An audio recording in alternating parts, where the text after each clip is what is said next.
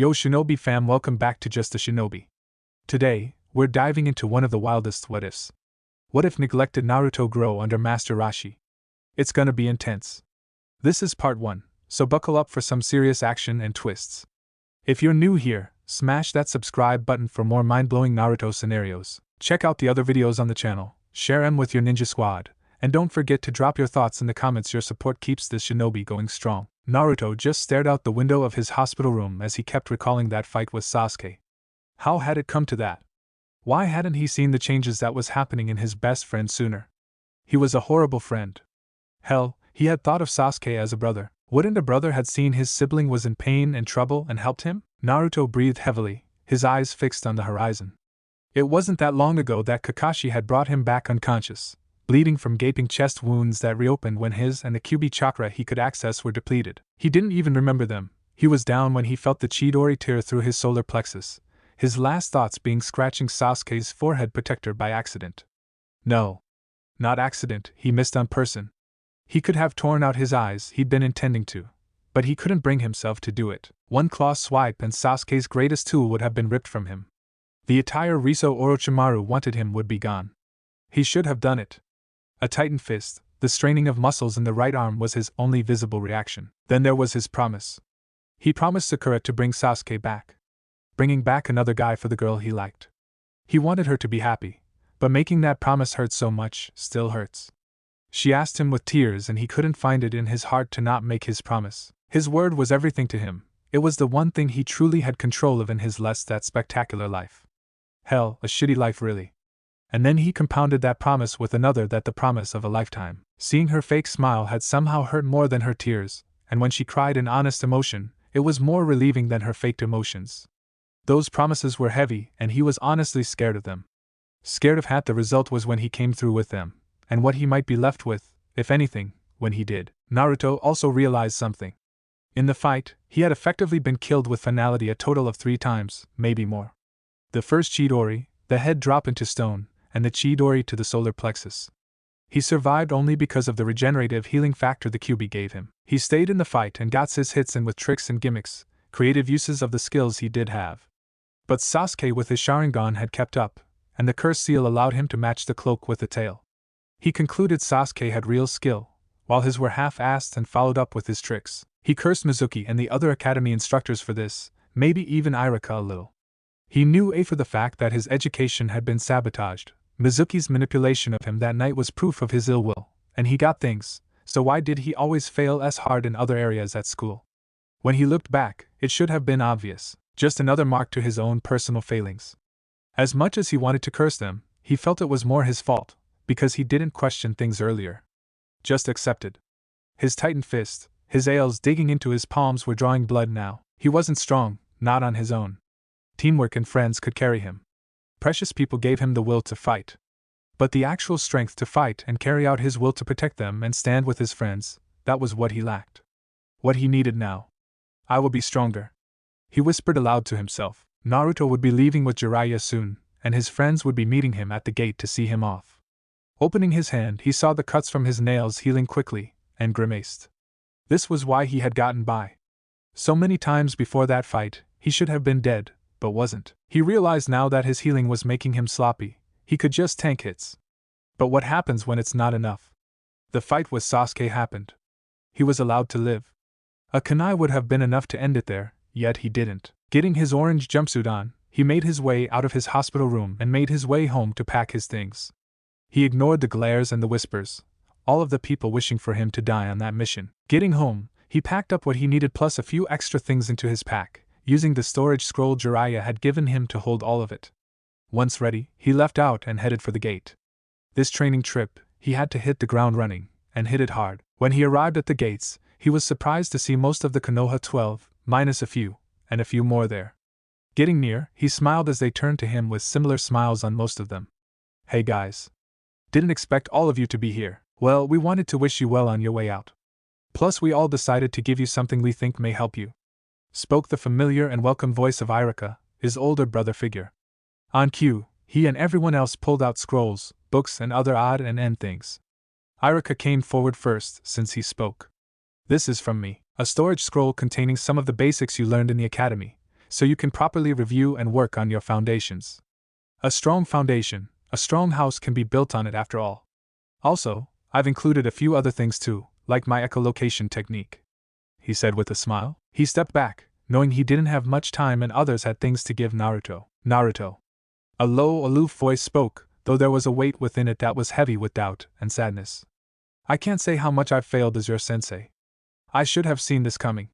Kakashi spoke, but held up a hand when Naruto went to speak. "I am your sensei. I should have done more about it. This is my failure. I should have taught you and Sakura both more than I did. So here's this. A scroll containing a basic elemental ninjutsu of every element, and training methods in the elements. They're useful for chores at training for learning future elemental ninjutsu. I've also included a notebook detailing your flaws and strengths and what to work on and how. Learn well in these next few years, Naruto." Kakashi spoke, his voice sullen, but he tried to be more cheerful for his student.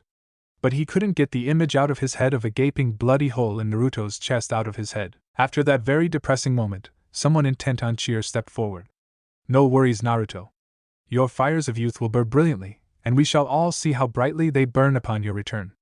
I talked with Guy-sensei, and we came up with this, some weights, a book on Ijutsu and Guy's personal notes and instruction. Learn from this and surely your flames will blaze with everlasting youth," spoke the bushy-browed genin. And the depressing atmosphere was blasted away just like that without problem, which Evrio was thankful for. Naruto took the scroll, still a bit stunned from the full energy of those words directed at him. After Lee, Kiba decided to keep it going. "Hey dead last, close your mouth or you'll attract flies. Take this," he said, tossing him a scroll. "A taijutsu scroll we Inuzuka used to help in our training. Not really a clan thing, but every Inuzuka swears by that scroll. So you better learn from it." He spoke, bumping fists with Naruto. After a moment, Shino stepped forward next. "Naruto.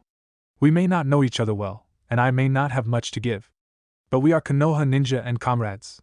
So I present this." He spoke, giving a book and scroll. The book details many types of incense, which are poisonous and their cures and what may help you, and a stasis scroll, for any bugs you come across but cannot identify, so you may bring them back. Everyone was a bit stunned to hear Shino speak so much, but laughed when they realized his gift also helped him if he came through with just one new bug. "Always the efficient one. Lady Hinata, you've something to give, I think, right?" asked a new voice, who Naruto saw was Niji. But slightly back a little was Hinata, who was nodding at Niji, but looking away nervously as she stepped forward. "And Naruto. I know you'll be gone for a long time. So I made this for you," she said, handing him a storage scroll as well. "More of the healing cream and some notes on things you may find useful," she said finally. She had gotten better than the stuttering and consistently pausing mess she used to be, but in front of Naruto, she'd likely always be shy. Also, I asked Kurenai-sensei, and she gave me a scroll on breaking genjutsu to help you," she finished, handing him the other scroll she had in her hand. "Hinata. Thank you," he said, a gentle, genuine smile. He didn't know why, but Hinata was always kind to him, and it was something he appreciated greatly. Unlike Sakura, who hit him, Ino, who yelled at him, or other girls aside from IM, she was really the only girl that was nice to him. She bowed her head, had stepped back, muttering a welcome. "Naruto," spoke the serious voice of Niji. He was still injured from his fight days ago. "I know we've had our conflict, Befra, but I still thank you for what you did for me. In return, though it's not enough to pay back that debt, I doubt anything will. I hope this helps. This is a scroll I wrote on the development of many of my techniques, past, present, and future, my ideas and conceptions. I know you can make use of this, but I also ask you destroy it when you finish with it. Benefit from it, and I hope to see you grow stronger with it," he stated, giving a confident smirk, saying he'd of course grow strong with training like his. "Heh. Here you are in bright orange, smiling you head off at all the things you're getting. Well, don't let it go to you head. Here," said a female voice this time, catching a scroll. Tenten just smiled at him. "That's some stuff from our shop. A compliment of brand new equipment and gear plus. Well, the orange has got to go. You're a walking kunai target, no two ways about it. So there's a few sets of clothes in there for ya. They're a little big so you can grow into them. Now please ditch the orange. It's an eyesore," she said, though no real negativity in her voice. It was all teasing, though Naruto could tell she was serious about being a kunai target. "If she's the one to get you out of the orange, then we'll be throwing her a party. But you need more than a wardrobe makeover to improve. You get these from me," spoke his fellow blonde of the group. "A botanist's book to identify flowers and the uses. Good for cures, poisons, cooking, and more. Plus a few books on mental fortitude and meditation. You need to think more, so hopefully those will help. And please style your hair. Ino poked. She couldn't let Tenten be the one to get the last jab in at his looks if they were going that way. A little offended, but smiling since they apparently cared, he guessed, he turned to the next. Troublesome. Don't listen to the women, Naruto, they'll only give you a headache. Indignant haze could be heard. My point exactly. But you will benefit from thinking before you leap. So here. Books on strategy tactics, creative thinking and combatives, plus a storage scroll full of board games and their rule books. I want a game with you when you come back, alright? Shikamaru spoke, getting a big smile and nod from Naruto. Chuji was next, and he helped out a small bag. I asked my dad for help in getting some things for you, and we made this up. A guidebook to proper nutrition and cooking, so you can eat better and grow taller and stronger. Ichiraku ramen is nutritious, but variety helps. We also got you some of our pills of different types that can help in your training or in a pinch. Go sparingly on them though, they're stronger than any pill of any kind you've had before, promise. Dad also tossed in a book on controlling your body better with chakra. Something we use in training to learn our signature jutsu. Should help you, Chuji spoke, more than happy to give his fellow glutton as much as he could. The Ichiraku father-daughter pair stepped forward then. I am immediately grabbing Naruto into a hug. I'm so gonna miss you, Naruto. You have to come see us soon when you get back, she said, giving Naruto, who was essentially a little brother figure by now, a kiss to the cheek. Now take this, she said, handing him a small bag to him before leaning and whispering in his ear. It's a learn to cook book. But also a notebook on how to treat girls. You could have done better during that lunch with Sakura some time ago, but I've included as much as I can think of in there. Just promise to read it and learn as much as you can. Okay, she finished, getting an embarrassed nod from Naruto. Had he really messed up a simple lunch that much? Instantly he was 1,000 times more grateful to Ayam for that and being discreet. Tucci laughed a bit at his daughter's antics, that turned deadly serious. Naruto. Listen well. He spoke, this getting everyone's attention. The only time they'd ever seen the ramen chef so serious was the one time they'd seen a guy bash Naruto's head in years ago while eating in their stand. The man found Tucci's largest knife to his neck then, before he ran. What I'm about to give you must never be shared with another soul in the elemental nations. Am I clear? He spoke, arms crossed, and now everyone was nervous. Just what did a ramen chef had to give that required such a condition and such seriousness? When Naruto nodded, mirroring a similar seriousness, Tucci nodded and pulled a thin booklet from his sleeve and handed it to Naruto. This is the base recipe for Ichiraku ramen. The base upon which every permutation and variation of our ramen builds off of, including our diet ramen. I've included a few of our recipes, including your favorites, but this is for your benefit, to cook for yourself, and when you return to show me your own recipes you create. Understand? Tucci spoke, still deadly serious. Naruto nodded furiously, holding the booklet like it was the meaning of life. Everyone was silent a moment, still leaning forward expecting something life-altering. Until the event caught up with their brains and the face planted the ground. All except Chuji, however, who was in awe. What? A ramen recipe. That's it. I thought it was gonna be the secret to immortality or something. Hell, even the sagely advice of an older man would have been better. In shouted out, nonsense. Shihuji shouted, huffing steam from his nose. A working man's money-making service has just been handed down. You may only see a recipe, but this has the weight of all of the man's working life now placed in Naruto's hands. His secrets and efforts gone into making that recipe, the ramen that is delicious as it is nutritious, now lays with Naruto. This is a sign of complete trust. Learn to respect what is taking place. In the life of food, this is a moment of rare happening and great importance. Chuji spoke passionately. Tucci and Naruto didn't even pay attention to those talking, as Naruto slipped the small booklet into his shirt to be secured, bowing respectfully to Tucci, and bowed his head slightly and returned, as they stepped back. A moment of full formality left everyone utterly slack-jawed. Seriously. What had they just witnessed? There was a loud bark of laughter, a woman's voice, before the current Hokage stepped forward and smiled. Brat. I hope you realize what all of this means. Despite how things happened, you got friends and people that care for you here. Always remember that, and the best way to repay them for their friendship and care is to come back alive, so I want you to take this. She spoke, handing Naruto a storage scroll of her own. It's got comprehensive scrolls on first aid, field aid, battlefield care, and alternative care options. Along with medical supplies that will be useful. You may heal fast, but I'm wanting to hedge my bets on you as much as I can, to make sure you come back. And there might be a time when you need to help others, and knowing how to throw a punch can't be your answer to help them sometimes. But a simple bandage, some medicine, and kind words can do wonders. Got that? She asked, and a firm nod later earned him a smile and a kiss to the forehead. I'm betting on you, brat. Now get going. She spoke with a smile, sneaking Naruto over to Jiraiya. Lucky brat. She doesn't head out those kisses lightly, you know. Better treasure that. The Toad Sage spoke, though he had a teasing grin on his face, while Naruto's was a bit red from all of the attention. He waved to all of his friends, his precious people. But as they left and the gates faded out of sight, he sighed. Here, kid, the older man spoke, and Naruto took the offered scroll, confused. That's your training menu for the immediate future, to help guide you along the way when I'm not available, and give you an idea of what we're going to be doing. We're gonna have to break you down and rebuild you from the ground up.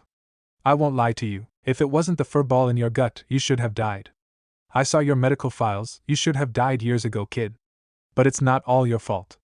Nor does it do any good to dwell on it now, because you're alive, and we're gonna fix it. Jiraiya spoke, giving Naruto a smile. By the time I'm done with you, you'll be biting at the bit to test your mettle. Finished with a confident smirk. When we get to our camp, we'll review all of the scrolls your friends gave you and compile everything into a neater, comprehensive, and easy to understand form, alongside my training menu, so you can benefit best from everything they gave you, and what I have to offer, add and refine into you. Understand? Hi, Jiraiya-sensei. Naruto spoke, Jiraiya's attention grabbed. It was usually Ero-senin, but he wasn't going to look a gift horse-eyed the mouth right now. Good. Now let's hop on it. We gotta cover a fair distance today before we can set up camp. But while we move, we're going to talk and train. Here, he said, handing Naruto a water balloon. Naruto cocked an eyebrow. Going through the steps to making a Rasengan counts toward chakra control. If you can perform each step with just one hand, and faster than you could before with better results, the better your control and the closer you'll be to forming a Rasengan with one hand. Once you actually master that step completely in your dominant hand, you'll do it again in your offhand, before doing it again with both hands at the same time as quick as possible, as many times as possible, then moving on to the next step.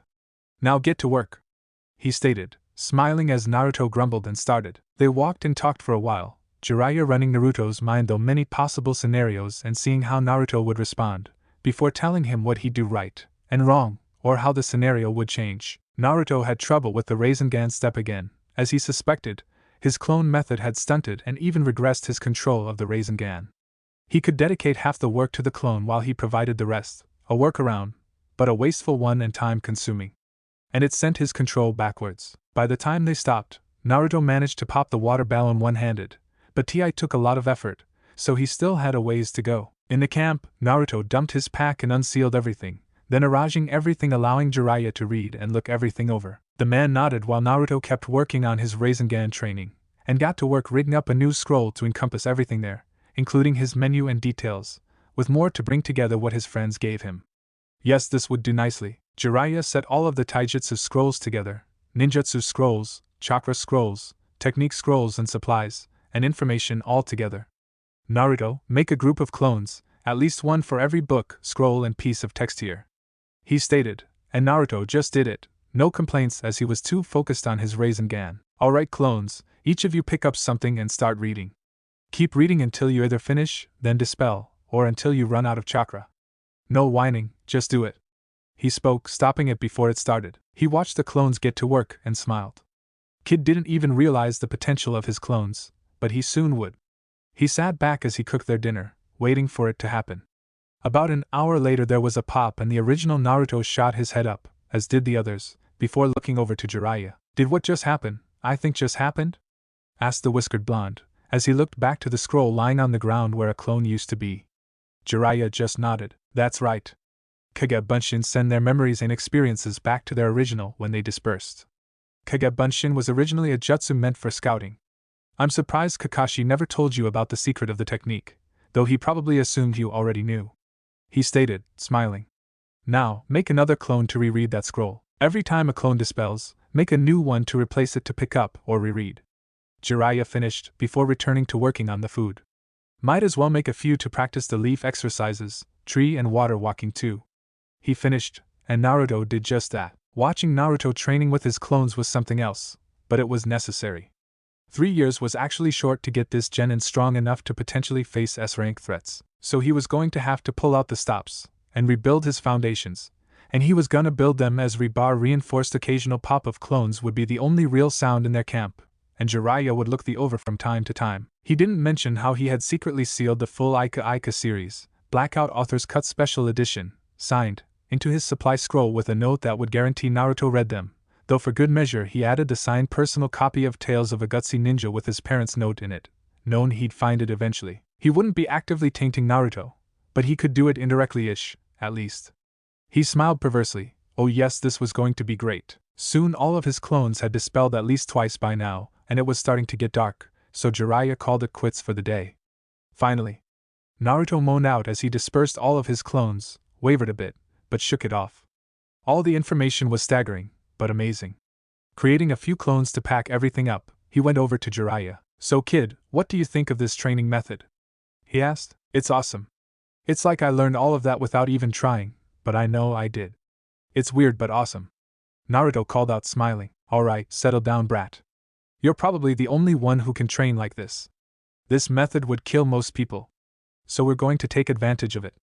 Now you read everything and know most of the material by now.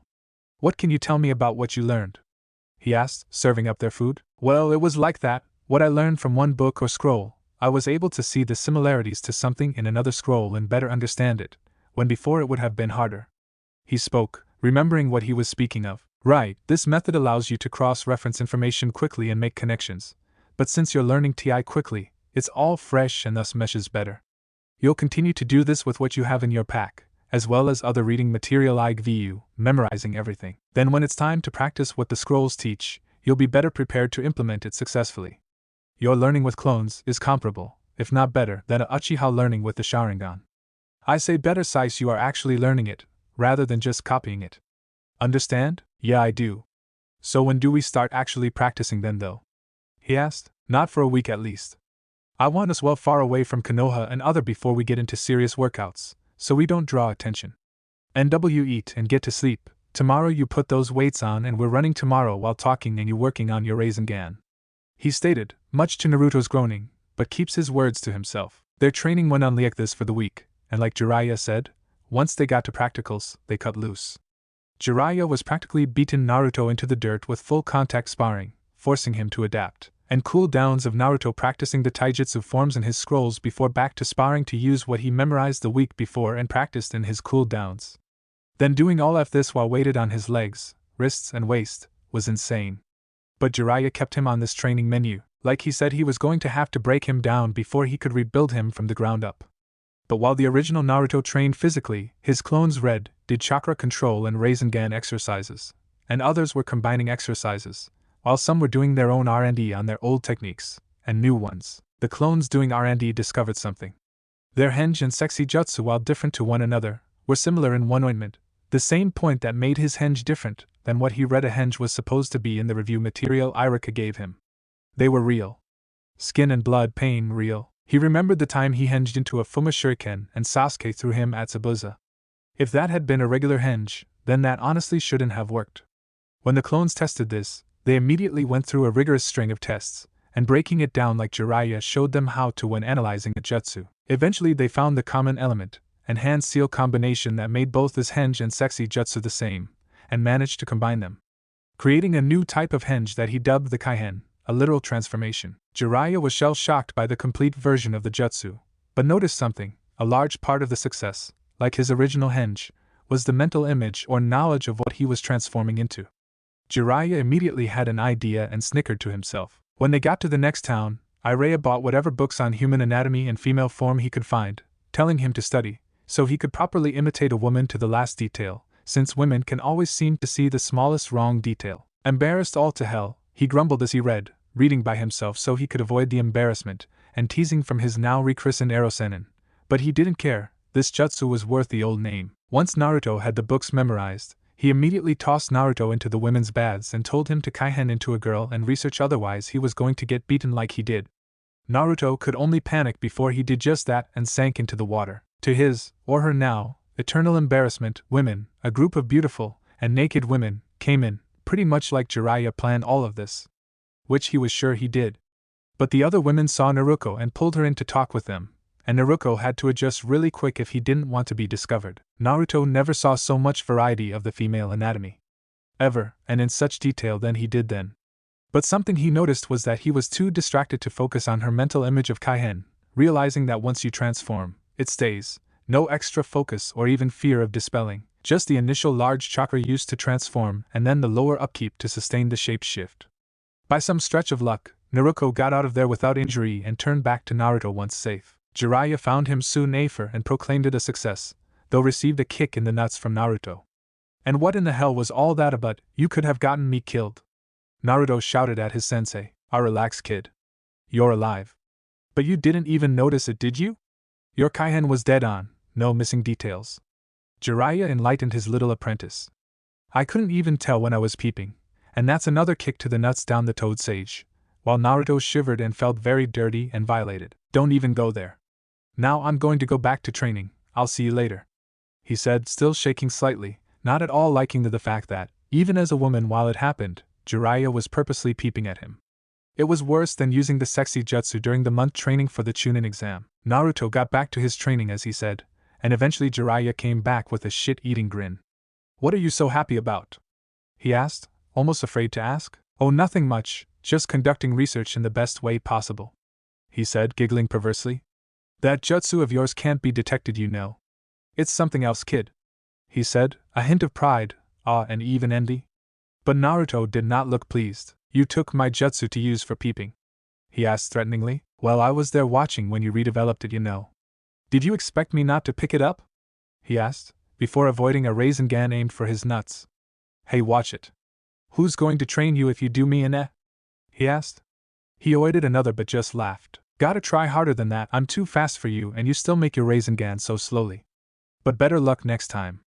He laughed, as Naruto grumbled and got back to work. Eventually Naruto had revisited all of his jutsu and with Jiraiya's help, had refined everything. By this time, his conditioning was on the rise and his taijutsu was coming along nicely. Chakra control was increasing, as was learning how to manipulate chakra from all his tenketsu, using the Hyuga-style chakra control exercises. From cross-referencing the scrolls he got back in Konoha, he learned the Iruka's echolocation technique, which he was quickly taking to, was a pulse of chakra similar to one of the genjutsu breaking methods in the scroll Hinata got from Kurenai for him. A little tweak and it worked perfectly for just that. The weeks started to pass by, and Naruto's progress using the shadow clones was staggering. He had undone years of a sabotaged education, and now he was by far much stronger than he could have hoped to be at this point, and idly considered where I could have been before as he knew the secret to shadow clones in the first place. Eventually he was starting to really master the content of his current training menu Jiraiya had modified with all the stuff he gotten from his friends. Jiraiya was considering the next phase of the training while they walked. To his side, Naruto was practicing with a full Rasengan in either hand, training to reduce his time in creating a Rasengan with either hand at the same time. His Rasengan were now larger than normal, and more powerful, nearly getting to the point Jiraiya would say he mastered the Rasengan to the point the fourth did. Almost. Naruto was already developing those 5 basic elemental ninjutsu and their training methods. If he kept going like this, Naruto may be the one to complete the Rasengan past what the Yandere could. Eventually they stopped for the day to set up camp. Naruto started into the forest first. It had been nearly 2 months already and the training was having an effect, as he grew and filled out better. He was wearing the clothes Tenten got him, a pair of black clothes with burn range trim, though simpler in aesthetic than his old jumpsuit as simple trousers and shirt. And like Ino said, style his hair, so he let it grow and tried to tame it with little success. This merely resulted with a neck-long spiky blonde hair that flowed back away from his face and eyes, and along his scalp, his headband helping to keep it back. Hey Ero Sennin. There's a crater here and something in it. Naruto called out from what they had thought was a clearing they could camp in deeper in the forest after walking off the road. Jiraiya was curious of what Naruto could mean, so he stepped a bit faster and arrived, and indeed it was a large crater. But it was overtaken by nature. But it didn't look like a crater from a jutsu. Here, hold this. He tossed his pack to Naruto, who grumbled and pulled it on to keep tea out of his way. Jiraiya explored the perimeter of the crater, while Naruto went down to the center, where the overgrowth was covering something jutting up from the center. He took a kunai and started cutting off vines, sheets of moss, and weeds. Jiraiya, meanwhile, found something a bit disturbing. He used a stick to pick apart the overgrowth to reveal what was hidden to find a skeleton. But it was his sadness to see it was small, a babe skeleton. However, his interest was grabbed when he looked to see what he could see as a like of bones extending from the pelvic area, which he could only determine to be a tail. What in the world? He muttered to himself. Naruto had gotten a large portion of the vines and overgrowth cleared away, revealing an off-white sphere, perfectly spherical, though there was a circular window set within. Wiping his hand over it, it cleared away the dirt, dust, and grime from the window, letting light bleed in. Suddenly the sphere started making a whirring noise, and it broke apart, a door pushing outward and open, revealing a pristine inside. A chair inside a ball? What is this? He questioned more to himself than anything. Moving inside to get a better look, he sat in the chair. Hey, this is really comfortable. Even better than my leather chair, he mused to himself. If there was one piece of furniture he liked above all else, it was a good relaxing chair. Gigi had given him one of the leather chairs from his office, and he practically slept in it enough from when he was a kid to make it his. The whirring by now was starting to get louder, and then Naruto figured it was time to get out. But as he was getting up, his hand pressed against some of the controls, the pod's door closed quickly. Hey! Let me out! Naruto shouted, banging against the door. Jiraiya heard the whirring, and turned to see the door of the pod snapping back closed, and Naruto starting to shout. Running down to the center, he looked at the pod, but nothing he could see would help. Kid, calm down. Look around inside for anything that can help, Jiraiya commanded, appearing calm, but it was a farce, as he was panicking himself, but letting it control him wouldn't help. Naruto did as commanded and sat in the chair, looking around.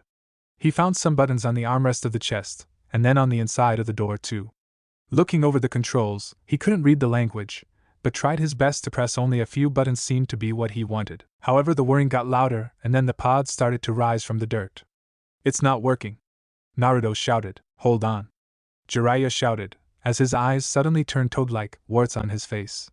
It was half-assed, but one good solid hit was all he wanted. Rearing back his fist, he roared as he bashed his knuckles into the sphere, where it smashed into the ground, a firm indent of knuckles into its steel, but no dice. The sphere just floated again. Naruto was officially scared now, and in his panic started pressing whatever buttons he could hopefully for exit button. Activity confirmed. A feminine voice spoke out. Looking around, where? Following pre-established orders. Returning to home base. Welcome back, Oker. The voice spoke. Warning, fuel reserves are low, plotting course to nearest planet with sufficient resources to refuel. The pod started to RSE higher and higher. Jiraiya. Help. Naruto shouted again, but now the pod was too high for Naruto to see the man. Jiraiya pulled out a tag, and used chakra to mark it with a seal, before jumping up and slapping it onto the sphere, activating it. A tracking and locator seal. That was all he could do at this point without risking Naruto's life with something like an explosive note. The pod suddenly took off into the sky and Jiraiya's face was set in stone as he gripped his fists. Naruto was still panicking, banging his fist against the dew, but suddenly blue skies shifted to black, and then he saw stars. His eyes widened as he saw the moon getting bigger and bigger, and then going off to his side. But a glimpse of green light across the moon's surface caught his attention, however it was out of view before he could get a read on it. Now away from the planet's gravitational pull. Initiating hibernation. Estimated travel time of 91 galactic standard days. Rest well, Oker. The voice spoke, and Naruto could tell a gas was flooding the PD. He tried to fight it, but it quickly made him drowsy and sit back in the chair. His and Jiraiya's packs on the floor between his legs as his head fell back to the headrest, and he was out. Damn it. I'm sorry, Naruto. He spoke, looking down. But he did at least get a tracking seal on it, so there was some hope. Wherever he went he might be able to get the toads to reverse summon him. So he calmed and just tried to do what he can. He looked around the area and found nothing else of use, so he carefully sealed the remains of the babe in a scroll, obvious it came from the pod, where else? But as he was thinking of his next action, he suddenly came to realization. Naruto has his pack, and he was 2 months away from Konoha, and the memory of Naruto's send-off showed how many people may very well get in line to kill him when news of what happened gets out. Oh shit. I'm dead. He spoke aloud, going pale and feeling a heavy weight sinking down into his gut. Not at all happy with the situation, he swallowed his terror, and started making his way back to Konoha. Truthfully, he was fully afraid of what may happen to him. Naruto may as well be a surrogate little brother or even the closest thing to a mother-son relationship that the two could possibly have considering their individual damage. That wasn't to mention Kakashi either, the son of his sensei. He had a feeling he would know how Naruto felt to have a Chidori shoved through his chest. He shivered at the thought. Irika. You wasn't sure what he would do, but he had a sudden cold chill that spoke of nothing good. Tucci honestly scared him, as did his daughter Ayam. The two might as well be family to Naruto, and saw the man work a knife, and he doubted Ayam's knife skills were any less than her father. Difference was though she had righteous feminine fury on her side. Then there was all his friends. Yeah, he was going to have to be sure not to stick around unless he really wanted to die excruciatingly painfully. Naruto was slipping into unconsciousness as the gas that filled the pod entered his system, setting his body to regenerative sleep and allowed his mind to drift, until he was out. However, instead of just conking out, the gas was meant as a stasis-type sleep, which had a peculiar effect on the mind, and resulted in Naruto being sent to his combined Mindscape/Sealscape. Waking up from the sleep in the underground area, where water coated the floor, he looked around confusingly. Where? Oh, he spoke, dawning realization of where he was now upon him. I'm inside my Mindscape, but I didn't intend to come here. And if he fox pulled me, I'd be in front of his cage, so how? He asked aloud, as he started walking, following the familiar path to the QB's cage. He and the fox may be on obvious bad terms, but he might be able to get answers from the fox, so he kept walking until he stood within the chamber of the fox's cage. Oh, fox. You awake? He asked out to the only other presence within the chamber. Claws suddenly smashed against the cage bars. Growling could be heard as the claws were pulled back. So my jailer figures to visit me. How pleasant. The deep, gravelly voice of the fox spoke out, its words reverberating throughout the chamber and practically through Naruto. He shook away his fear, even caged the presence of the fox set him on edge. Not really. I'd be more than content to let you keep sleeping, but I need answers. He spoke, getting the fox's attention, however slight it might be. I assume you are aware of what happened a little while ago. A nod from the orange/red-furred fox behind the sealed gates. Then I assume you have an idea of how I got here without wanting to come here, or you dragging me, right? He asked, and the fox grumbled. I do, but why should I bother to even explain to you? Asked the nine-tailed fox of its warden. Because it'll make this conversation that much quicker and you can go back to sleeping. Naruto answered simply, and the fox considered this a moment. Fair enough, dealing with you for any amount of time is headache enough. Better to get it out of the way. The strongest of the Biju spoke. The gas that you breathe in is some kind of stasis-induced sleeping gas. It essentially sets the body into a trance that slows down all your physical body functions to a crawl, where even a year in this pod would have little negative effect, if any, on your body, for a normal person. With me, however, that's a moot point. The fox stated, which brought up a new point for Naruto. There's that too. I've been poisoned and gassed before, yet you've healed me of it, so why has this affected me so strongly now? He asked, and the fox just huffed. Because you stupid human, I allowed it to. The fox stated, and at Naruto's confused expression, it sighed. If I had prevented the gas from affecting, you would have stayed awake in the pod, and by one means or another, whichever came first, died. While this is what I want, it's the where that's the problem. I'd be released into the vacuum of space, unable to move about, get back to our planet, or anything. Imagine that for a moment. He told his jailer, and after a moment's time, the visible shver and cringe was the fox's answer. Good. Now you see my point of why I allowed it. This way you survive, and wherever we land, I can work on killing you then. The fox spoke, resting its head on its claws.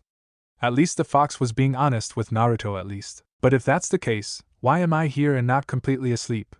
He asked, and the fox breathed heavily. The gas puts the body into stasis, but the mind not so much. Normally the mind would sleep when the body goes into stasis, but when it started the process, your mind sank into our combined mind and sealscape here.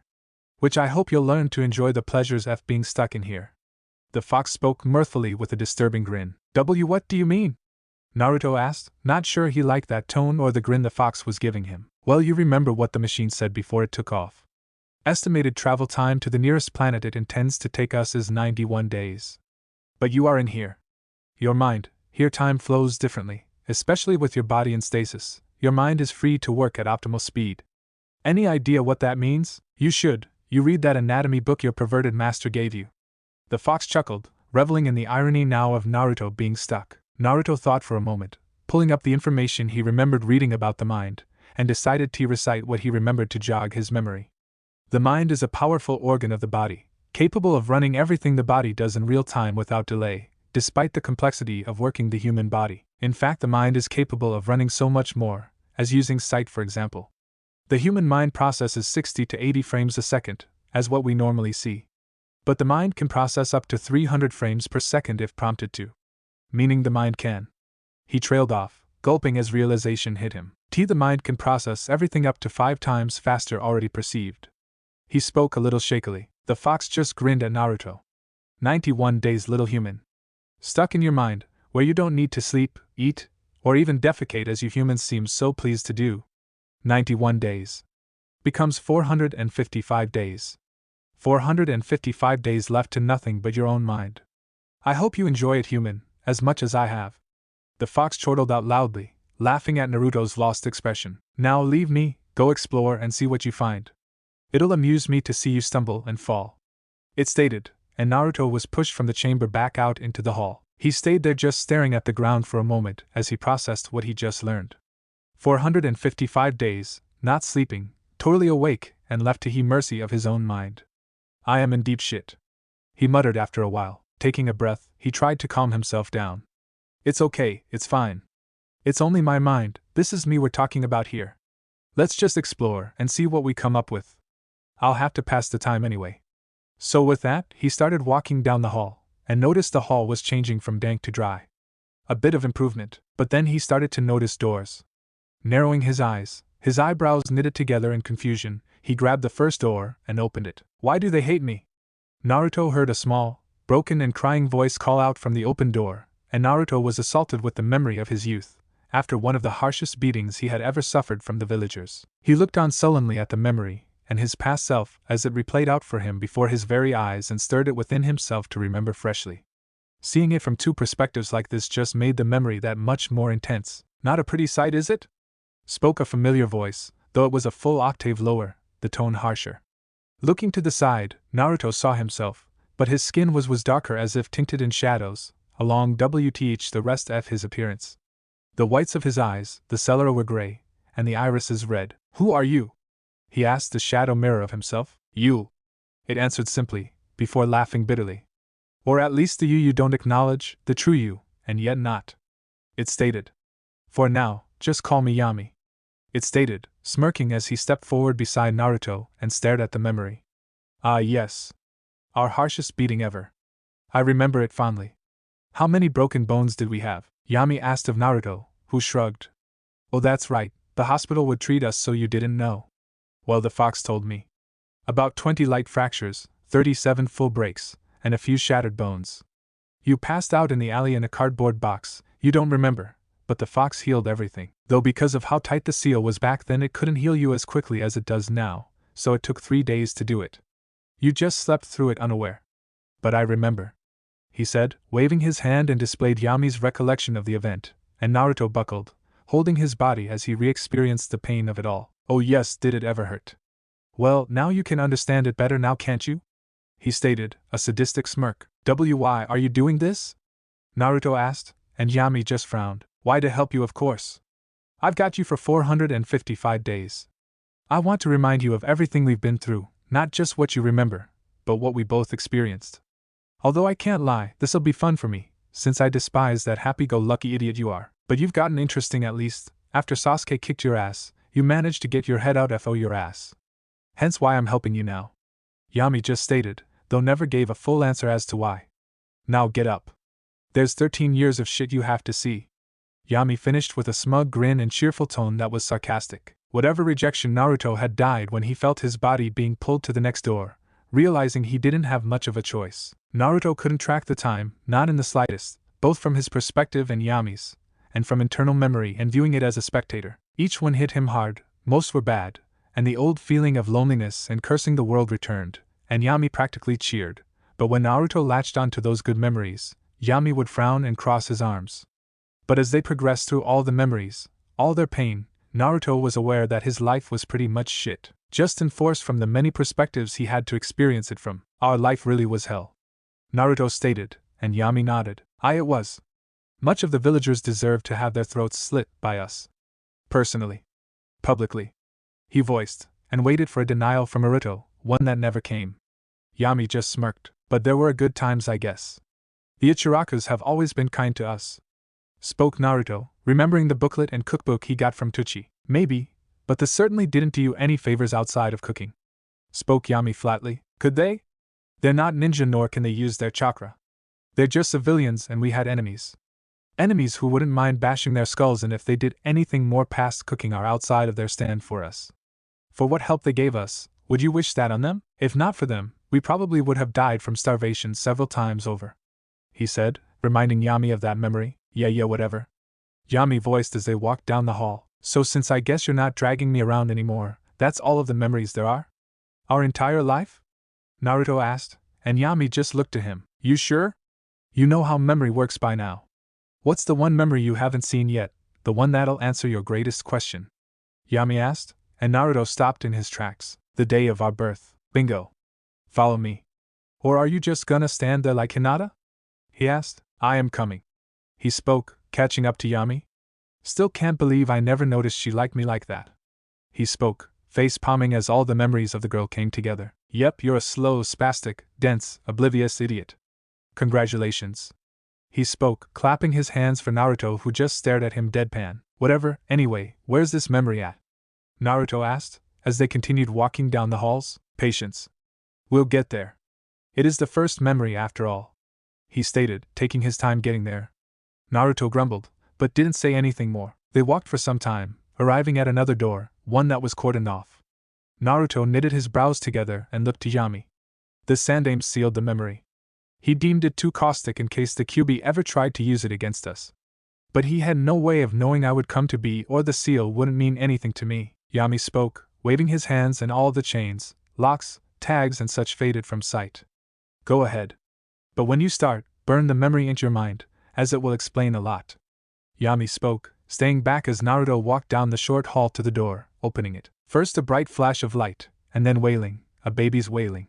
His first sight was of people he didn't know, an older woman with brown long hair and a few wrinkles. He remembered her from a picture on Gigi's desk. Biwako. He smiled at that, so she'd been there to help bring him into the world. Then he was carried and his wailing continued, but as he was carried, he saw something that stunned him. The fourth Hokage. Slack-jawed, he almost missed him reaching out for him, but Biwako telling him the mother comes first. He was set by a woman on a stone antler, her face and hair wet with sweat, and she greeted him, calling him Naruto, her red hair and violet eyes staring right into his blues. Mother. Naruto spoke out, tears forming in his eyes. Then there were the exchanged words between the yondaime and his mother, and he was assaulted with a new fact. Father. He spoke, the formed tears rolling down his cheeks now. I'm the son of the fourth Hokage. He spoke, his voice hollow. He cast a glance back to Yami, who nodded, but pointed back to the door. Naruto returned his attention to the memory, and what happened next shook him. A new man was holding him. He had a one-eyed mask on, with black markings on it, holding a hand over him. Threatening him, telling his father to step away from the Jinchuriki. He was confused, wasn't he the Jinchuriki? But a small glimpse at his mother said otherwise, as he saw a seal on her abdomen. Mom was the Kyuubi Jinchuriki before us, he said, his voice still hollow, but now so fragile in its tone. A kunai came out and now, he was being subjected to a being thrown, and his father catching him. But then he heard the hissing of explosive tags being activated, then a flash of yellow, and all he could see what night, and his father's face, as he spoke to himself. The man's target was his mother, the Jinchuriki. Then he was brought to what he assumed was a safe house of some kind, before being left. He looked back to Jam, who shook his head. There's more. Yami stated. Naruto nodded and turned, now seeing his mother there, holding him. His mother was talking to him, and he burned her words into his memory. He could almost feel her holding him, but the moment was ripped from him, as he and his mother were brought from the safe house, out into the open night air. Naruto saw candles around him, an altar, and he knew what this was. The sealing that put the Kyuubi into him. But as he watched, he was breaking on the inside, as he saw his parents take Kyuubi's claw for him. But the Shinigami sealing his father was using was already working. His mother spoke her last words to him, and then he learned of his father's seal, what it was meant, what he had done to the Kyuubi, and what he had hidden away within his seal. Fragments of their soul latched onto their chakra.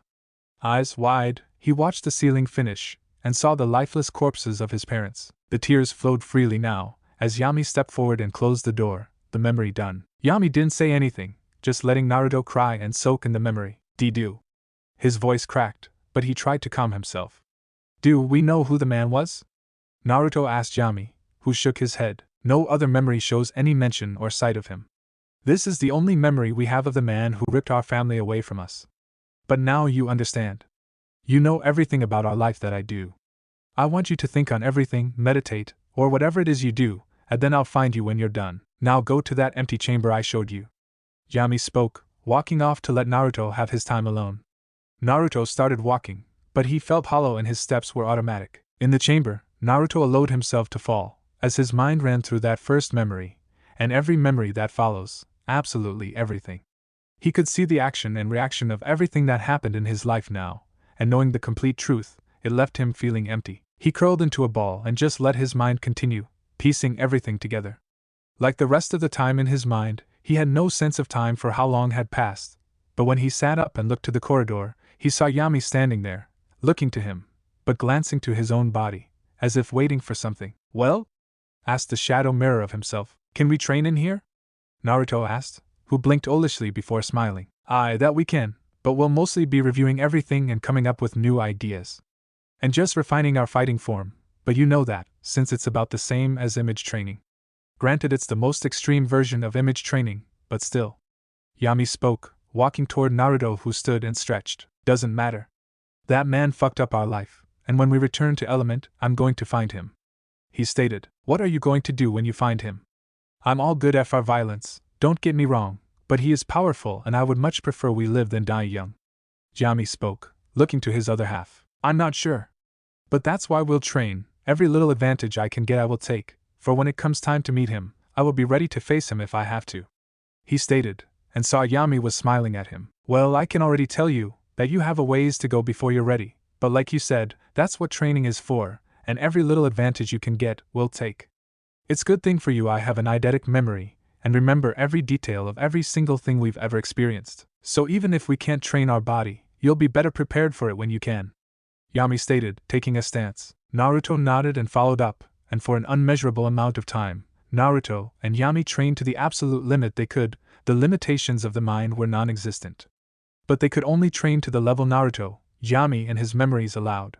However, that wasn't all that he did now. Between training sessions, he walked back to Kyuubi's chamber and stood before his cage. So you return. And not the same I see.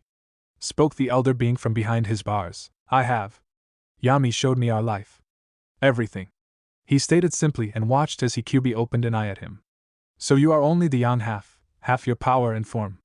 He stated, and the Kyuubi just huffed. Your damn father to blame for that one. You tried to kill me. How would you like being sealed within host to host for a full 100 years against your will? I didn't want to be sealed again. Your Shodaime only saw us for power, and Mito and Kushin have both kept me under lock and chain. Your seal by far has been the most lax in its restraint of me. He stated, motioning how he was able to move around. I guess I can see that. He stated, you're not angry that I killed your parents? He asked, uncaring, but curious why he wasn't yelling. Not really. I'm pissed, but I understand your reasoning. However, if not for you, I'd be dead, but also because of you, I'm hated. I can't decide where my feelings on you reside. He spoke, looking to the giant fox. Such indifference. I've never felt such equality. He spoke sarcastically. Oh, shut it. He spoke, leaning against the wall. Do you know who that man was that ripped you from my mother? He asked, this catching the Kyuubi's attention. No, but he had a similar feeling to another who controlled me. Why? He giant fox asked. Because I intend to face the man one day. He stated, and the fox just cocked an eyebrow. He considered his words a moment before he spoke again. Obviously he was a Uchiha, by how well he could use the Sharingan. But he had a similar feeling to others I've fought. One being Uchiha Madara, and the Shodaime Hokage, Hashirama Senju. But only Madara knew how to use the Sharingan to control me. And considering he felt similar to him, possibly a descendant of his, however the part of him that felt like the Senju didn't feel natural. He stated, informing Naruto of all he knew of that man. I see. But why so forthcoming? Naruto asked. Because while I despise being sealed into you pitiful humans, I despise being controlled against my will more. Especially by the damn Uchiha. Why else do you think I ever even gave you a tailed cloak to fight that Uchiha broad in that valley? Surely wasn't to help you. I was hoping you'd kill him, he stated, snarling at Naruto for his failure in that part. Whatever. But we do have a common goal. That man has to pay, and I need to be strong enough to do it. I don't want to rely on your power, but I know damn well I may not be strong enough when we do meet so. He spoke, looking to the fox who snorted. If you fight him, I'll give you my power. Just so long as you kill him, that is. But don't think I'm agreeing to allow you free reign of my power, it's conditional. He stated, looking directly at Naruto. That's all I ask? I want to be strong on my own. Relying on your power all the time made me sloppy and pitiful. The fight in the valley was proof enough of that. He stated, pushing off the wall and walking down the corridor. I'll come talk to you again. Right now, I need to get back to training with Yami. He stated as he left the Kyuubi's chamber. The fox just looked at Naruto's fading figure before he was gone, and just rolled the conversation over again and again in his mind. Indeed, boy, you were pitiful. But if you're serious about this, then I will see to it you at least have the best chance you can, he stated, more than willing to invest into this to ensure he and any other Uchiha who could control him are killed. So started loosing his chakra through the pipe of the chamber, filtering down through the seal and into Naruto's body. The chakra started nourishing Naruto's body, enhancing his regeneration, allowing his body to heal its stunted growth and filling itself out more, folding chakra through his muscles, tissues, his very cells, to enrich his body, to strengthen it. This gift does not come lightly, boy. So you best not disappoint me, even if you are the only one who can receive it. He stated, laying his head back down to sleep. Naruto was unaware of the changes happening to his body, but whilst that was happening, he was back in the chamber with Yami, one again running through their taijutsu drills. By this time they had fully compiled and absorbed all the taijutsu knowledge they had to a more than adequate style that fit Naruto's needs. Good. That's enough, Yami called out, and Naruto stepped out of stance. Taijutsu is down about as far as we're going to get it, and no matter how much more you spar and fight against your memory enemies like Haku and Zabuza, there's not much else you can improve on taijutsu without more resources or working on your body. So we'll work on the other stuff next, he stated, spectral forms of the two missing Nin standing there waiting. Still can't believe Haku is a guy, he said, sighing. I don't. He, or she was actually. Remember, Haku was extremely beautiful. Portraying herself off as a weird boy might have been her first defense to make sure she wasn't, raped. Yami shrugged. Good point, and very likely, but I suppose we'll never know for sure. Still doesn't solve the dick confusion though, he said, shuddering since he couldn't put that thought down at all. No kidding. I've been wrestling with that one since we first met Haku. But stepping away from potential homosexuality, he stated, trying to change the subject as the spectral mist Nin faded, he considered what to do next. We've been reviewing everything you have, relearning all the things we've ever gone over and learned, relearning and refining. You should be quite a bit strong when you wake up. Though you'll have to test it all and train when you wake up to see by how much. He spoke, taking a seat. Wait, what about those chains Mom used? Can't we use those? He asked, taking a seat himself. Technically, but I haven't found how to yet. Something is missing, I think. And not like we can ask Mom, since we don't know how to access the seal to see her or Dad. He stated, sighing. Besides, you need to learn how to use your body first. Remember, we're not like Gaara, or even other Jinchuriki if we're assuming their Biju is placed in them sometime after birth, or when they're older. Kyuubi's chakra was influencing us before we were even conceived, making us stronger right from birth. Compound that with the fact that our Uzumaki lineage somehow makes us special and ideal containers for the Kyuubi, and that Mom seemed to have a special chakra, same as Dad, and that Dad made the seal to leak the Kyuubi's chakra into us since it was sealed into us.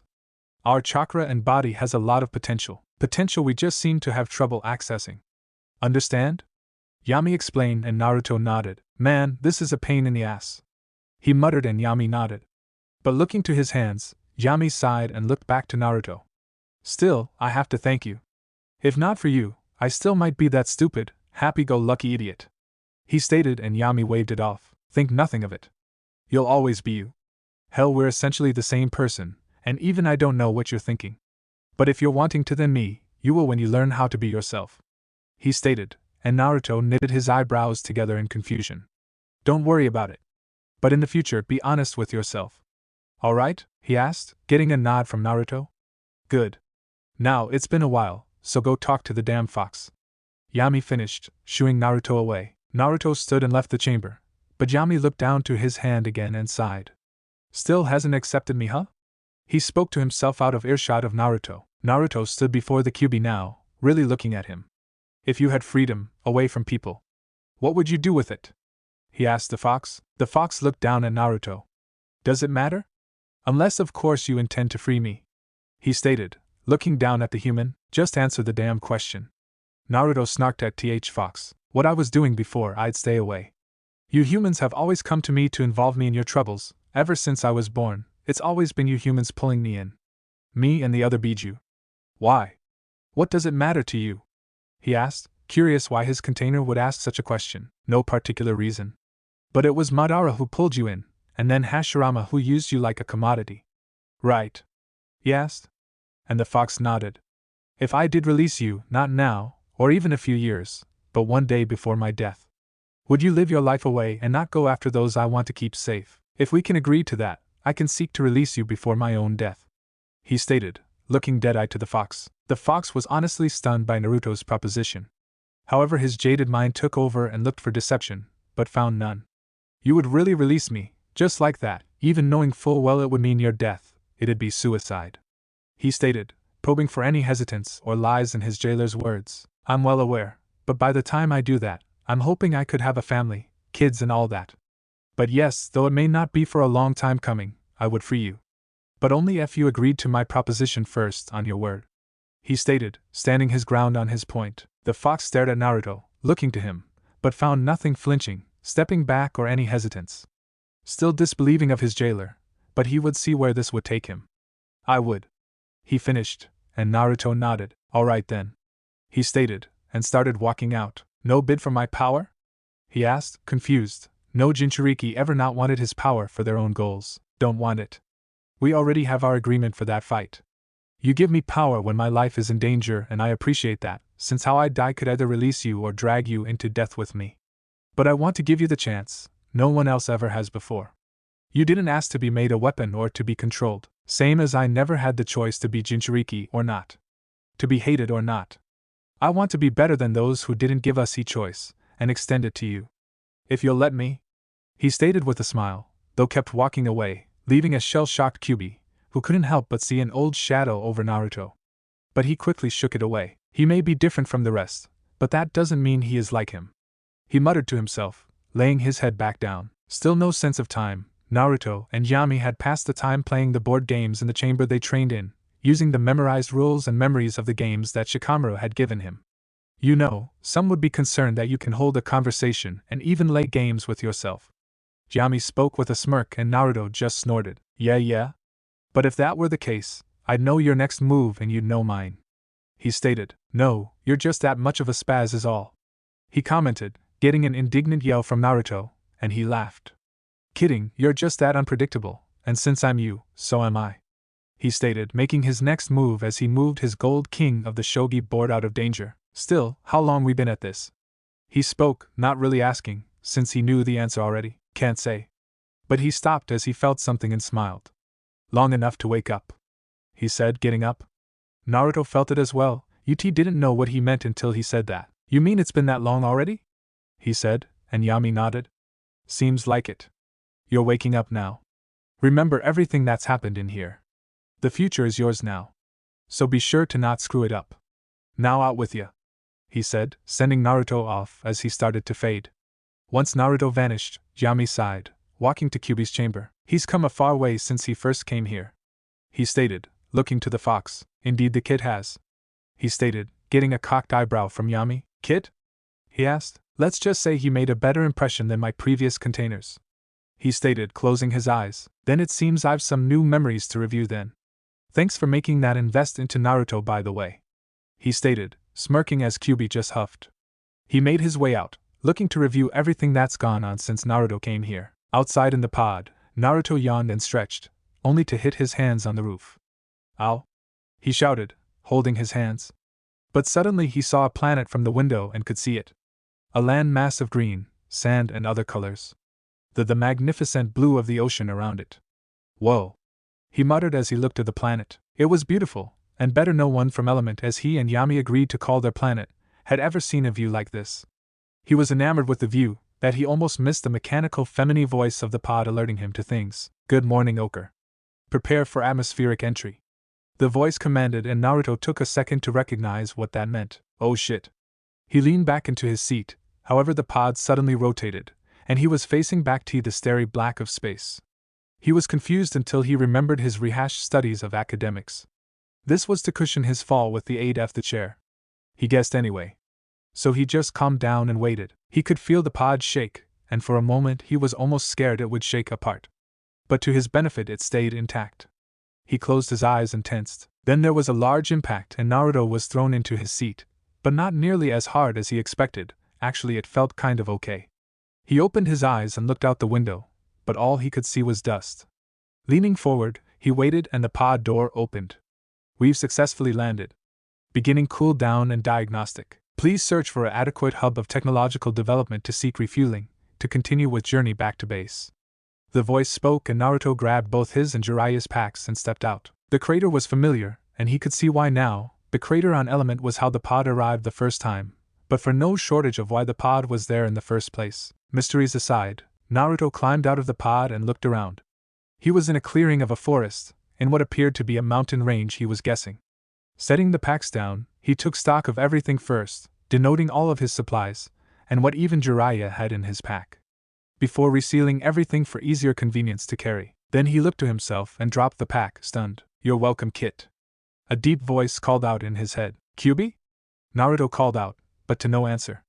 He sighed and looked down at himself again. He wasn't expecting this. Where before the pants and sleeves of his clothes used to be baggy and hang around his hands and feet, they were actually pulled back behind his wrists and ankles now, and the sleeves and legs felt a little tighter. His shoulders too, and his shirt just barely touched his pants waist, where before it bunched around the waist a little.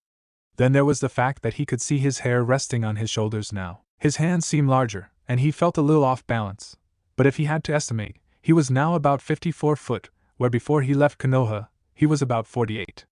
His sandals felt a little tight, as did his pants. In fact his shirt did too. Thanks, he said quietly. Well, time to do this then, he said, gathering chakra, a lot of it, while biting his thumb. Performing the hand seals and careful to mold his chakra, he kept molding more and more. He needed to summon, but he'd rather overshoot it and summon something big rather than undershoot and get a tadpole and wasted effort. Once he had enough built up, he thought anyway, condensed and compressed for better success, he slammed his hand to the ground. Summoning, he shouted, releasing all the built-up chakra into the jutsu. There was a cloud of smoke, about as tall as he was, but hopefully he got something that could help him. Coughing could be heard from the smoke. What in the world? Naruto, a little put off by the voice, waited for the smoke to clear, and when it did, he found a small toad with white hair, wearing a cloak. Oh. Well, if it isn't Naruto boy. Finally remembered to summon a toad now, eh? He spoke, looking around a moment. Actually, sir, I just landed. I've been in that pod for 91 days so far. I guess Ero-sennin said to keep an eye out for me when I could summon again? Right you are, boy, right you are. But 91 days in travel? That's impossible. You would have needed food and water, not to mention the bathroom. The toad stated, clearly disbelieving. No, some kind of gas knocked me out, put me into some kind of stasis trance. He explained, and the toad considered that. Well, doesn't matter, point is you're here now, but still, it's surprising you were able to summon me. We would have expected you to summon something else, and then they would summon me or Ma to come get ya.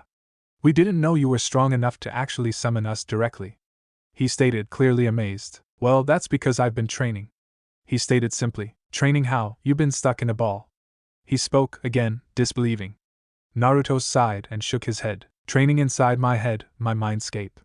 You know how the brain can process things faster than you're actually aware of, right? He asked, and the toad nodded. Well, that's what happened. I essentially just spent 455 sleepless days in my mindscape reviewing every memory I've ever had, reviewing all my skills, refining, training and developing my skills, and the Kyuubi. I've been talking to it, and it gave me something apparently. I guess it's enhanced my body to make me stronger. He guessed, and the toad looked grim. Been making deals with the Nine Tails? You need to watch out for that, my boy. He went on, and about to say more, but Naruto cut him off. It's fine, there's nothing to worry about there. Besides, the more pressing issue is getting home now. I've no idea which planet this is, but it has to be a long ways away, and I had to exert a massive amount of chakra to summon you. I mean this literally by my standards, not everyone else's. And this pod, I don't know how to work it, but it seems to be out of power, so I can't really rely on it. So what can we do? Naruto asked of the toad. Well, for starters, my name. I'm Fukusaku, Toad Elder. Bunta Boy and Gamakichi speak highly of you, he said with a smile. One Naruto returned. I'd hope so, considering I'm the son of their former summoner.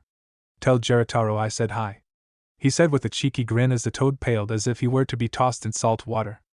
I meant it when I said I'd been reviewing all of my memories.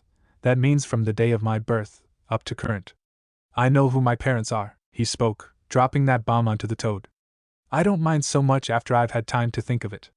I know there were reasons for not telling. But some closure would have been nice, anything. Instead, I get nothing. He spoke, a little bitterly, before he calmed himself down. But that's not the point, I need to get home. I can mess with everyone over this when I get back. He said with a foxy grin that was a bit unsettling to the older toad. Alright.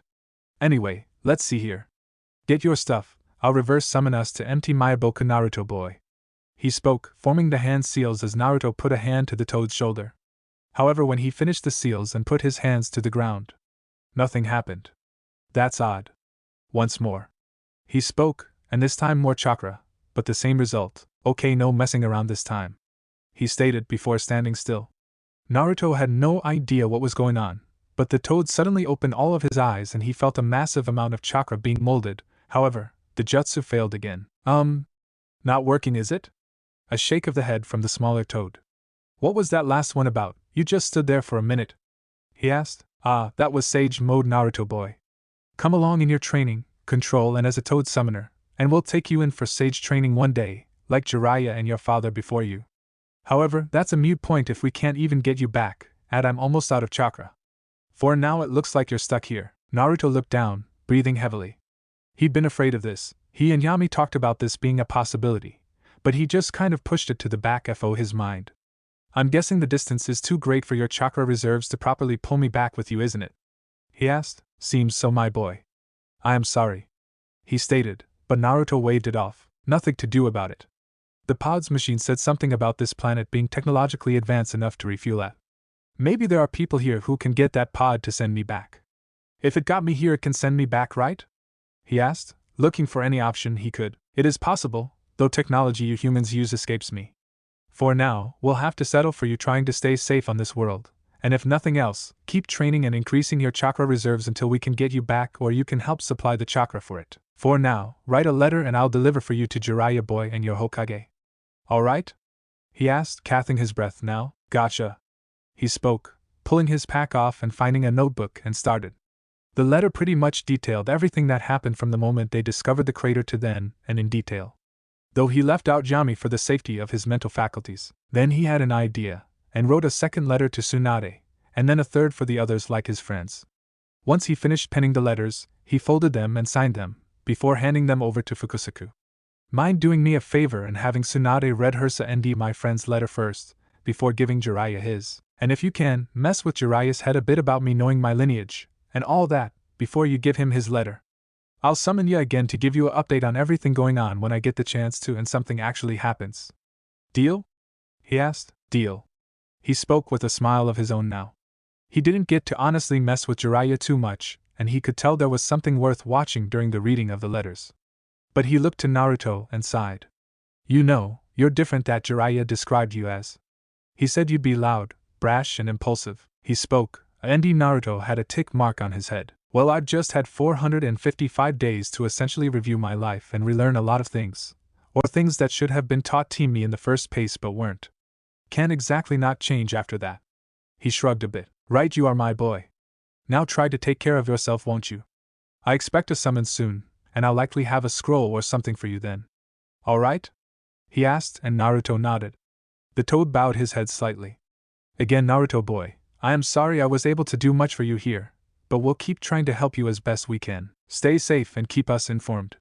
He spoke, before he dispersed in a cloud of dust. Naruto sighed as he sat down and looked up to the sky. Well, now what do I do? He asked, looking up. He didn't have to wait long for an answer as he heard grass crunching and looked over to see a man with black spiky hair and wearing a blue and orange martial artist's GI standing there in the clearing. Looking at him. Hi. He asked / greeted, unsure of what to do. Oh, hello? My name's Son Goku. Was that you who spiked his power like that? He asked, wearing a sheepish grin. Yes, it was. I kinda ended up on this planet by accident, and I was trying to find a way home. Didn't work. Oh. You're an alien. Well, sorry to hear that, but well. Welcome to Earth.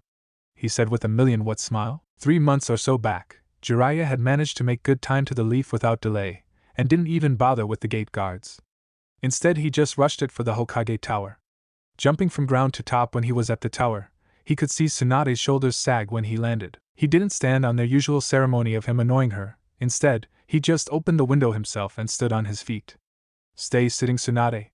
He spoke, his voice conveying the seriousness of what he was bringing to her. She blinked at him olishly, before looking around and then back to him, with narrowed eyes.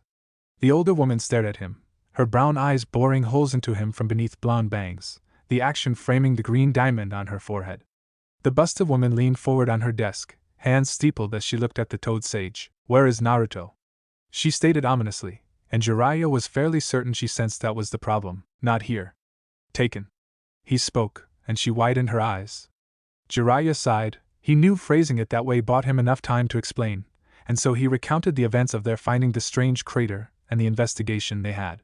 It was a short recollection, but he spoke every detail he possibly could, and when he mentioned of him punching the sphere, she looked to his hand and confirmed the damage, healing it for him as he explained. Sage mode may make the user pretty much impervious to normal damage, but he half-assed it for the strength he needed right then. Once he finished with explaining that he placed the tracking tag when he realized he wasn't going to be getting Naruto out of it, and how the pod shot off into the sky, he was sitting in one of the leather chairs with a hand to his face, the other holding a cup of sake Tsunade gave him, which he drank down readily. Have you tried summoning a toad to reverse summon him? Tsunade asked, clearly not happy, and even distraught over Naruto's absence now. Naruto may be her distant cousin, but it was still family, and despite how they may annoy each other, they treated each other more like family than likely the other knew or acknowledged, multiple times. But they can't track him. They say he's moving too fast, the space of the sphere is too small to summon into. My tracking seal can only determine so much, but I know he is still moving.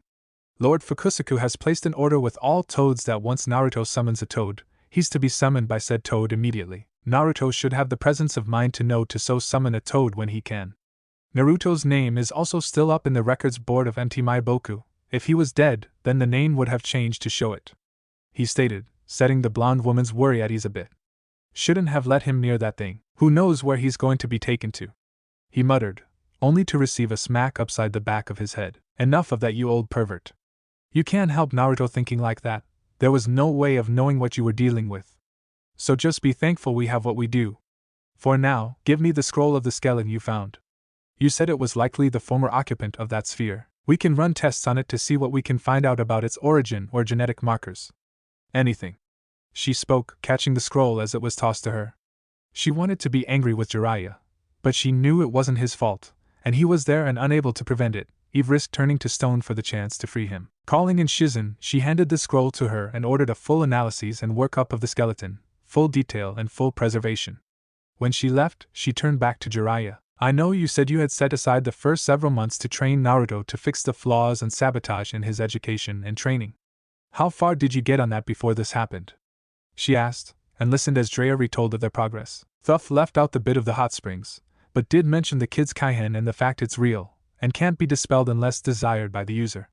Demonstrating it with a bird form, which flew over to Tsunade, perching on her shoulder. Incredible, it blows my advanced henge out of the water. She muttered. The bird nodded before it jumped off, gliding over to the chair and dispelled back to Jiraiya. Yes, it does. These are the hand signs, same process as the henge. However, you don't need to keep up the mental image of the henge.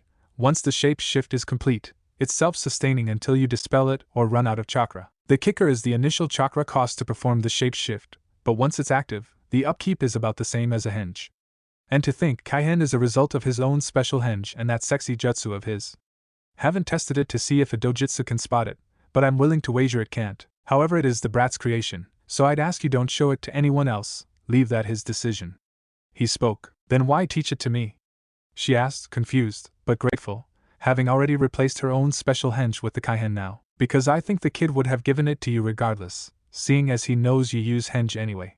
Hell, he might have developed this for you for all I know. He said, and she smiled at the thought. Sighing, she leaned back into her chair, looking out the window. Aside from what I told you his training thus far, not much else. Managed to work in everything his friends and all gave him to work on. Thanks to eating better, he's been growing like a weed and putting on serious mass with the training, so by the time he gets back you may be surprised when you see him again. And those two girls, Tenten and Ino, I think, he took their words to heart, changed his clothes and started letting his hair grow. He stated, and she laughed. Remind to thank those two, maybe a bonus on their next mission then. She said mirthfully. You better, you have no idea the looks some girls keep sending him now that he has changed it up whenever we're in a town. Kid's a natural lady killer, and doesn't even realize it," he said, sighing as he shook his head. "Such wasted potential," he mused, though rolled his head to the side to avoid the paperweight thrown at his head. "That specific potential better have and remain wasted. If I learn different, I will see that any said potential in that area is cut off. Understand?" She spoke, bashing her fist into the table, which Jiraiya nodded his head at. He was thinking of the Ika he sealed in his supplies but shrugged it off. It could only do him good. He'd just have to warn HM not to say anything when they GT him back home. After those antics were settled, they were both sitting and thinking of what to do next. "Jiraiya, I want you to stay in the village unless there is an emergency. I want you and the toads on call when I need you for any updates on Naruto. We clear?" she asked, her tone just asking for him to question her. "Crystal," he responded automatically. She relaxed, and thus he did too. "So, the first thing you do when you discover that his Kaihen is real and its flaw is to get him a book on anatomy and make him use shadow clones to memorize it and perfect it. Should have guessed you'd sneak something in there." "Wait," she said, thinking of something. "You had his Kage Bunshin's reading books?" she asked, and he nodded, though confused. A few moments of silence before she bashed her face into the table. "Idiot!" she shouted, before making a few shadow clones herself, who got to work on her stacks of paperwork. Jiraiya just laughed, and she scowled at him. "Don't feel bad, Sensei did the exact same thing when Naruto mentioned shadow clones doing his paperwork for him before. It's just funnier that you and Sensei had the same exact reaction. Where do you think the dent in the old desk you had came from?" he asked, pointing to the dent in the new desk she had, whose sweat dropped at the evidence. "This job really does suck the life from you," she said, before taking another drink of sake. They finished their drink and parted, where Tsunade looked up to the sky, as if looking for Naruto. "Stay safe out there, brat. I expect to see you back here safe and sound." She spoke mostly to herself. 3 months later, Tsunade was sitting behind her desk handling the few important documents her clones saddled to her as too important for her to relegate to a clone. Finishing her reading, she gave her decision on the matter the document proposed before setting it off to the finished pile. Shadow clones had pretty much saved her from the slow death that is paperwork. Sighing, she made herself a pot of coffee that she spiked with a powdered soldier pill, drinking down the beverage for a little extra kick. Pulling a report from a file she kept in her desk, it was the full workup and analysis of the skeleton Jiraiya retrieved.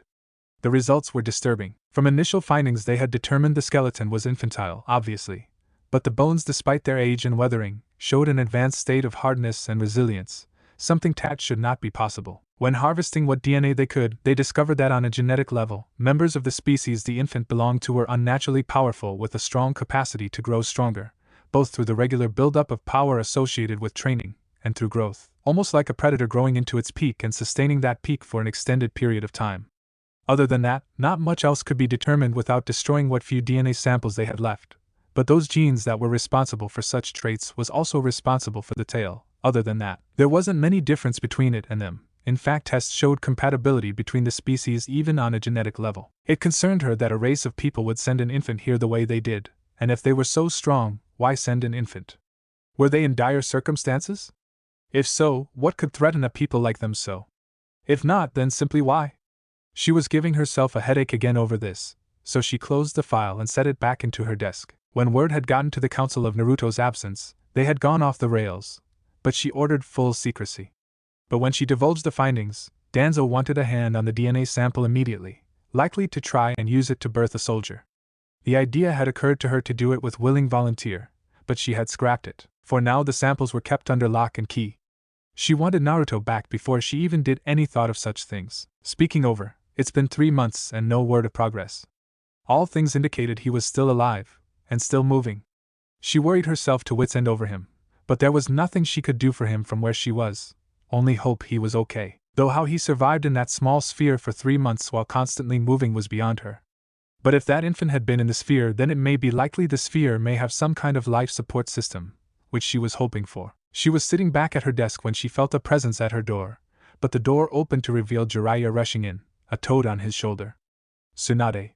It's Naruto," he stated, and she was immediately on her feet. However, before she could speak, the toad spoke first. "Easy there, Tsunade girl.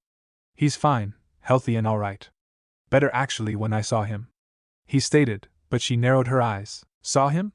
What do you mean saw him? Why didn't you reverse summon him?" she asked, her teeth grinding as she restrained herself from getting violent. Her Naruto was not here, and for the past 3 months she could only keep imagining him in danger. Her nerves were not fit to be played with. That was the problem. Naruto had to mold a massive amount of chakra to summon, and ended up summoning me, but it used up a large portion of his newly enhanced reserves to do it. When I tried to reverse summon him, I found I couldn't, not even with Sage mode. The distance is too great for my chakra capacity to be up to the task, so he's stuck on another planet. However, that pod thing took him to a planet with people and technology that may be able to get home. So he's doing what he can to get home on his end. However, before we go any further, I asked him to write letters for me to deliver. He asked for you to read both of these, he stated, jumping from Jiraiya's shoulder onto the desk and handing the letters to Tsunade. She didn't stand on ceremony. As she opened the letters, hers was several pages long, and began to read. The more she read, the more she relaxed, as her nerves were set at ease as he described the pod, what it did and how he survived, then to landing. However, she became tense again when he described his experience in the Mindscape and how long he spent in there due to his mental processing power. She knew all too well the effect he was describing, but he seemed alright. However, when Naruto dropped the bomb on her about him reviewing all of his memories, including the day of his birth, she paled and looked to the toad, who nodded. However, he immediately reassured her, and she relaxed. The letter continued to describe his mental training, and even the talks with the QB, and coming to something of a strained understanding with it, which shocked her, and the apparent gift it gave him in return. She was almost done with her letter, describing what his plans were and that he'd be writing more and asking for supplies to be taken to him the next time he summoned Lord Fukusaku. She could do that no problem. However, her ire was breached and earned when Naruto described the real method Jiraiya had used to get Naruto to complete the Kaihen. She couldn't blame the boy. He'd been tossed into the girl's side of the hot springs and likely did the only thing his mind could process at the time. At least he told her and asked for forgiveness, which she gave since it was a certain Toge sage's fault, though she was touched when he described the Kaihen's hand seals and how to use it, and its effects for her to use. She'd have to remember to thank him for it later. Even if she learned it already, he had still meant to teach it to her. Deciding to read the other letter before chaos ensued, it was a generic letter describing how he's been and not to worry, he's doing fine, in case they didn't know he was gone, and a second one in case they didn't know, essentially allowing her to choose which to release to his friends. Jiraiya had gotten himself spotted, so they already knew Naruto was gone, so she'd be using that one. Returning her attention to the Toad Sage, however, she rose up with a sweet smile, went over to him with arms open, to make him drop his guard, before reaching and grabbing his testicles. So you dropped him into a girl's onsen, huh? Him I forgive since he admitted to it, and asked for forgiveness, and because you were the one to TOS him in. And the experience might have done him some honest good as a growing healthy boy. You, on the other hand. Say squeezed, and the white-haired man sung a soprano note for a half-second before a twist silenced it. Are not so forgiven, for doing it in the first place and lying to me about it. Now, what punishment do you believe is appropriate? She asked, with another crush and twist, her hand not letting him drop to his knees like he so desperately wanted to. He tried to say something, but all he could do was squeak. Ah, yes, you're right.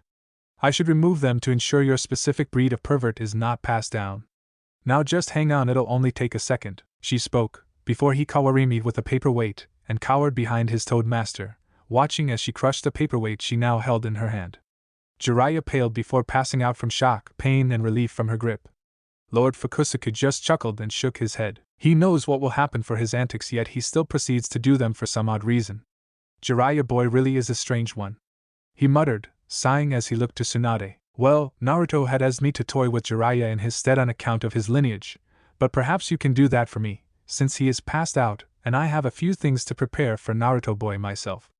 I'll return as soon as I'm able. Here is Jiraiya boy's letter. Naruto boy asked it be given to him only after he's been riled up and messed with enough. And I ask you not crush his testicles. While I do not care for his pervertedness, I would like at least one of my students one day having a family, and until Naruto boy exceeds Jiraiya boy here as a sage, it's him for the time being. He spoke and Tsunade agreed with a sigh, but smiled as she took the letter, and watched as the toad dispelled. Looking back to Jiraiya and the letter, she smiled before hiding it within her cleavage. Oh, she was going to have fun with this. Calling in Shizen, she waited. Yes, Hokage-sama? The man asked, but looked over to Jiraiya, though Tsunade just waved it off when Shizen pointed to him. Yes, we've had contact from Naruto. However, he's stuck and unable to be reserve summoned. I want you to prepare a storage scroll with standard supplies for long-term survival in hostile territory, and a few extra things, she stated, handing Shizen a note she wrote of the items mentioned. Also, see that this letter from Naruto is delivered and circulated among his friends, starting first with the Ichirakas and ask if they would like to write a letter in return, so it can be delivered to him via summon. The woman nodded and left to acquire the order, make her delivery and soon to return. Back on Earth, Naruto and Goku, as the man was named, were getting into a basic conversation. So that's what the planet is called then? He mused and Goku nodded. What about yours? The man asked. Not sure, I just called it Element. Not to be rude though, Goku, but you wouldn't happen to know anyone who might be able to refuel or get this spaceship working where it could send me home, would you? He asked, hoping to get something out of him. I think I do, but she's never really worked on a spaceship far I know. I could take you and it to her if you wanted. He spoke, making the offer. Awesome. Hang on just a second, he said, pulling a scroll from his back and dropping down into the crater. Setting his seal facing the sphere, he applied a bit of chakra to it. Seal, he uttered, using the word for the mental focus, before the pod was sealed into the scroll. He rolled it up and tucked it into his pack. Whoa! That was like capsules, the man shouted. Naruto looked at him confused a moment. Capsules? He asked. Yeah, little pill-shaped things with a button on it. Press the button and it'll become whatever is stored in the capsule. Press the button on it, and it goes back to being a capsule. Though I've never seen a scroll used before. He explained. Well, because this isn't capsules. This is Fuinjutsu, the sealing arts. I'm still rubbish according to my sensei, but so long as the seals are already drawn, only need a little bit of chakra to seal and unseal things to and from scrolls. He went on. Chakra, what's that? Can you eat it? He asked, scratching his head with one finger, head tilted slightly. Ugh. No, Chakra is your internal energy, expressed outward for jutsu, or techniques we use on my planet. He spoke and the man got excited, almost hopping practically. Wait, you mean ki, your people can do that too? You're a fighter, right? You got the physique of a fighter, plus the look and feel. But not sure of your skill though. He went on, and Naruto was having trouble keeping up with the man. Easy. No, when I ain't chakra, I meant chakra, not sure if it's the same thing as ki or what, but it's the combination of one's needle and physical energy, molded together to create chakra and then projected into jutsu, like breathing fire, sticking to trees with only your feet, walking on water, or even this, he said, forming a Rasengan in his hand. The man oohed at the sphere, and then formed a glowing sphere of his WN in his hand, about the same size, but Naruto noticed it was just a ball of energy, it had no internal rotations. So it seems to be something similar at least. Yeah. Ours is your vital energy of your bodily essence, developed into a higher form known as ki, that we project outward for techniques like this. He stated, and dismissed his sphere, while Naruto did the same. Maybe after we get you the help you need, we can have a sparring match. That spike of power I sensed earlier seemed strong and I've been hoping for a challenge. It's been really peaceful here and there haven't been many challenges in the last few years. Feels like I'm starting to get rusty. He spoke and Naruto smiled, liking this guy already. If this guy was anywhere near strong, then perhaps he could have a training partner while he was here. Sure, I don't mind. So where is this friend of yours at and how do we reach her? He asked, though went slack-jawed with eyes as wide as dinner plates when Goku started to levitate off the ground. Well, we fly of course. Unless you can't fly? He asked, seeing Naruto's expression, who only nodded numbly. Well, are you pure of heart? This time Naruto was about to nod, when he remembered who his sensei was inside, shaking his head. Then I'll just have to carry you then. Go, exclaimed, picking Naruto up by his armpits, and suddenly took off, heading off into the sky, and at first it was terrifying, but then he smiled as he enjoyed the wind in his hair. However, he was reminded of something he could do. Well, it's not flying like you, but I can do this. He spoke, forming several hand seals, transforming into a large golden bird. He cried out and looked over to Goku, who marveled at him for a moment before he flapped and picked up some speed, Goku flying a little ahead of him. I didn't know you knew the transformation arts too. Oolong and Puar will be happy to meet another shapeshifter. Goku called out and Naruto cried out, though obviously unintelligible. The two kept flying for a few hours before a city came into view. There it is. Just follow me, alright? Another cry and they were off. Flying over top and through the city was a new experience. Naruto was amazed at what all he was seeing. Everything was so tall and odd, yet unique. He wondered how they built things this tall, but he made sure to keep following Goku, and they saw a large domed building, where he followed Goku down to the yard behind it. Goku touched down first in front of 3 people, who seemed to greet him with a smile, until Naruto landed, flapping his wings to hover into the landing. The 2 women covered their mouths while the man just dropped the cigarette from his mouth. Naruto enjoyed the expressions they had and decided a very small little prank was in order. Hey guys, this is Naruto, He came here from another planet, but apparently his ship is busted and needs some help. Think you might be able to help him out? He promised he'd spar with me once you helped him out. He asked, though they just stared at him, and he was getting nervous. Then Naruto strode forward on his talons, leaning forward towards the blue-haired girl, who stood nervously. But when he didn't do anything, she reached a hand out and stroked the top of his head, eliciting a small pleasant noise which she took as good and kept doing it. Goku, my boy. I'm not sure what to tell you, but that's not an alien, that's an eagle. A beautiful specimen of marvelous golden plumage the likes of which I've never seen, but an eagle nonetheless. Though how in the world did you get it to follow you here? The man asked. Oh, he's just adorable and so friendly. Maybe we can keep him, said the blonde whose hair was done up in a bulb of curls. No, Mom, as lovable and beautiful he or she may be, we can't keep him, he's a wild animal. Besides, he's too beautiful to be kept locked up. The blue-haired girl who was stroking his head said. What? No. H is an alien all right. He just knows the transformation arts like Poir and Oolong. He didn't know how to fly like I do, so he transformed into the bird to fly with me, he said, and Naruto could sense the hesitance from the blue-haired girl, who was looking at him guardedly now, and Naruto huffed, before he dispelled the Kaihen in a puff of smoke. Damn, and I was enjoy that too. That's an entirely different feel with feathers than hair, he muttered, pouting as he crossed his arms. The blue-haired girl shrieked slightly, but calmed and then looked to Naruto with an agitated expression and quirking eyebrow. What? I didn't mean anything bad about it, besides I was being honest. That did feel good, I just didn't know how much.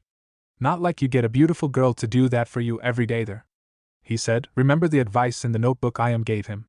Flattery always helps your chances. The girl calmed and then huffed, looking to the side. Whatever. So who are you again? She asked, though there was a blush on her face that her short blue hair just wasn't long enough to cover. Uzumaki Naruto from the planet Element. As on a trip when my sensei and I came across a crater with the space pod in it. I didn't know what it was until it turned on and I got stuck in it, and it brought me here. I was hoping someone could help me use it to get back home or something, he said, looking to them. Oh. Right, well, let's see what we can do, shall we? Where's the space pod and we'll go pick it up, he said. Oh, it's right here. He spoke, pulling out a scroll, unrolling it and channeling chakra to the seal it was stored in. Release. And with a puff of smoke, the pod appeared from the scroll. Capsule technology? The older blue-haired man asked. No, Fuinjutsu. The sealing arts. Essentially, there's a space inside the scroll through the sealing formula in the way of the pattern draw onto the scroll that allows me to seal and unseal object to and from it. No technology involved, as far as I know. It just uses my people's internal energy, chakra, to do it. Oh, I see. So you one of those types, but found a way to use that energy of yours for more than just fighting. Well done, he proclaimed, but then looked to the pod. Well, it seems to be in good condition, except for this fist print in it. Yeah, that may have come from my sensei, when he was trying to get me out before it took off, but to no luck. Ah, shame that, but good for us, since we have a working space vehicle to examine now. Don't worry, we'll see what we can do to get you home in time. For now, Bulma, would you be a dear and show Naruto to guest bedroom? I imagine he doesn't have anywhere to stay since he just arrived, and we may be able to learn things from him and vice versa for however long he can stay. Sure. Come along, Blondie, it's this way, she called out, and Naruto followed. But hey, what about our sparring match?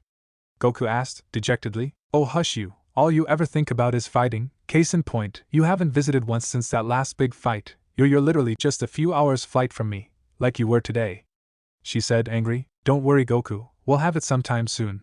But I would like to get some rest and food. Besides, isn't there anyone wondering where you went to? He asked, and Goku suddenly panicked. Shishi. Sorry, gotta go. He pushed before flying off. Naruto just blinked, as did Bulma. Does he do that often?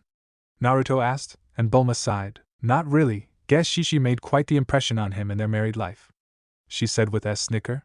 Sounds nice. He spoke, a little sullen, thinking how something like that probably isn't possible for him. Bulma turned to him a little concerned at that tone, but not her business. Well, here we are. So tell me about this planet of yours and your level of technology, and what not, she asked, or rather demanded, as she rocked onto her heels to lean against the wall, hands behind her head, while he unpacked his pack and scrolls, thinking it'd take a while for them to get the ship working. Well, let's see. I call the planet Element, and it's and from there he talked about his home planet, explain all he could really, about the nations, ninja and chakra, their techniques, how the villages lived, the wars and all, everything he could that wasn't personal to him really, or at least anything recently personal. He wasn't too bothered about telling people he had a shit life. But he didn't feel the need to voice it right now. Though the now named Bulma seemed dejected that Naruto didn't know too much about technology. But what he did know, like the giant heaters of the land of snow, or the chakra armor that creates barriers, seemed to interest her. And when he showed her the Rasengan, she was pulled in by how she could literally see the energy moving inside of the sphere. When he was DNE, he was sitting on the bed in the room and Bulma in a chair by the desk inside the room as well. Wow, your world seems so diverse from ours. Yet some things are just the same. Can't believe you're a child soldier, and that you're only 13. I'm twice your age.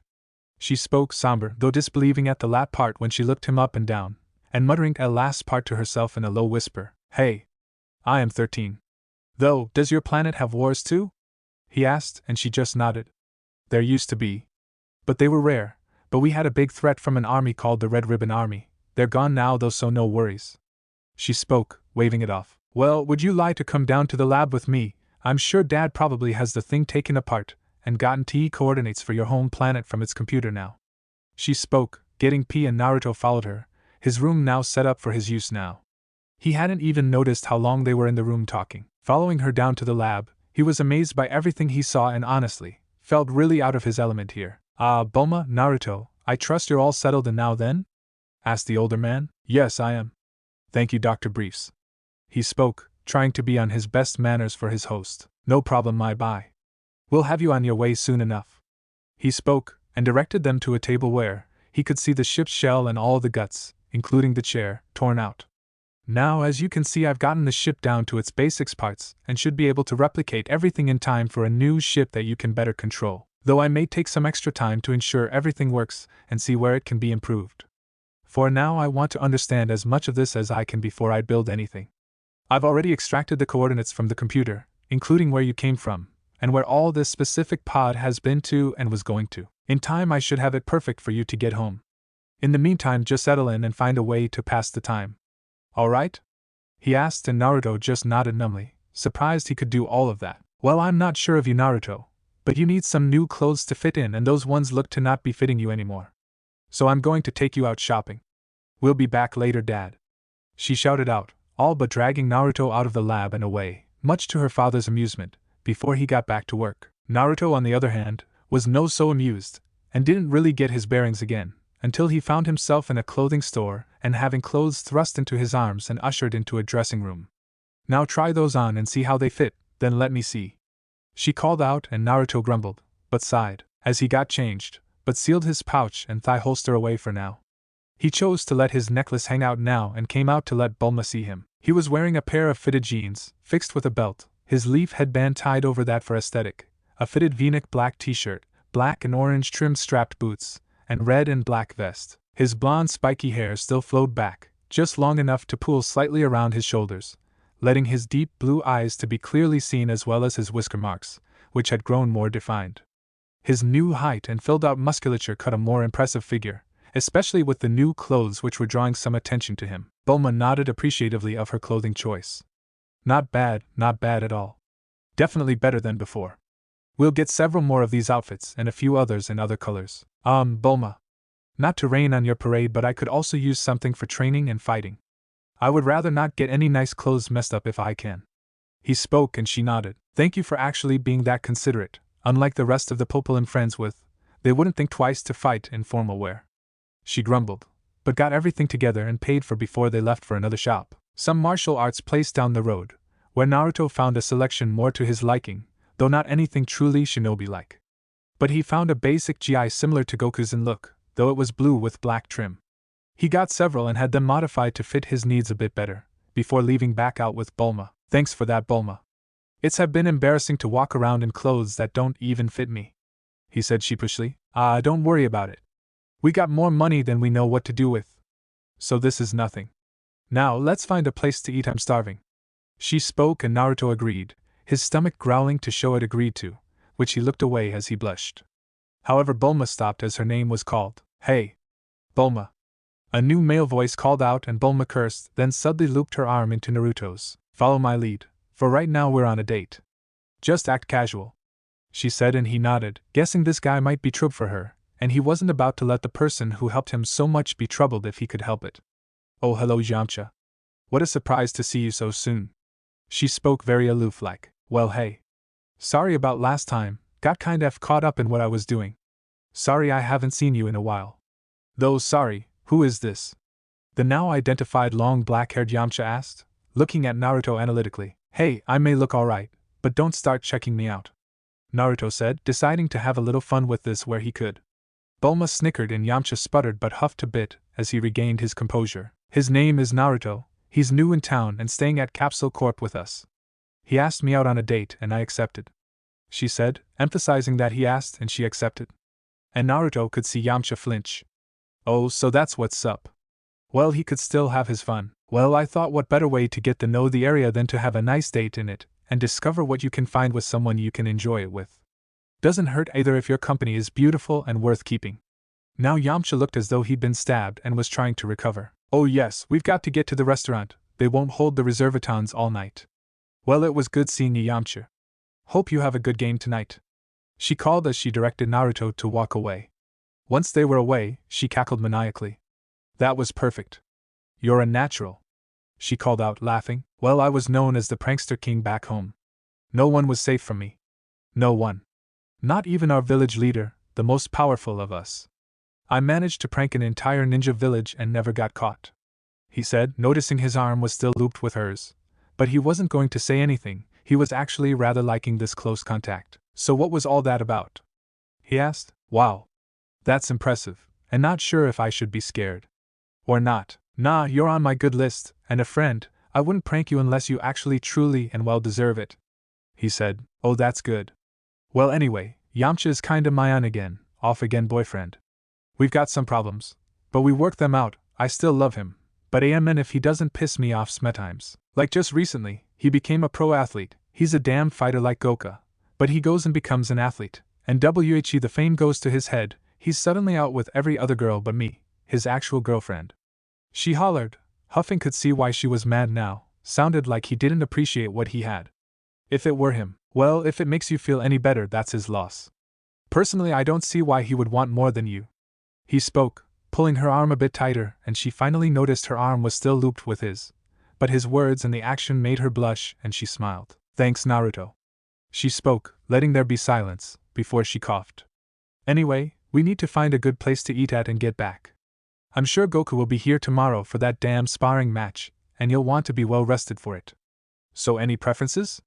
She asked. Well, some, but I've been told I need some more variety in my diet, so you pick. He spoke, letting her have control, which she seemed to like honestly. She smiled and pulled her arm away, but grabbed his wrist. Come on, follow me then, she said as she ran with Naruto following behind her. They came upon a little barbecue place that reminded him vaguely of Yakiniku from Konoha, even to the grills in the table, and they had a good diner where Bulma told him of her world and some of the things she's been through, including her time with Goku, the adventures and the crazy fights. Damn, and I thought some of my fights were whacked out, he said, and that got her attention. What kind of fights? She asked, innocently, honestly wondering what the 13-year-old had to compare to. Well, he started off with his Mizuki incident, where he demonstrated a clone for her to help convey the story, and followed that up with his fights with Zabuza, and she seemed impressed that he used more clever use of tactics, misdirection in how he fought with the shuriken and clone trick. Then the fight on the bridge, but when he told her of Haku she called bullshit, and he agreed, like he did with Yami. But he digressed and she was impressed that something like those mirrors seemed possible, and as trying to figure out how it could work, he could tell by the look in her eyes. That was flowed with some of his other exploits, such as the mission to the Land of Tea, or guarding those nobles, and especially the Land of Snow mission. Though he left out mentions of the Kyuubi and not his fight with Sasuke. Those were deeply personal and still a bit painful. She seemed to be intrigued with how power could be passed down in their genetics, and that some of their abilities seemed to have more scientific roots than she knew her own experiences with Ki to be sometimes. Well, maybe not fights to the same scale, but pretty whacked out there. But at least you did them as missions in a good cause and not just for fun or to challenge yourself. I swear I love Goku to death, but he can get on your nerves sometimes with how much of a battle nut he is. She groaned out. But Naruto laughed. It's not that bad, just when you're raised as a warrior, it's what you know. Goku immediately recognized it in me, like I saw it in him. No big deal. However, I had to take a lot of missions because that was my only source of income. I wasn't really eager to challenge myself or for fun, well, not most of the time, but to support myself and prove I'm not what people thought I was," he said, and then realized his screw-up as Bulma looked at him concerned now. "What did they think of you, Naruto?"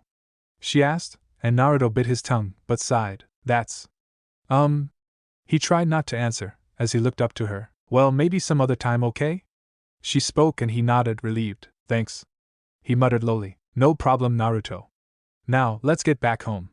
I imagine Dad probably wants some help and I want to see what this spaceship is like," she said, getting up, and Naruto followed her. Getting back to Capsule Corp, Bulma had a FLL Access ID made for him, so he could come and go as needed, and she smiled at him. "That was a good night, Naruto. Thanks for playing along like that with Yamcha. I know it may have hurt him, but hopefully he'll learn from this. Good night."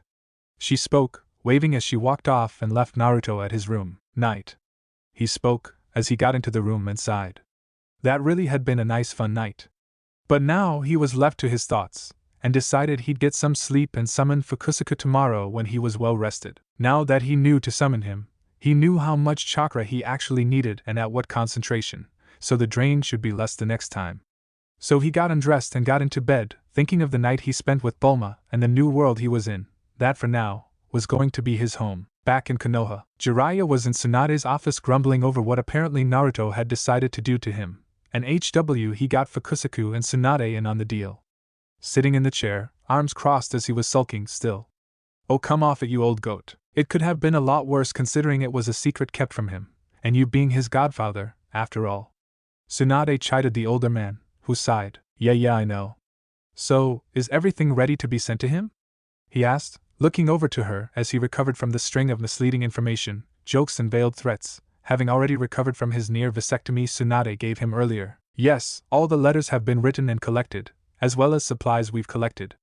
We still don't know what his situation on that new planet is, so we're giving him a long-term hostile territory supply package. Lord Fukusuka said he had a few things he'd give to Naruto, and I included SME extra things as well. You're the only one who hasn't written a letter or given anything yet." She spoke. I may have something better than a letter actually," he spoke, pulling out a storage scroll and unsealing it on the desk, revealing blank scrolls and standard arrangement of sealing tools.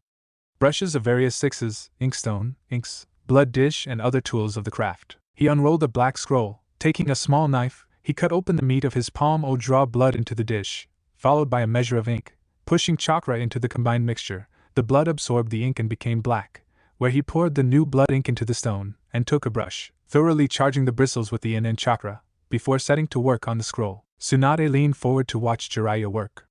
Say whatever you will of the man, he was a damn fine seal master by any measure she used, and with her job as Hokage, before as Sannin and when she was in active service beforehand, she's seen her fair share of seal users. He was silent as he drew very fine, articulate patterns upon the scroll that at first seemed gibberish, but as she watched him lay down several formulas and patterns throughout the scroll, she could see how it flowed together from one symbol into the next, and eventually, how it all connected as he used connecting lines between formula to nodes to the center, an empty ring. Jiraiya finished, taking a seat as Tsunade healed his palm for him as he set his brush onto its rest, allowing the ink to dry on the new scroll before he did anything else.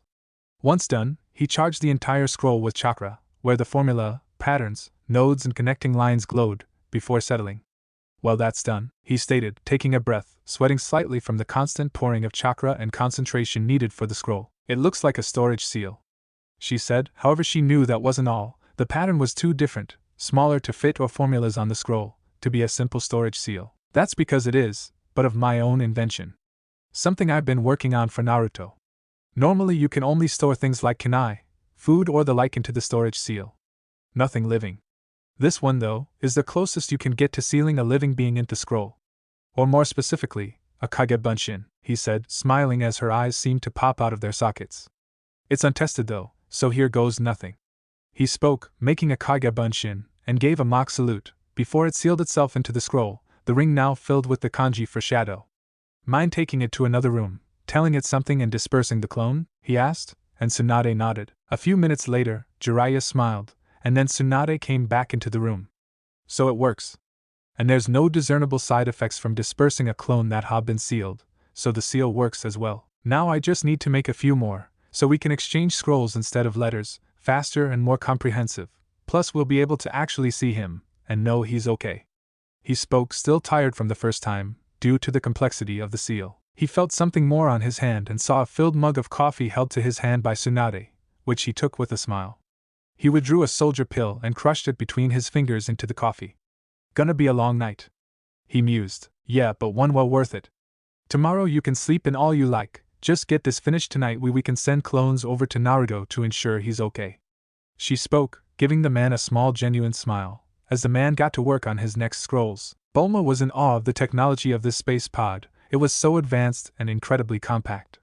She imagined that even if they only had pieces of it, it would still advance their level of technology more than enough to get them flying across the stars themselves.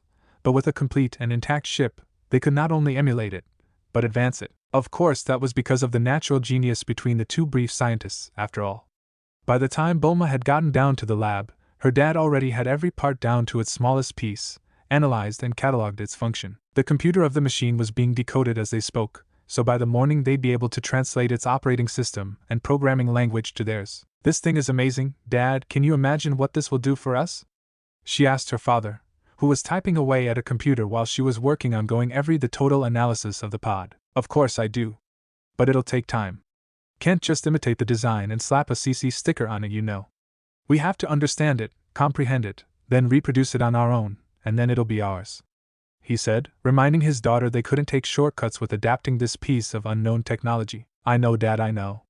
She spoke, entering all the figures she had from the analysis and the suspected performance into a simulation and calculating its capabilities from there.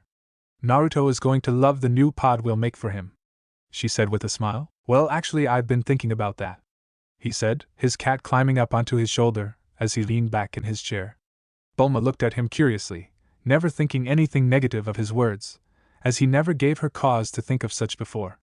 Why give him a new pod, when we can build a live-in ship all together? He's going to own whichever kind of ship we make for him, and he may well get that travel itch now that he's experienced it himself now, so I don't doubt the boy may just well start exploring the unknowns of space. So why give him a cramped pod he has to spend his time in under stasis when we can give him a ship he can live in and travel with at the same time?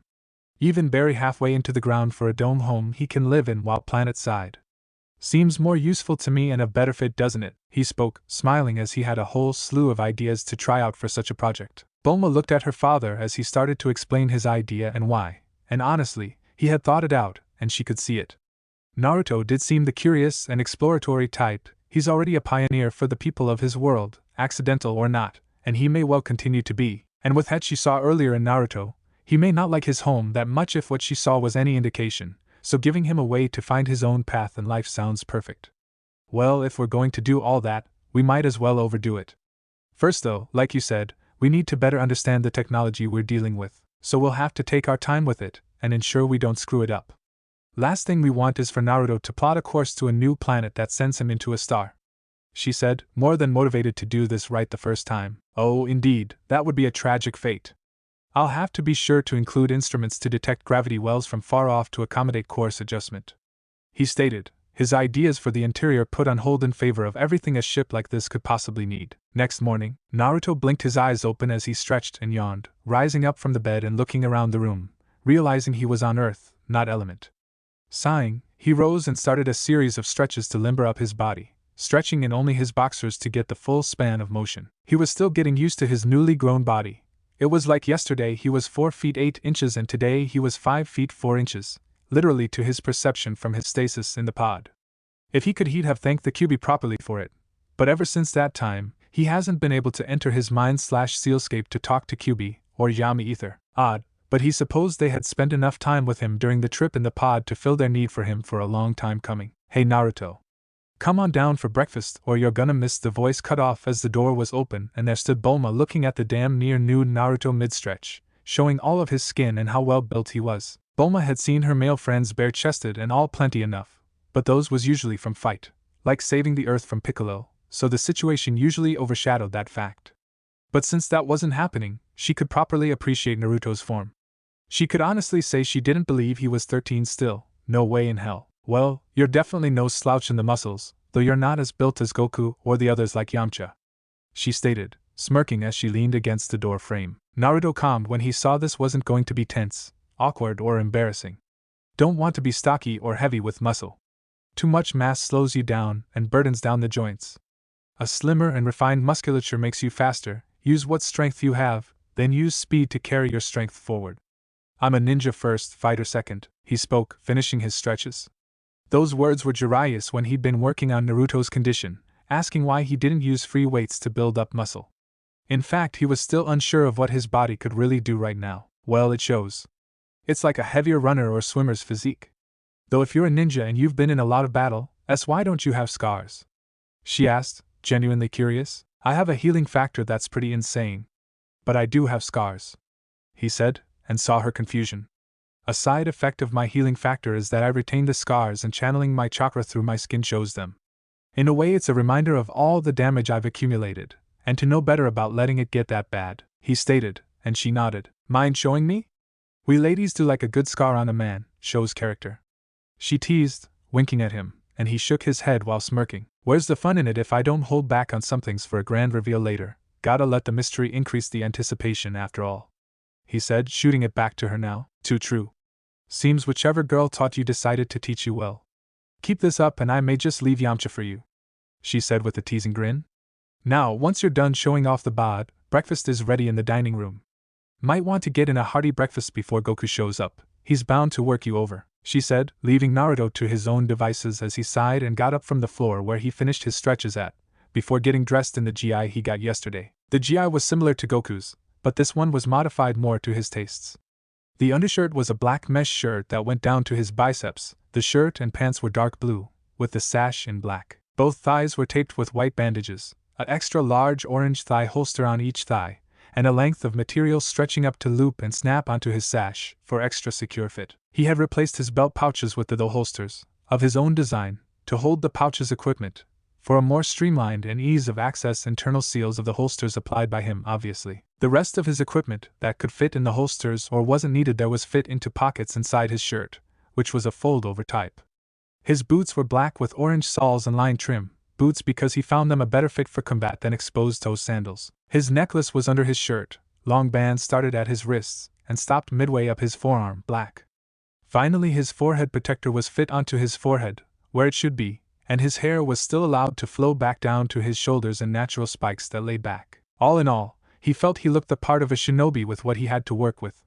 He had foregone his weights today for the simple fact he didn't know his limits. After the sparring match, if Goku was a challenge, he'd know where he stood and what he'd need to adjust. He had thought to get armor, but really it would just weigh him down. Then there was the fact of possible shrapnel with it, and with his healing factor, it'd be a bitch feeling the wounds work out metal fragments, or pulling them out himself. With his healing factor too, it made armor a moot point, and the pain would hopefully enforce not to get hit in the first damn place. Walking out of his room, properly dressed and geared for missions or fighting, he made his way to the dining room to see quite a spread of food, with Bulma and the two briefs' parents there eating. Ah, Naruto. Looking quite ready for when Goku comes, I see. Come and eat, my boy, the cook has made quite a variety for us this morning, he said, and Naruto nodded, taking a seat. Thank you. So I was wondering, what's your progress on the pod then? He asked, gathering up portions for himself, before he said his thanks for the meal and started in, actually eating slow to enjoy the taste. This is good. My compliments to the chef. He spoke aloud, with a hi from beyond a door. Well, it's not a pod any longer. It's in pieces, Bulma said, and Naruto chocked, and Bulma couldn't help but laugh. Oh, calm down. We had to break it down to pieces to understand what we're working with. But once we do, we can build a new one, a better one even, that you can actually control, and get back home with faster. So taking the time to understand it can only be a good thing. Relax, we'll get you home, she said and smiled as she saw Naruto relax. That's good. Though I'm curious, how much will I be able to control it? He asked, and Bulma grinned. Enough that you can go world hopping with it after you get home. You know, explore the galaxy, she said aloofly. Galaxy? He asked, and she looked at him a moment, scrutinizing him, before she realized it. Oh. Right, your people aren't that advanced yet to think going past your planet or studying space, are they? She asked, and he shook his head. Then shrugged. To be honest, I'm not sure. I was raised in an orphanage, and then brought into the academy with the other orphans to be inducted into the military. The academy focused on some academics, but it was those that related to the job more than like that of a scholar. He stated, and thought for a moment, but I do admit, the idea of exploring other planets does sound awesome. And I guess I would need to know more about those type of things if I'm going to. Got anything I can use to learn about that stuff from? He asked, and Bulma beamed. Sure do. We'll go over that later though, there's a lot to learn on that so it'll take time. She said, and he chuckled a bit at that. Why are you laughing at me? She asked dangerously on Naruto, who shut up and smiled sheepishly, rubbing the back of his neck. I wasn't. Swear. I was laughing at the fact that some things are supposed to take a long time to learn. You see, that's not true for me. He said, forming his favorite hand seal, and a clone of Naruto appeared. Remember my shadow clone I made for you last night when I was talking about some of the fights I've had? He asked and she nodded. Well, anything my clones learn, their experiences and knowledge, is transferred back to me once they dispel. So I can set multiple clones to reading multiple books. So in the time it takes to read one book, I can read 10, or however many I want to read. I just have to make enough clones to read that many books. And once a clone dispels, not only is its information transferred to me, but any other clones that might still be around too. That's not fair. Bulma screamed immediately, bypassing shocked altogether for rage at how unfair a technique that was, before putting her head to the table and crying at all the effort she put into her learning, just for Naruto to show up with the wonder method for learning. My, that's a remarkable technique. You could effectively read an entire library in days with that. Spoke Dr. Briefs. WH didn't seem as fazed by it. Hell, practically not at all compared to Bulma. Actually it's not as good as you think. He said, and she eyed him dangerously. He felt sweat forming on his face already under her glare. Well, you see, for normal people it's dangerous. It divides your chakra evenly amongst you and the clones, so if you make too many you could kill yourself, and if you make too many and all of them experience too much, then the feedback can knock you out if they all dispel at once. I'm only able to make so much because my reserves are absurd. This jutsu is practically built for me, but Tia is invented for scouting so you don't have to go into hostile territory yourself, just send in a clone, it dispels and you know what you're dealing with. He explained, and Bulma seemed to calm down. Okay, I get it now. Basically you came across the technique, and you found the uses for it outside of its intended function, and then spammed the hell out it. She said, still grumbling over such a useful trick. Pretty much, but I didn't know about the memory gain feature till recently. Before then I was using the clones as extra bodies for number tactics and fighting, like I told you before. He stated, and she finally relented. Well, alright. I can see that. So you'll be able to pick up what I got to teach you quickly, that right? She asked and he nodded. Good, since you can learn, I plan on teaching you. There's enough muscle-brain fighters on this world as is. We need a few smarter ones, and until you leave, you're mine, she said, and Naruto suddenly felt very small and trapped, like a lab rat. Actually, that's how he guessed a lab rat would feel under Bulma's gaze. Ugh. Sure. Yeah. He said, smiling nervously as he felt the sweat start to race down his face.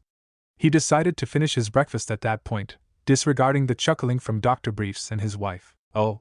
You know what, if you can make more than one of yourself, whatever woman you find yourself with will be very happy. Said wife spoke and Naruto choked, while Bulma laughed, though the idea wasn't lost on the brunette. Maybe she should mention that to Yamcha in regard to that multiform technique she saw them use before in those fights. Naruto just chose to stay silent and finish before anything else happened, completely ignoring the red dusting his cheeks as the ideas forced themselves into his head, as well as the memory at the hot springs. Nope, totally not thinking about all that. Sighing as he finished, he set his dishes down and sighed. That was good food.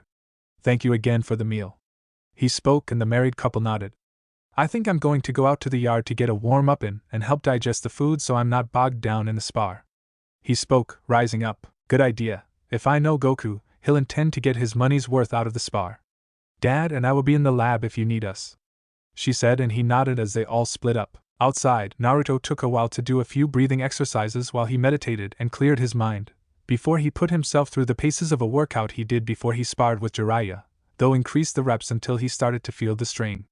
He was taken aback by how much more it took than before and smiled. QB, thank you so much. This feels great. He spoke aloud, getting back to his workout.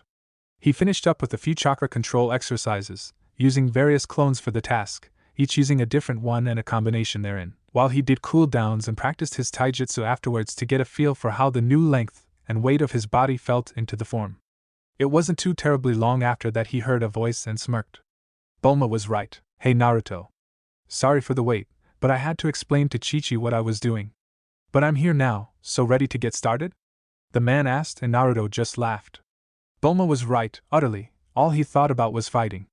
Not like he was too different from him before, just now there's some extra things he likes now too. Yeah, but let's find a good open spot, he said, and Goku nodded, leading the way, taking to the air, and Naruto did the same in eagle form again, the golden plumage of the giant golden eagle shimmering in the light as he flew with Goku. It was a short flight as they got a bit past city limits, so they didn't disturb anyone. Alright, this is good enough, Goku said, turning to Naruto, who landed and transformed back. Yeah, though this is just a spar, right? I don't know how my jutsu would work against yours, so fighting only and no flying, right? He asked, and Goku nodded. Sweet. Well, whenever you're ready, he said, taking a stance. Goku did the same, keeping a smile on his face even as his eyes held a serious analytical gleam to them that Naruto recognized from Shikamaru. Why? But it was cut off as Goku took the first move, getting Ito Naruto's guard and throwing a punch.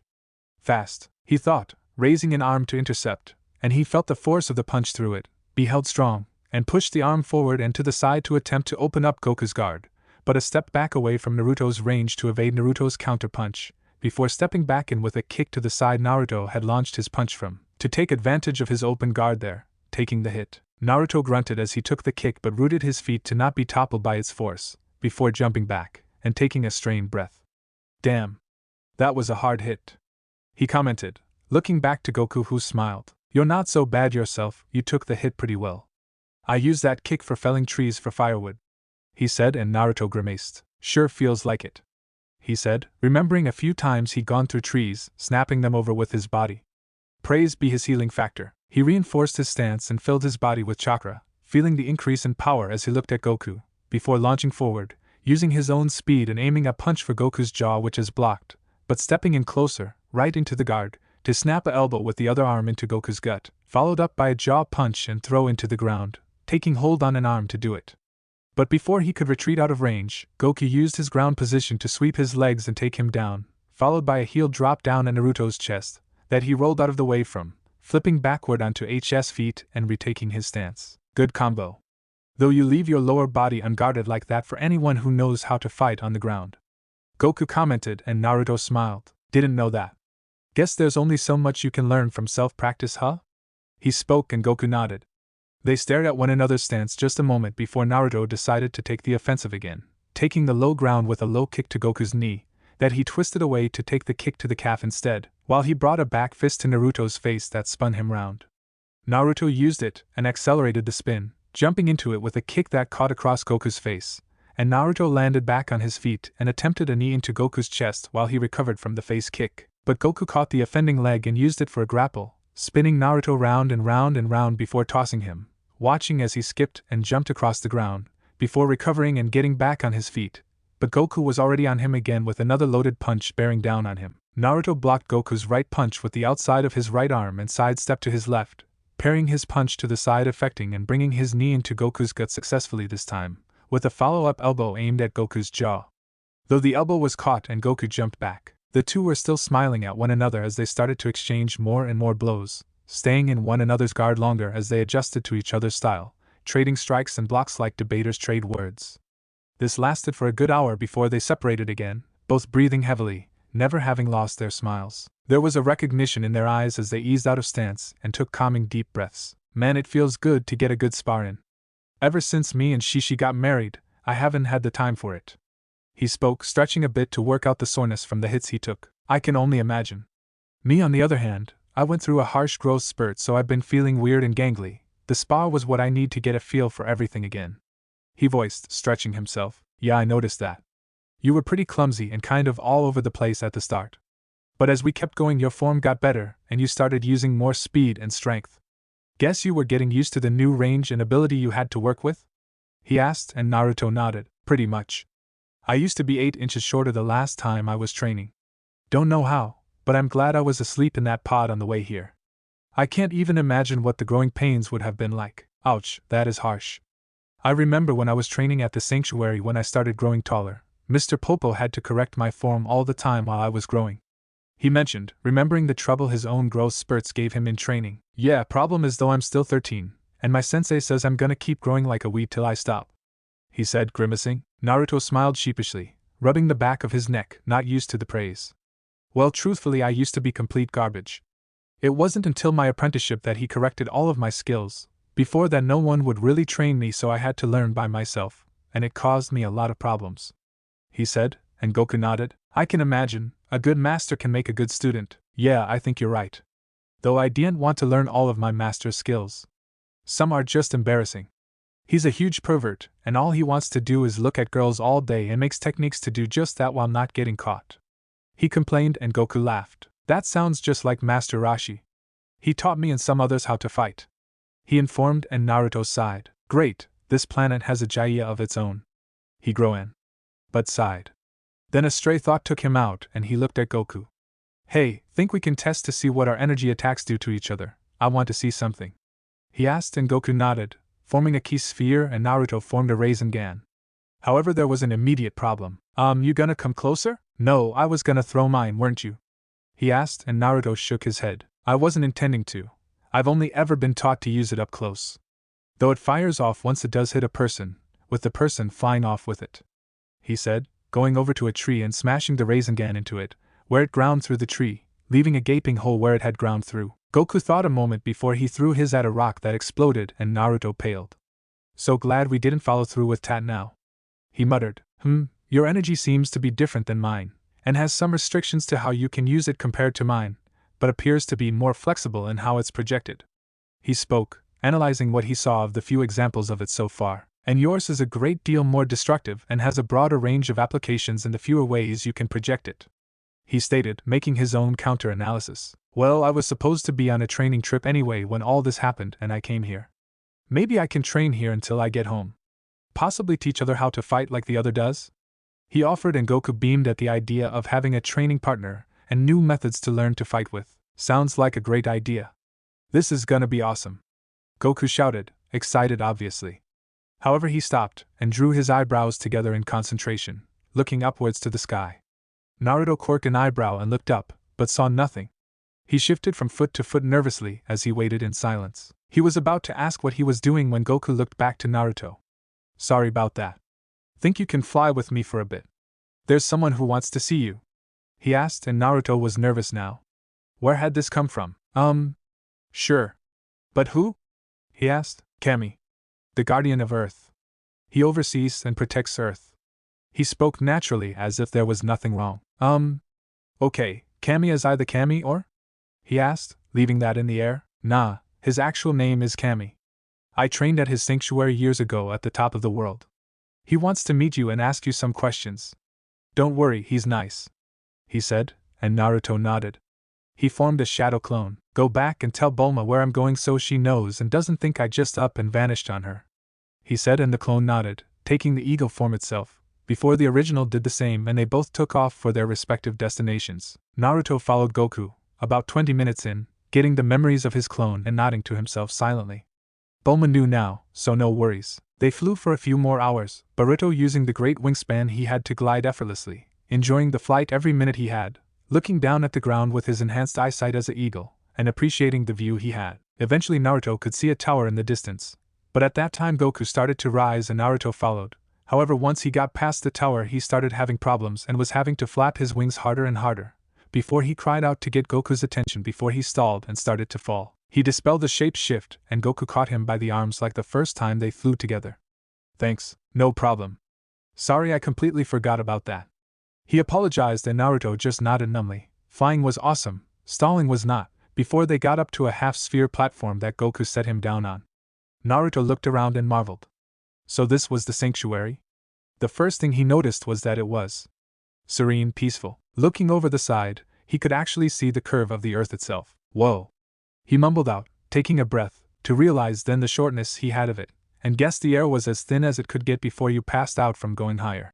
He got his breathing under control, before he followed Goku towards the main structure. In front of the white building stood two figures, one of black skin and wearing white pants, rad curved-toe shoes, a vest and a head wrap pig. The other was green and wrinkled all hell, an age he recognized, and wore a robe that reminded him of the Hokage robes. He held a walking staff in one hand and he could tell he was analyzing him. Hey Kami, I brought him like you asked for, though we had a little bit of a trip up on the way up here. He said, a sheepish closed-eye smile as he rubbed the back of his head. The green one smiled slightly at Goku's antics. I figured. Though you got him up here safe and sound, so that's all that matters. The man spoke, his voice weighed down age that brought experience and wisdom, which honestly reminded him of the old man with a passion. He was feeling incredibly homesick and somber now. Grabbing his other arm, he shifted uncomfortably, trying to repress it for now so he could deal with this. There is no need for that, Naruto. Remember, your fallen loved ones is a good thing so long as you don't let it drag you down. Kami spoke, and immediately Naruto jumped back, assuming a stance, panicked. Did you just dash? He shot off, but he was cut off when he spoke again. Read your mind? Only the surface thoughts. You are a very expressive young man, and it's a part of what drives you, your strong emotions. Don't ever lose them, though for one such as myself, it gives me an insight to your mind without need to touch you to do it, so you may wish to work on guarding your mind in the future lest someone use that against you. He spoke, giving the blonde shinobi some advice, and Naruto just nodded wearily, though he still hadn't dropped his stance. Please calm down and come back, I have much to discuss with you, or rather see of you, would be the optimal word. He stated, and Naruto was confused before he stepped forward, still a bit guarded. Before I start, I would like to ask permission to read your mind, your deeper thoughts and memories, so I may learn of your world and learn of you. Why do you want to know that? He asked immediately, dropping any pretense of formality since he was still put off by what he did before, and now he was wanting to read his mind directly now. Truthfully? To evaluate if you are a threat to our world, directly or indirectly, and to see if you will take what you learn and see how you will use it when you return to your home world. I'm the guardian of this world and it's my duty to protect it, and that includes what comes from this world that may affect others. I hope you understand, Naruto. I don't wish to be offensive or such in any way, but this is the charge I must uphold when I chose to become the guardian of Earth. The green skin decreed, and Naruto now understood. He thought it over a moment. He really wasn't all that keen to let someone else rattle around inside his head. On the other hand, though, this person was just following through with his job to protect those he guarded, and he didn't think he'd have the job if he wasn't capable. Then there was the fact that this wasn't his world and he was essentially a trespasser, and if he made trouble, it could mean a lot of problems for him and those he was staying with, and he didn't want to bring any trouble on Bulma's head. Thinking on it a moment longer, he nodded with a sigh. I understand, it's like being our village's Hokage. All right. So what do I have to do? He asked, and Kami strode forward. Just stay still. You won't feel a thing. He spoke, and once Kami put his hand to his forehead, he released a breath he didn't know he'd been holding. Kami delved into Naruto's mind, and instead of putting up with the trouble of the Mindscape, which surprised Kami that Naruto had developed it to the point he had, bypassed it, going directly to the raw source. He started from the very beginning, and viewed the entirety of Naruto's life from beginning, right up to the very moment he stood before him, including the time he spent in his own mind. He didn't stop despite his shock and concern, but once he finished, he pulled back and entered the Mindscape, landing in the hallway just as Naruto does when he goes there. Walking down the halls, he saw the water on the floor and frowned, as he did the other traits of the Mindscape. Closed in, bricked, pipes going in and out of the walls, traveling a distance here and there, the corridors were dank and only partially illuminated, and the atmosphere itself was, to crudely say it, depressing. For one so young to have such a bleak representation of their mind, he knew why. He had just seen the boy's entire life, so he was amazed it wasn't worse than this. Turning a corner, he could see a large chamber at the end of this corridor and sighed as he walked on and came before the massive gates, barred by a tag that he knew forbade the being behind it from getting out. Claws crashed against the bars, but Kami held fast, knowing the tactics of this creature from the memories of the boy. But on a side wall, a shadow Naruto stood leaning against the wall, arms crossed and glaring at Kami through narrowed eyes, clearly not happy with him. Yami, as he called himself, but he knew all too well what this was. This was Naruto's Piccolo. But why had it helped Naruto like it had during the trip? Kyuubi and Yami, I presume? He asked, and the fox roared in anger at the green-skinned guardian, while Yami sneered. You should damn well know who we are. You bypassed us and went straight to the memories. Like a right bastard you are. He spat out at the old guardian. You should know why. Oh, I do. And while Naruto may understand and allow it to happen, I don't take kindly to people just running around inside our head however they may very well please. Our head? Kami asked with an amused grin, now starting to get a better picture of this Yami now. Yami's eye twitched and he looked to the side. I see. Not quite a Piccolo then. He whispered to himself, before looking to the being before him. So, this is the method they use for dealing with beings beyond their power like you. Barbaric, but I see it was their only method. I could rip you from the boy, thought that would kill him, or seal the boy and by extension you, away to never be seen again. But that won't solve any problems now, will it? Especially since your other half is still on your planet, and the boy doesn't deserve such a fate, nor does deserve what was thrust upon him in the first place and all that followed. He said, glancing at Yami, who nodded when he connected eyes with him. Then what will you do?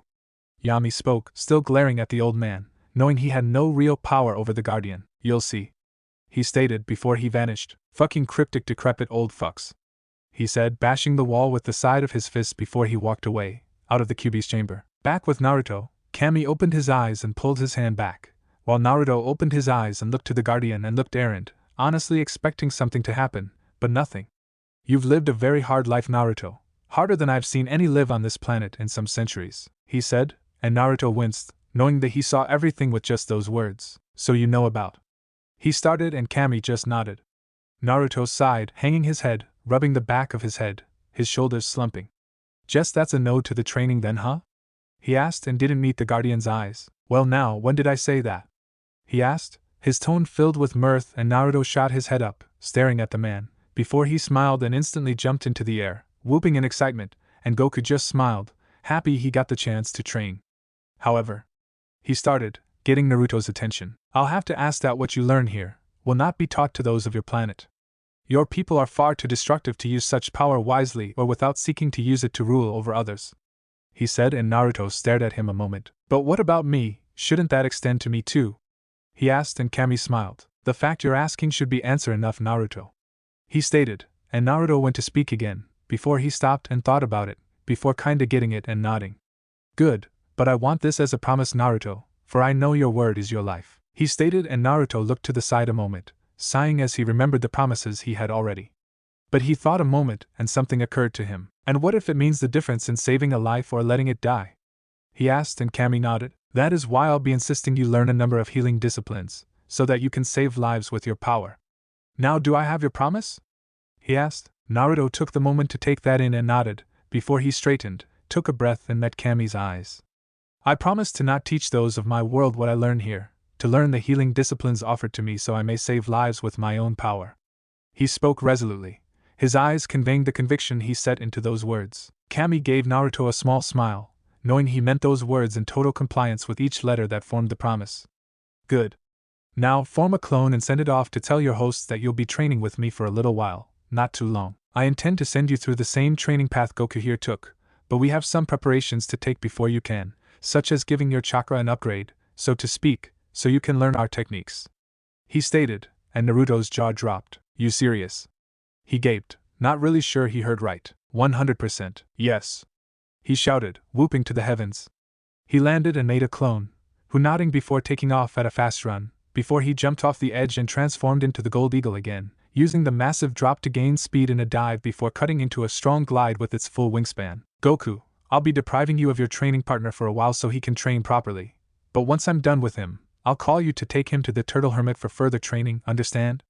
He asked, and Goku nodded. Thank you for understanding, though you may want to return home, it's a hard flight back home from here. You may wish to get a senzu from Korin before you take off, he stated, and Goku panicked, nodding his head before he took off too. Now left alone at the top of the world with the Guardian and his assistant, he looked around as Kami reached out and touched Mr. Popo's head, allowing him to know what he did of Naruto and his plans, who nodded in understanding. Now, let's begin. Bulma huffed, having just tried to smack the shit out of the Naruto clone who had landed and told her that he was going to be training with the Guardian of Earth of all things rather than with her learning. I don't care who you're training with, you said you'd be learning with me, she shouted, chasing after Naruto, who jumped over a table to avoid a vicious slap from the Bluenet. But Bulma, I was supposed to be on a training trip anyway.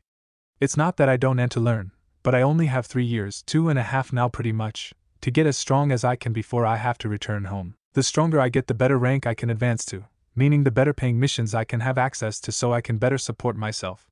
That is how I earn my money that I live on after all, he said, remembering Iam's advice to use logic in arguments with girls, that they understood logic better than because I say so's or I just need to be strong or other examples therein. Seriously, the advice notebook Iam wrote and gave him might as well be a Bible by this point. Bulma gritted her teeth, frustrated that she couldn't catch him, but she registered her words, and she knew he didn't have the luxury of a company to support him, he had to work for his money.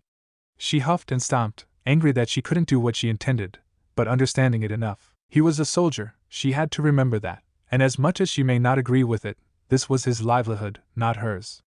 She still didn't like it, thought. That's not to say I can't keep learning though. The clone spoke, getting her attention now, who looked at him confused. Clone, remember? I may take me a while to get here and all, but I can send a clone to learn from you, and dispel when we're done. Just means I won't be able to make as many clones as the boss can, but it's still more than doable. Though you'll have to remember not to hit me or you'll dispel me, and I might not be able to make it every day depending on the training I'm doing," he said, trying to placate her, and working, as she calmed down. "I do want to learn, believe I do. I'd have learned more had I more chances to, but I have a duty as well. Understand?" he spoke, waiting for her response. She was silent for a moment, arms crossed and eyes closed, considering his words now, and truly, there wasn't a real problem there, though what caught her was how he said he wanted to learn, but didn't, or rather couldn't. Just what had he meant by that, and why did it feel so wrong? Deciding to leave it for later, since she could see he had some real issues with his home and didn't want to press too hard and close him off, she sighed and looked to him. "Fine, but I want a clone from you as often as possible and no slouching. You're here to learn, understand?" she demanded. "Yes, ma'am," he called, standing ramrod straight, a nervous smile on his face. "Good, now follow me. I want to see what you know already and where to pick up from," she stated, heading for the library with the clone in tow. Sanctuary. When Naruto thought "let's begin" meant, he thought getting into stances and getting ready for a fight. Not sitting at a table with food set out for them having a lunch, though he wasn't complaining, the trip here had taken a while and he could go for some food. "Now Naruto, I believe you know what chakra is already, from your memories, and I've learned all you know, though I'm no master of the subject. I can find the similarities between your world and ours. On your world, your people seem to have developed your vital energies to come together as a single unified energy called chakra, your physical and mental energies.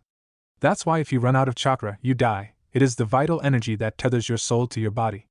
The synergy created between their combined molding results in a powerful form of internal energy called chakra. However, from what I can tell, it's limited by the restrictions of the two energies themselves and how they are expressed, hence why you can't throw your Rasengan, or at least now without great effort, or why you can't fly by your energy alone like Goku. However, on Earth the story is different. Here the energies remain separate, but instead, we've learned to advance those energies into higher forms, and even if we completely drain one energy, so long as the other energy persists, we stay alive. Physical energy becomes chi or ki, depending on the region and discipline you learn it through. For us we shall use ki.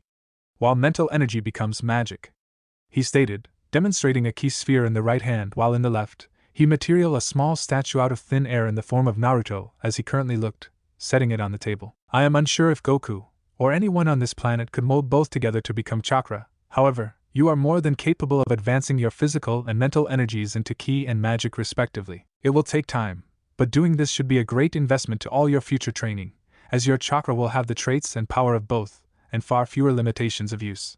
His should have a profound effect on all of your current techniques, and any you learn in the future," he finished. Naruto was glad he finished the meal before Kami started to speak, otherwise he'd have seafood right now. Shaking his head and closing his mouth, he was grinning like a madman, thinking of the possibilities. "Like what kind of effects will this have?"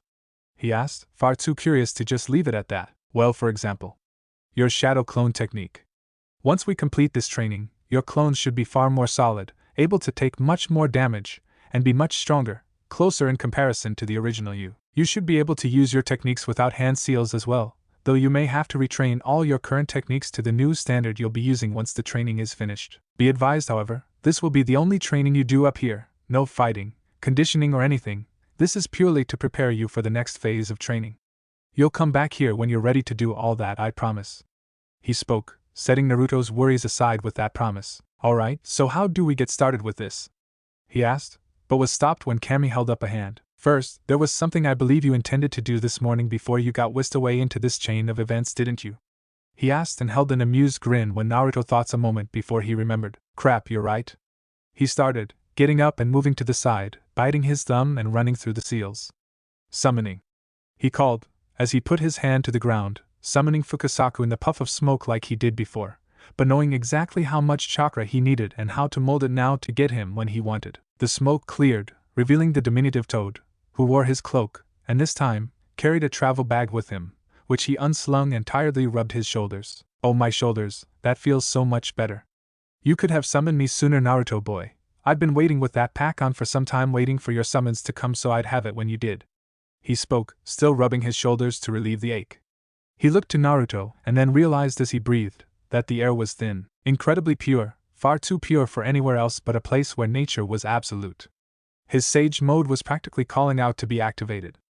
But he looked around and noticed they were somewhere far different, and the horizon didn't feel quite right. Naruto boy, where in this world are we? He asked. At the top of the world known as Earth, I mean that literally. It's a platform that floats at the tallest point possible. This is where Earth's guardian resides to oversee and protect it from, he said, motioning to the very person himself. This is him right here. His name is Kami, not as he is Kami, but that's his name, but he's the guardian of this world, and he's allowing me to train in their ways while I'm here. He spoke, his excitement barely contained. The toad turned to Kami, looking at him, and wasn't exactly sure how to feel about him. He could feel power brimming from him, but some of it didn't seem his own, and that which was his only felt half as much as it should. The part that wasn't his own had a similar, but distinctly different feel to that of Sage Mode, yet it was being sustained like a constant, natural condition, and he felt no malice from him at all through natural energy, none at all, and he didn't understand how that was possible. But he nodded to the Gardina, who returned it. Well, I must say, I wasn't expecting this when I was summoned, but I am happy to know Naruto boy is being cared for during his stay here. You have my thanks for your generosity and hospitality. He spoke, bowing his head. Think nothing of it, Lord Fukasaku, Naruto is more than worthy of it and much more. He spoke, catching the toad's attention, as he hadn't introduced himself yet, and he didn't know what he meant by worthy. Settle your fear, Elder Toad, please, I mean no harm. Naruto allowed me to read his memories so that I could determine if he was a threat to the people I protect, and I can see he is not, much to my relief I'll state. Saying that, however, I'm also aware of his world and all he knows, so I will be careful of the Kyuubi, I assure you. He stated, to satisfy the caution and panic he felt from the toad. Oh. I see. Well then, if that's the case, then let's get on with this then, shall we? I have things to give you, Naruto boy, a few that should be seen to now before we continue talking any further.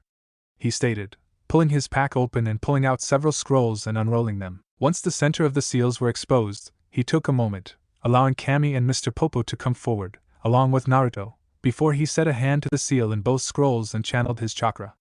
In a poof of smoke, two figures appeared from the scrolls, and waiting for the cloud of smoke to disperse. Standing there was Tsunade and Jiraiya, both looking around now. Well, I'll be damned, it worked, Tsunade said, and Jiraiya nodded. Oh come on, of course it would work, why wouldn't it, we tested it already didn't we? He stated, mildly offended, for the moment, ignoring the gaping jaw that was Naruto's face looking at them. Well, I know it'd work for you, there isn't a whole lot of you that's worth a damn to seal, me on the other hand. She mused, not missing the chance to mess with the toad sage. However, she had enough of that and looked around, finding Naruto, and now it was her turn to gape, wide-eyed at Naruto, and Jiraiya did the same, looking at the new and improved Naruto disbelievingly. Damn Gaki, what in the hell did do? Take a stud pill or get blessed by a sex god? He said, not quite believing this was Naruto, but the whiskered cheek said it was. Jiraiya, I will punch you and you'll be left high and dry not knowing jack till the next time we exchange scrolls. Then I will crush your balls for sure when I get the memories back. Tsunade threatened and Jiraiya shut his mouth. Still though, she turned to Naruto and had to agree that he at least cut an impressive figure now, more than he did before, and the physical difference were obvious. Getting rid of the orange did wonders, as did letting his hair grow, though he saw he kept some orange at least, though it was manageable. Explain, she said, now concerned since the doctor side of her brain said such a change wasn't natural. Naruto recognized that tone and instead of trying to ease her ire or whatever it was, he started from where his last letter left off about how the Kyuubi had apparently done this for him, and then went on to everything that happened since then, with meeting Goku, to going to Capsule Corp and the briefs helping him make a new spaceship, Bulma's teaching him stuff and sparring with Goku, to coming here, and what was discussed, done, and revealed. Once he was finished, all those gathered were sitting at the table, listening intently, even Kami though he was aware of it all already. However, he kept an eye to the new visitors to the sanctuary, gauging their reactions. So let me get this straight, Gaki, for real and honest. You trained for effectively a year and a half in your head on the way here to refine everything we went through together, and once you got here, you not only managed to come across someone who is effectively much stronger than you and potentially one of the strongest on this world, but also got to shack up with one of the richest families on this world, who happens from your words and impression, has a hot daughter that's twice your age and apparently appreciates what she sees. Jiraiya had to duck a punch then, and then got to meet the very guardian of this entire world, and now he's to start training you in not only their ways, but give you a massive upgrade in your chakra from the sound of it, to become that much stronger. That sound about right? He asked, and Naruto nodded his head. Yeah, pretty much. He spoke, though left out the promise he made, and Kami had caught that. Naruto wanted to see what their response to this was. Tsunade was resting her chin on her hands while her elbows rested on the table, and Jiraiya was leaning back in his chair, while Pa occupied another chair. While I'll be damned, kid. Seriously, why can't your luck rub off on me, or better yet on Tsunade? She really needs it, he said, leaning out of the way of a smack. Though I can only think of the applications such a power will have, especially if it has the effects you say. To think how our battle with Hanzo could have gone down, he said, and Naruto looked to Kami, who cast a look to him as well. Tsunade caught this and narrowed her eyes, watching as Naruto sighed. That can happen, Erosenin. He spoke, though he used that title. H's tone was serious. Why not? I mean, once you learn it, it's yours, right? He asked, and Naruto shook his head. I promise Kami here, and thinking on it, I have to agree with his reasoning. Our people are far too destructive. We would take this power and start wars the likes of which would raise our entire planet more than likely. It's not really fit to be in anyone's hands that in a position power, along with chakra. It's too much power, he stated, and Jiraiya cocked an eyebrow, while Tsunade smiled behind her hands. Seeing Naruto using his head like this made her happy. Fukasaku was thoughtful while the white-haired pervert looked disgruntled. Then where does that leave you exactly, Gaki? He asked, and Kami spoke this time. It leaves him with the fact that I read all of his memories and deemed him worthy of it. He won't use the power to lord over others, in the same way he has the power to rip off the seal for the Kyuubi to send it on a rampage through the village that abused him. And with his Uzumaki lineage, he will live long enough to see it burn before he died. That is a power he has, and yet, ever since learning of his burden, he has not once thought of doing this, nor holding it as a threat to see things go his way. It's always been by his own effort and care to protect others that he has done what he has that's gotten him to this point, and one of the many reasons why I am more than content with him learning our ways, despite their destructive capabilities. He stated, drawing the attention of them all. The two Sannin realized that this could very well have been true, and yet Naruto has never done such a thing. While Tsunade was satisfied with this, Jiraiya still wasn't. But come on, I mean, this can help us defend ourselves from Kuma or IWA. They're always looking to settle the score with us, and this can create more death and continue the cycle of war, stated Kami, cutting the man off.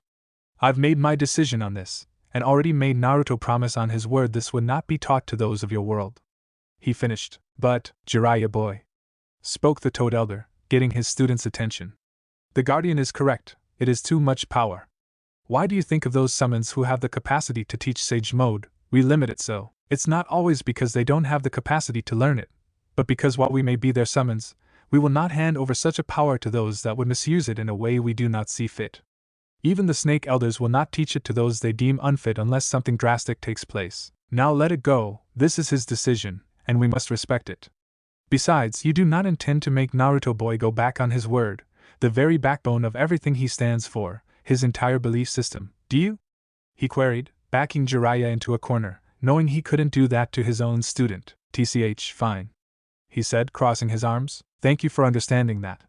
Though I do wish to mention part of the promise will include training in our healing arts, so he may use the power to heal and save lives, and I will permit him to allow you to adapt these techniques to your own chakra to be used and needed, though I would suggest having Naruto learn your healing techniques as well once we complete his training with me, he stated, noticing the overjoyed expression on Tsunade's face at that, and smiling himself. He was glad Naruto's impression of the woman was so accurate. Of course, I'll have the first phase of training sent over in the next batch of scrolls with my shadow clone to get that started, she stated, and the Guardian nodded. Which, speaking of, I believe the summons should be a weekly occurrence, so that it doesn't interfere with his training to summon every day. Is there perhaps a way to alert Lord Fukasaku here that he is about to be summoned, so he can get his scrolls needed before Naruto summons him? He asked, and the Toad nodded. Aye, there is. Naruto boy, your arm please. He spoke, taking the limb when offered. He pulled up the forearm band, and applied chakra to the skin, creating a summoning mark. Pulse check to this. That chakra I wove into the mark will resonate with my own to alert when you are to summon me. Give me about an hour after you pulse it so I can get everything together before you do so, understand? Got it, Pa, no worries, he said, smiling. Good on ya, boy. Now is there anything else to discuss? The Toad asked. Of the moment, no, not from us, but I believe the two Sannin may have their own points to bring up, he asked, and they nodded. The two pulled the scrolls from the bag, handing them over to Naruto. Naruto, this is a scroll of supplies we had worked up for you when we were still unaware of the situation and environment of the planet. While it may seem overkill now, I hope you can put it to good use. If you need any more, let us know in the next summons. The scroll also contains letters from everyone who wanted to write, so be sure to read and replies ready when you summon next. she stated, getting a nod and thank you in return. Alright, Gaki, this one is from me. He handed over his own scroll. This one has the training menu I made up after your letter, to help guide you through the next steps and what you'll need to do it. Also, there's 2 of the Kage Bunshin seal scrolls in there for you to use in our messages. We'll be sending you clones, and when Pa dispels, he'll be bring our scrolls and one of yours back, and we'll keep switching out like this. This way he doesn't have to stick around waiting. The only reason why he is this time is cause this pertains to him too. Least now we'll have some measure of staying in contact, even if we can't bring you home yet. Adapt the training as needed, and I expect to see how strong you are next time we send clones. Hear me? Yeah, I heard ya, he said, making a clone and sealing it into one of the scrolls, handing it over to Lord Fukasaku, who took it along with the others he needed to take back.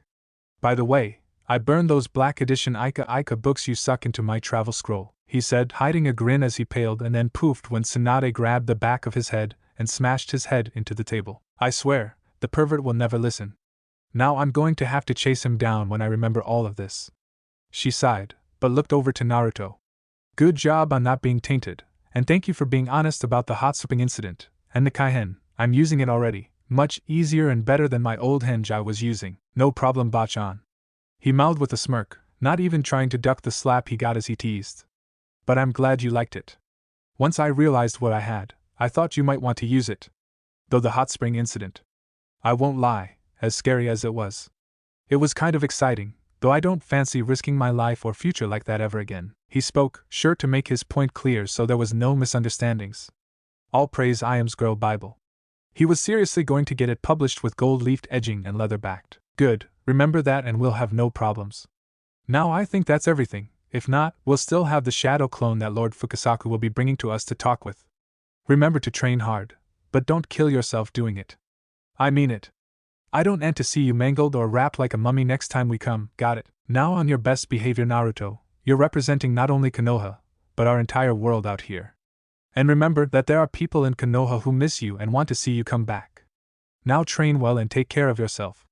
She finished, coming around the table, kissing his forehead like she did before. This was the 3rd time now. She poofed herself now, leaving the 2 elders, Popo and Naruto. Well, Naruto boy, it's about that time now.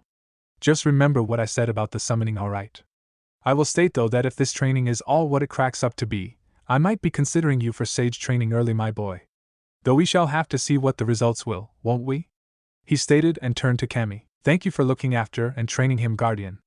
Please continue to look after the boy, he said, getting a nod in return. Of course, though I may wish a conversation with you next time, as this sage mode seems quite interesting, especially what I can sense from you, and a bit from your student Jiraiya.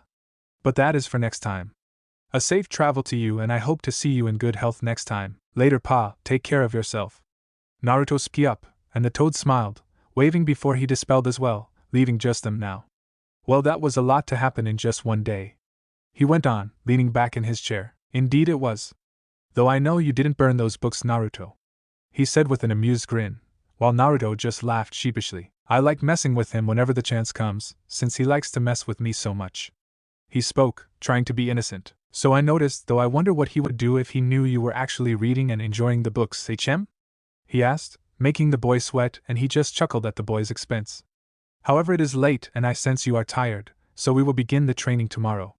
Mr. Popo will sew you to your room for the duration of your stay here, taking your belongings with you, and I'll see you tomorrow. Have a good rest, Naruto. The Green Guardian spoke, leaving Naruto to his own devices with the black-skinned assistant, who led Naruto away. When he laid down in his bed, it was soon after he got the feedback from the clone and clones he sent to Bulma, and realized that a clone could make clones as well.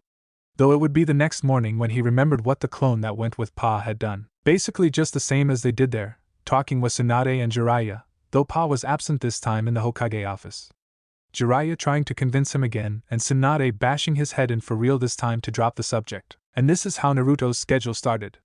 He's get up, do his stretches, then start with a breakfast, send a clone off to meet Bulma, and start their learning for the day. Then he and Kami would start of learning about the energies, how to separate them, then manipulate them separately from one another, and work on advancing them into their higher forms. That step was where the process stalled, as it wasn't an easy process to realize physical energy into ki or mental energy into magic, when you've trained yourself to utilize chakra.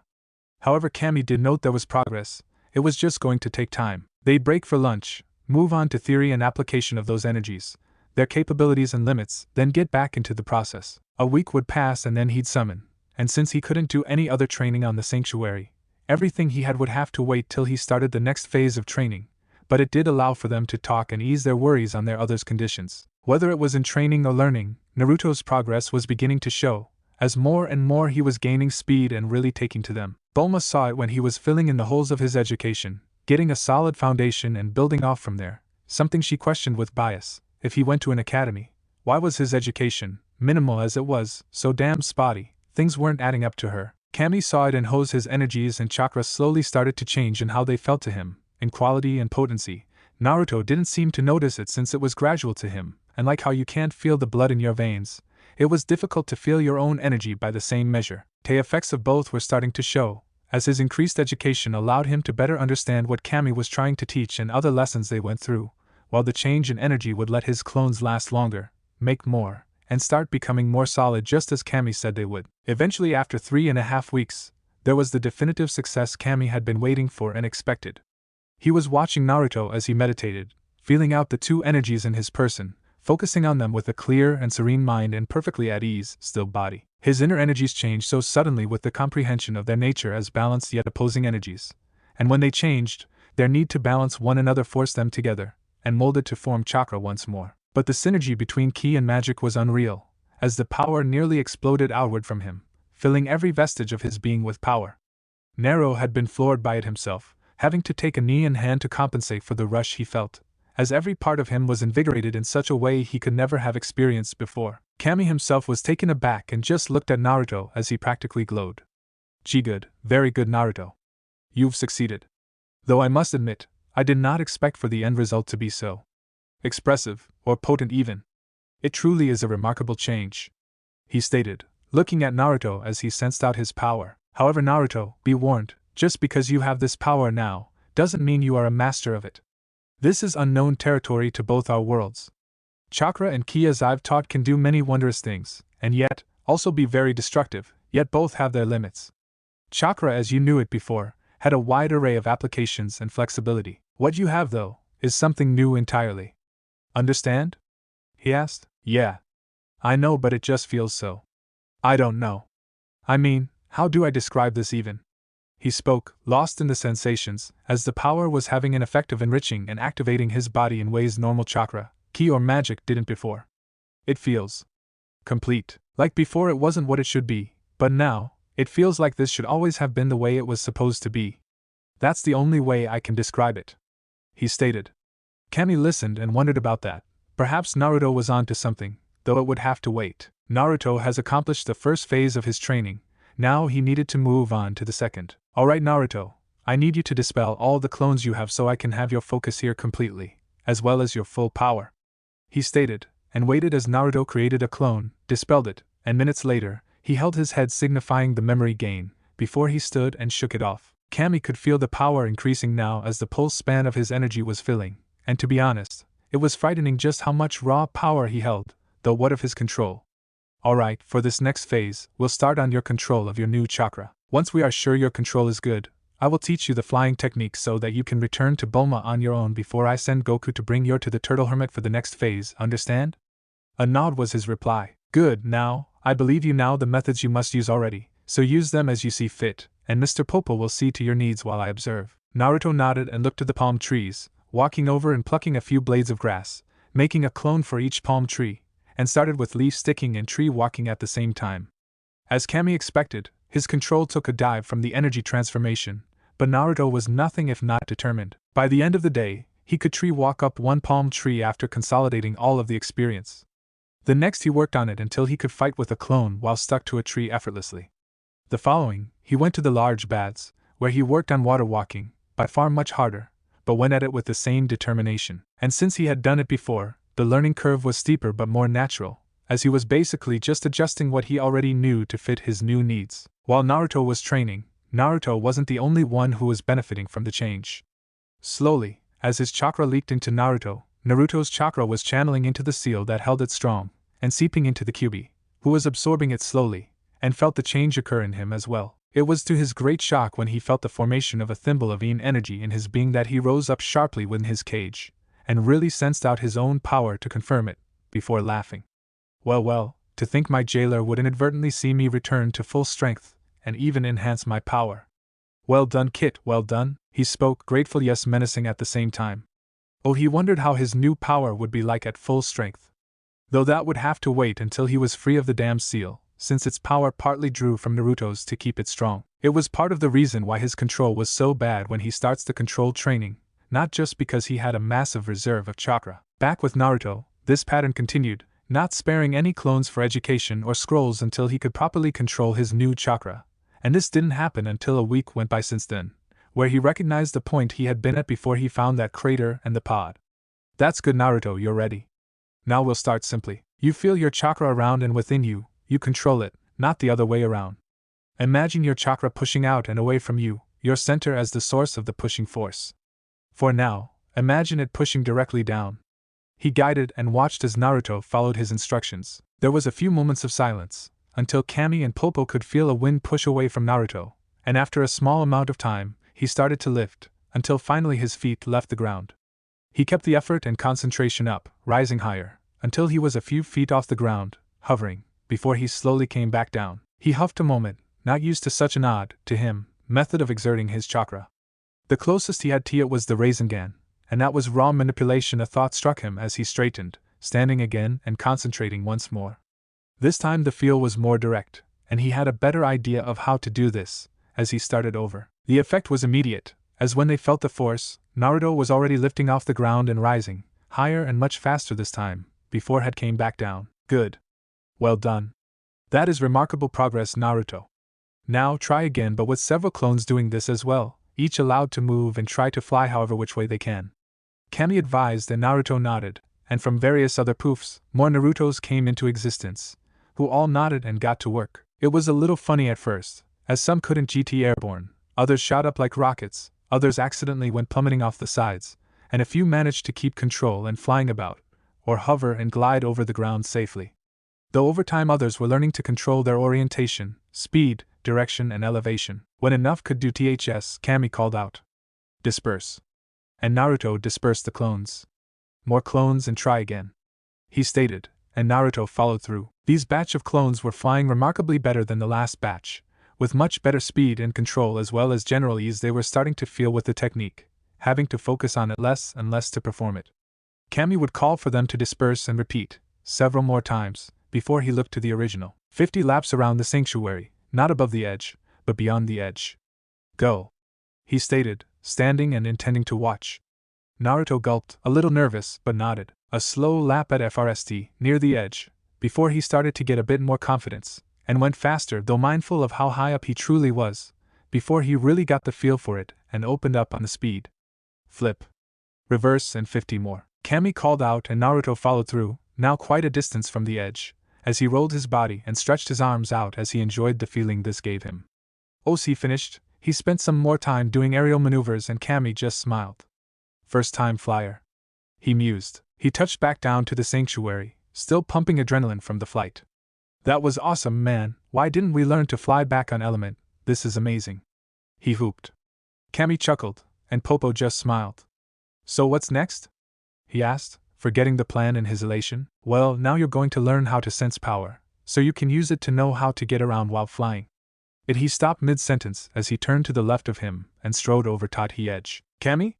Popo started, but stayed silent when he felt it too. Guys. What's going on? He asked, moving forward to the edge with them. A very malicious power has just landed on Earth, similarly to how you came here. In a little pod. He stated, using the far-seeing arts to see it for himself. A man wearing armor. And he has a tail. He spoke, and Naruto's eyes widened. But that's like the skeleton they found outside the crater.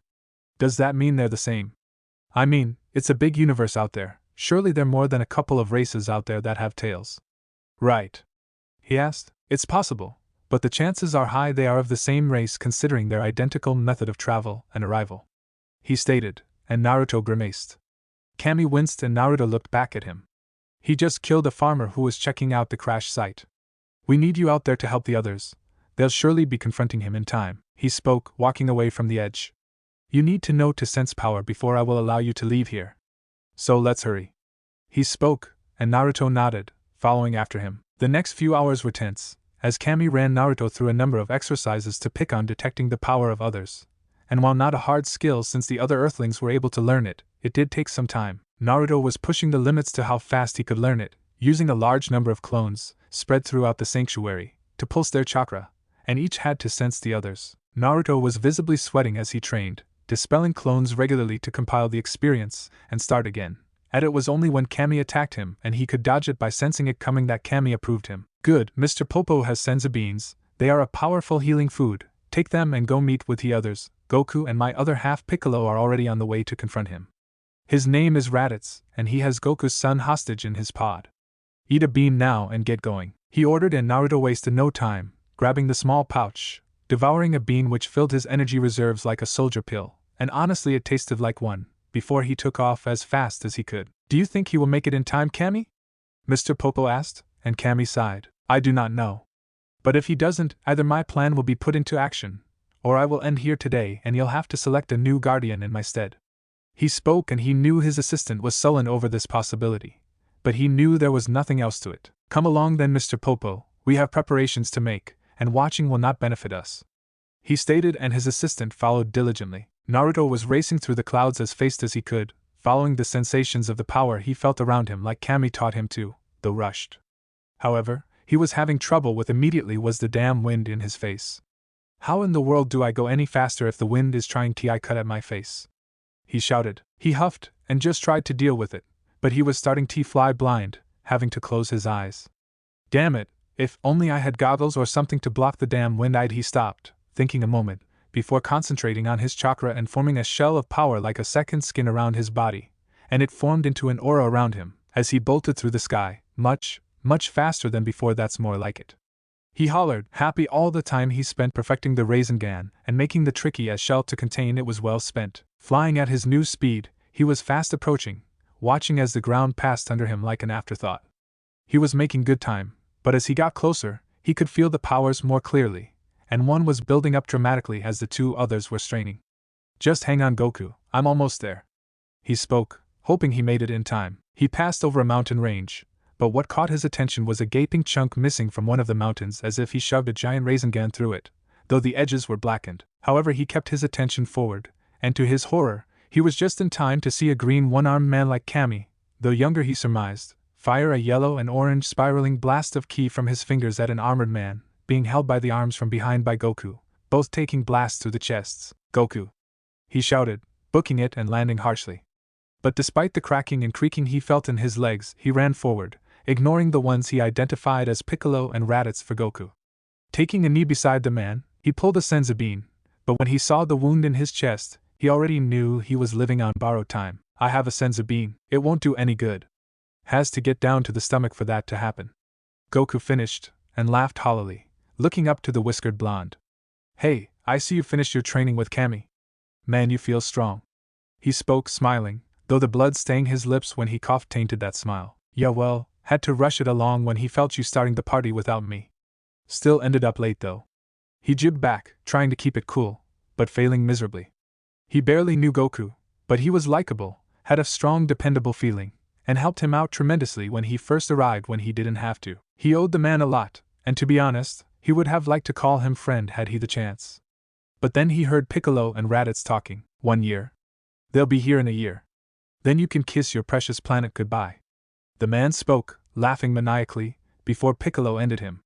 He grimaced, great, more were coming, and from what little he heard, the next ones coming were going to be stronger. Great, absolutely fucking great. He started, pinching the bridge of his nose. He could hear the pops in his legs of the bones healing back to normal, noticing for the first time that his healing factor got a boost with the change in his chakra. Relax, Naruto, that's a year to train and prepare. At least now you're at the point to where you can train to get stronger now. Better late than never. Though do me a favor, and toss that senzu you got to Piccolo, he could use it. Came Goku, who coughed, but smiled. Off to the side, Piccolo was silent as he observed the blonde, feeling out his power. It had an odd quality to it he couldn't quite identify, but he could guess. Naruto glanced over to him, thinking a moment, before taking the senzu he meant to give Goku and tossed it to the green man, who caught it, but didn't eat it yet. In the distance, Naruto spotted a yellow aerial vehicle that came in and landed nearby. From it came two others and Bulma to his surprise. They were rushing over, and Naruto backed away to allow Goku's friends to be with him. He watched on from the side as Goku consoled his friends over his impending death, and asked for Krillin to look after Gohan. But then Bulma turned to Naruto, who was looking on with an expression that, while sullen, had the knowing of experiencing this before. Another tell was the clenched fists he held at his sides in frustration. "You alright?" she asked the blonde, seeing his fist shaking. "No, if I were faster, I could have prevented this. If I hadn't taken so long in my training, I could have been here to help. If I were here, you could have died in my place." "I know, Naruto, but what ifs won't solve anything, and honestly I wouldn't want you dying for me. You're just 13, still a long time to live. Don't blame yourself for this. This is just how it happens. The only thing you can do is train to make sure you are there and prepared for whatever comes." "Alright," Goku coughed out, and Naruto bit his lip, nodding his head. "I'll be 14 in a month, Goku." "I was hoping you'd be there," he said, arms crossed now, not happy with this. He didn't see his Gigi die, so this was new and raw, and he hated it. "And he will be. We can revive him with the Dragon Balls." Bulma spoke out, snapping her fingers. "Dragon Balls?" he asked. "You tell me you've been training with Kami and have no idea about those blasted balls?" Piccolo asked. "We were focused on my training, that not much outside of it came up between us. Now could someone explain to me about these balls, because I really don't want the wrong mental image here," he said, trying to suppress a shudder, an image that was fighting to form. "They're 7 golden orange glass-like spheres with red stars in them, numbering from 1 to 7. Collect all 7, speak a password, and it summons a dragon to grant you a wish, any wish pretty much," Bulma stated quickly, wanting to prevent the same mental image in her head as well. "And we didn't use these balls to send me back home because," he asked, leaving that in the air, "can't use the balls for everything, little thing, especially when it's in our power to do it ourselves. The balls are kinda reserved for the impossible things," she said, and Krillin snorted, while Goku laughed weakly. "Says the girl who was going to wish for the perfect boyfriend and ended up with Yamcha before she can even make her wish," Krillin said, and Naruto suppressed a snicker when the brunette turned a glare to the baldy. "Anyway, we'll be wishing Goku back when we collect the balls, so no worries, he'll be there, Naruto," she said, putting a hand to his shoulder, and the feeling of dread over Goku's death faded, knowing he'd be back. But the memory of Goku with a hole in his chest would stay with him, and it reminded him too damn strongly of the hole he had in his chest from Sasuke. "Yeah, I'll see you at the next time, Master Roshi. Kami asked me to have you train Naruto the same way I was trained. Do you think you could do that for me?" he asked, and Roshi nodded. "Absolutely, Goku. You just be sure to come back to us, alright?" he asked, and Goku nodded. Then Goku's eyes closed and his head fell to the ground. Naruto grimaced, not wanting to see the light leave his eyes, but kept silent and didn't look away. The moment was tense before suddenly his body started to fade and then disappeared. "What?" He just vanished, Roshi called out. Then they heard chuckling from Piccolo. "This is Kami's doing, no doubt. Old Kaja probably has something planned for Goku. He'll be back, and if I know anything, stronger than ever," he said, ignoring the fact he was done arm as if it were natural. "Kami?" asked Krillin. "Yeah, I'm sure you know him," he spoke, walking away. They looked to one another, before Bulma looked over to Raditz, and then dragged Naruto over. "Hey Naruto, can you do me a favor?" she asked, and he nodded. "Can you pull that thing on his face? He used it before somehow to find Goku, and I'm guessing to read his power. I think we could use it for the same," she said, and he nodded. "Yeah, that's probably a good idea. And Kami thinks he's of the same people who sent that pod to my planet," he said, and she had a moment of thought before nodding and understanding. "If that's the case, then we already have the operating system, language and numerical system translated to our own, so reconfiguring this thing should be a cinch," she voiced, and Naruto nodded. "Sounds good, though you may want to analyze it before you do anything with it. Don't want to mess it up, or cross wires like you did the other day," he said with a snicker, and she glared at him. "Oh, shut up and just give it here." She huffed, and he did as asked, handing over the continued to field strip the course, and found a small remote. "Here's something else, think it might go with his pod. Or what's left of it," he said, and she took it. "Right, we'll send someone to come retrieve the pieces.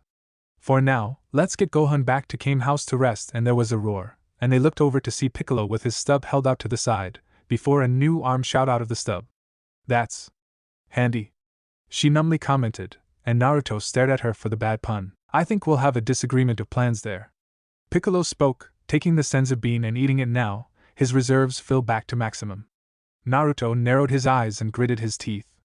"I'll be taking the boy with me. We're not letting you take Gohan so you can eat him." "I'm not going to eat him," he roared at the baldy. The boy displayed an incredible power, and I'm going to see it brought to the surface. We've only got a year before the next Saiyans arrive, and they'll be even stronger than this one. I've no doubt Kami has SME planned for Goku to train and become stronger, and Whiskers seems to already have a training plan in place. We'll need every able-bodied fighter we can get, and I don't trust your soft methods to train the son of your friend who just died. He spoke harshly, and though Naruto didn't like it, he knew Piccolo to be right on that front. We won't let you take him, he's just a boy. You're under the impression I'm giving you a choice, he said, holding up a hand, and Gohan floated from Krillin's arms to Piccolo's, who grabs his shirt. Naruto stepped forward, and Piccolo turned to him seriously, one evaluating the other. The others stepped back, Krillin and Roshi able to sense their power, Bulma having an idea at least that the two were strong. After a tense moment, Naruto's eyes glossed over and he sighed. Not much I can do to stop you as I am. Though if the kid dies, Kamisake or not, you die with him, he said, getting his point across with a flare of power. A nod from Piccolo to show it was received before he left. Why didn't you let him go if you are so powerful? Krillin shouted, and Naruto turned a hard stare at the short fighter. Because what I said was true. As I am, I can't stop him. I may have the power, but not the skill. He'd pick me apart. I've only recently gained this power. I still don't know jack about how to use it properly. He spoke, again frustrated over his lack of ability, but calming himself, as there were other reasons behind letting him go like that, reasons he kept to himself. Well, that's why we'll train to get you there. Though I admit, it's kinda backwards to have the power but not the skill. Master Roshi said, and Naruto sighed. Story of my life. He added. Well, what do we do now? Leave Mophead over here to rot, destroy the body, or dissect it? He asked, and they gave him disbelieving looks. My home was a military village. The body can hold secrets to how you gained your power, genetic markers for weaknesses, village secrets such as drugs and medicines, things of that nature. We had a unit known as hunters whose job it was to hunt down missing soldiers and make sure these secrets don't fall into enemy hands, he stated, and there was some understanding in there from Bulma, but complete confusion from the others. You didn't tell them, did you? He asked. Not my place to tell it, she stated matter of fact, and Naruto smiled at that. Thanks. Well, I'll tell you two later for now. He spoke, pulling a scroll from his thigh holster, and sealed away the body, and the pieces from the pod into another scroll. Y'all should get going. Kami probably wants me back at the sanctuary, and it's a long enough flight for me. I'll come find you after I'm done there, alright? He said aloud. There was a weak acknowledgement as they got onto the ship and headed back for Kame House. Naruto sighed, looking around the destroyed field a moment before he levitated and flew off into the air back to the sanctuary. He'd have to summon once he got there to have a long talk with Tsunade and Jiraiya over the state of things. Not only that, but he had questions of his own for Kami. On the way to the sanctuary, Naruto took the time to recollect the recent happenings. Ever since he had gotten his new chakra under control, things had literally taken off like a space pod from there.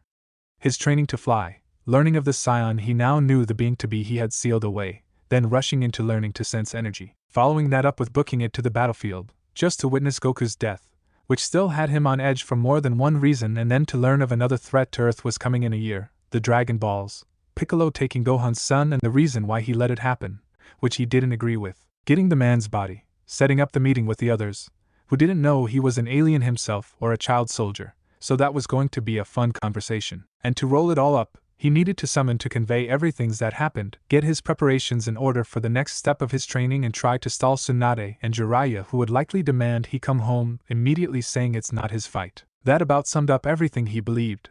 Pulsing chakra to the toad marking on his right arm under the forearm band, he had about an hour and a half before he reached the sanctuary at this speed. So he stayed his course and thought about the conversation he was soon going to have. It may not be pretty, but he was aware that while he was here, he was in as much danger as the rest of the people here, so he should fight just as much as they should.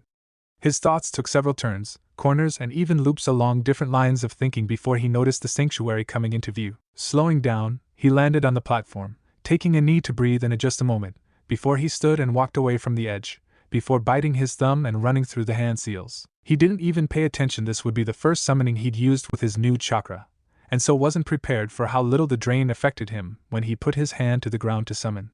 Blinking owlishly, he shrugged before standing up to greet Pa. Well, Naruto boy, I was wondering you'd get around to summoning me again. Here we are. He was cut off when Naruto spoke, however. Pa, I'm going to need you to stick around this time. I'd like your word on this too, since you've been more than helpful in giving advice before. Some things have happened and are going to happen, so the extra ear and words will help, I think. He spoke, trying to convince the Toad Elder to stay. Of course, Naruto boy, whatever you need.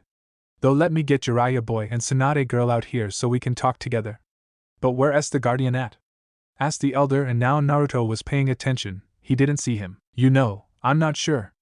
Anyway, here's a scroll for you to take to Tsunade for medical analysis, along with my clone scroll and the empty ones.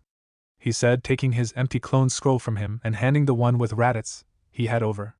He set the filled ones down and unsealed them. From them popped out Tsunade and Jiraiya, or their shadow clones anyway. Okay, so now that you're both here, I've got things I need to talk about and you might not like them, he said, getting that out of the way, and instantly the two were frowning. Not the ideal way to begin a talk, however they could see Naruto wasn't in the best state right now. A moment though. I believe congratulations are in order, Naruto boy. Even without Sage Mode I can sense your chakra. You've achieved the higher forms to physical and mental energies and molded them into that new chakra you were talking about, I believe, right? He asked, smiling as he looked Naruto over, able to just feel the power rolling off of him in waves. Naruto blinked and then smiled, nodding. That's right, I did. I achieved it some time ago actually and been retraining to get my control back to par where I had it before. Hence the delay in summoning, he said, pulsing his power to allow them to feel it, and the two clones' eyes widened as they could say they honestly felt it without the aid of a jutsu or aids.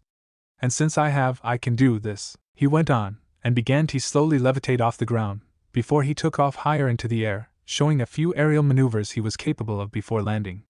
It's actually quite easy when you know how and practice it a bit. He finished. The two Sannin clones were blinking rapidly, before Tsunade shook her head. Okay, so aside from you flying around like the Tsuchikage, and the obvious upgrade, what have you to talk to us about? She asked, and Jiraiya was bailed to wake himself from his stupor now as well over the display. A great deal, I'm imagine. Spoke the elderly voice of Kami. Tsunade, Jiraiya, Lord Fukasaku. He greeted, and they bowed slightly in return. Guardian. The Toad spoke. So what is this all about, Naruto boy? Well, we know more about the race now that use those space pods, he stated, and looked to Kami, who nodded. Indeed. They are called Saiyans apparently. This one was anyway, human looking with a tail. They work for an organization of some kind that purges planets of life to prepare them for sale to bidders, employers, or just resources. They send their adults to strong worlds apparently, an infant to what they deem as weak worlds, where under the moon, they exhibit some kind of transformation into a being that can lay waste to a planet's surface because of their tails.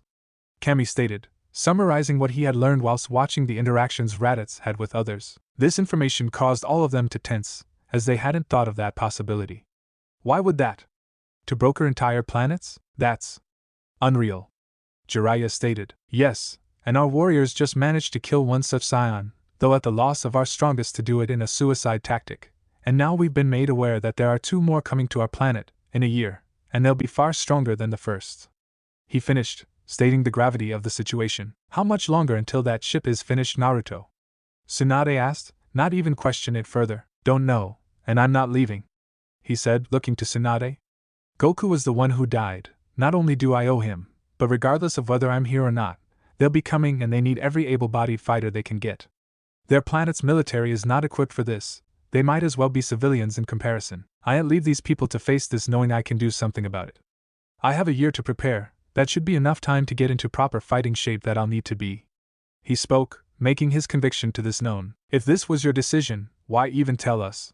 Jiraiya asked. Because it's the courtesy and I don't want to hide this from you. I also need your help so I can properly prepare, so whatever you can give me to get me trained up or whatnot, I want, and I'll find a way to make it work. He spoke, crossing his arms. Set on this course of action, Tsunade and Jiraiya looked to one another, before the woman nodded, followed by the man. We'll pool our resources here for the next few steps of training we intended for you, but you'll need to pool everything you have there and do the same. Do you know what your next phase of training is? She asked. With his next teacher he'll be working on conditioning, redeveloping all of his current techniques for use with his new chakra, learning the basics of our energy-based techniques and assisting him to generally get at the level.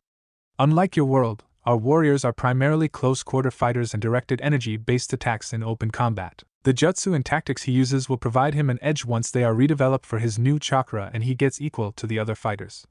Though he can use his clones for his own pursuits as well, obviously. Kami spoke up, informing them of the current plan. Good, at least he has some advantages in his court going into this then. Tsunade stated, visibly relaxed now knowing he wasn't setting himself out to dry. Indeed, and while we haven't tested it yet, but I believe that with the new chakra, his natural healing factor has gotten an increase along with his other abilities, and in tandem with the cubies, he should be that much harder to kill. Kami decided to reassure the woman with as much as he could offer, touched at her worry. Don't worry, I'll see your son is taken care of. He teased, and Tsunade spluttered embarrassed, while Jiraiya laughed and Naruto looked away, scratching the back of his head. Oh, don't act like that, Naruto. On that subject I'm damn sure you see her as a mom as is. Jiraiya stated, getting a red dusting of color to Naruto's cheeks with a nervous smile, but no rejections or denials, but a happy smile to Tsunade's lips. Right, well, we'll work on what we have for now to work with, you do the same and in the next summons we'll have supplies for you ready. Good?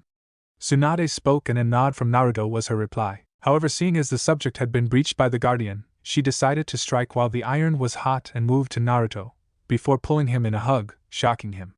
He didn't know how to respond at first. This was something he honestly did not receive often, and it felt foreign. But after a minute, he started closing his arms around her, before locking her into his own hug, and tightened his grip to hold her close. You take care of yourself, brat, alright? I want you to come back safe and sound. No heroics, she spoke, her voice gentler as she spoke into Naruto's ear with a gentleness that even Jiraiya did not recall hearing out of her personally. Naruto just held strong, nodding into her shoulder as he took in all of the sensations and emotions he was experiencing, and with a few words, finally allowed himself something he had all but self-imposed that he wouldn't do. I will. Mom.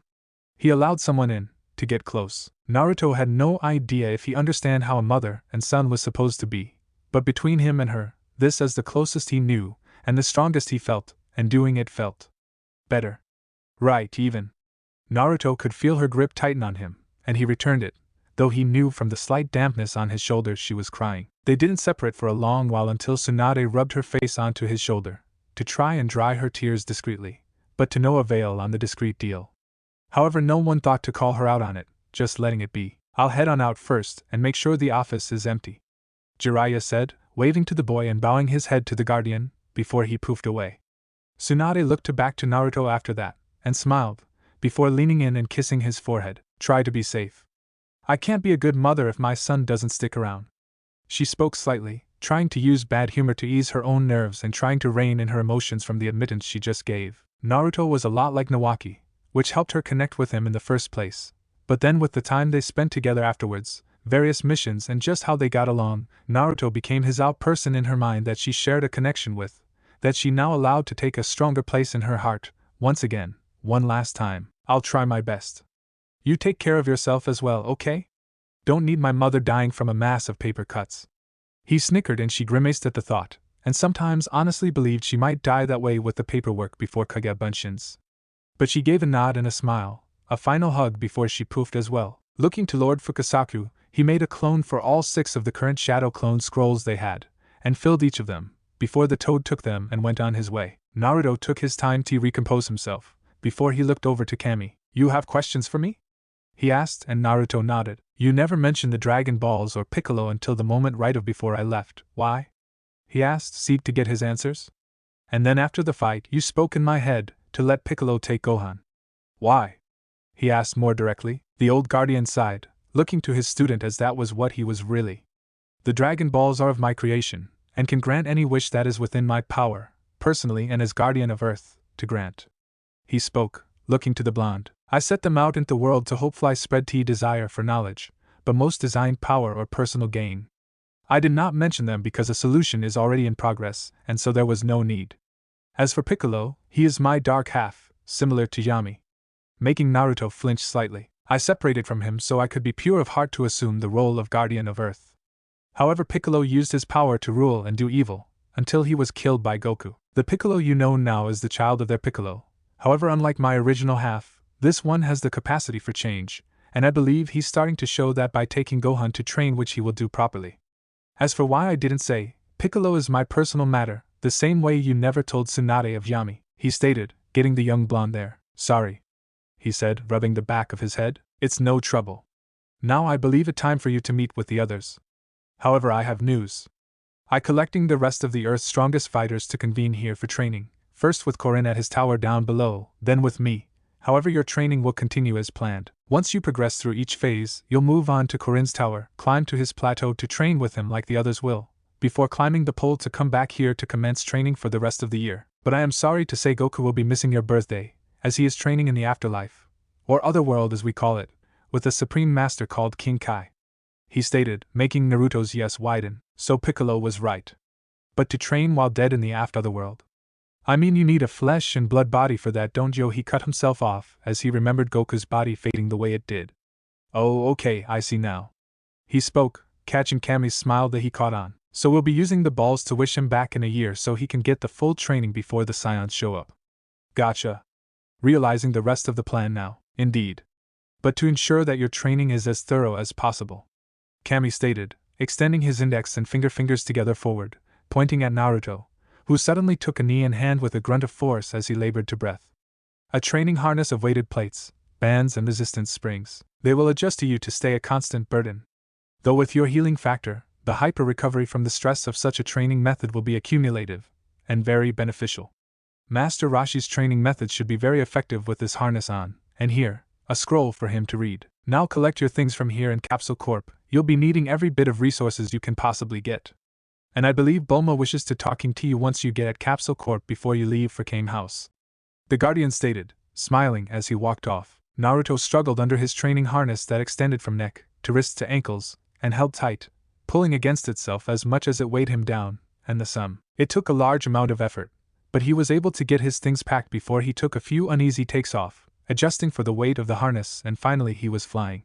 His trip was decided longer with all the weight on, having to push his chakra further than he had to since arriving to Earth to get to Capsule Corp. Touching down, he huffed by stood straight, keeping his proper posture.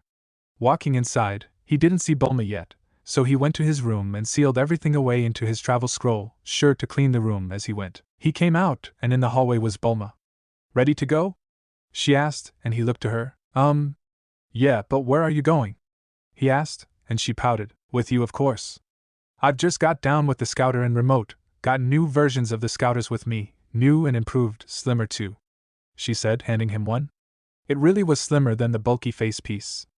It looked like a silver disc WTH, a square clear splactic piece set over it. He held it up to his ear, pressing it on, and the disc separate, a piece gown around the ear itself, another into the ear like headphones, the colored plastic square looking ease hoisted over the eye by a thin metal arm and frame, with a small piece looping under the ear down to the jaw.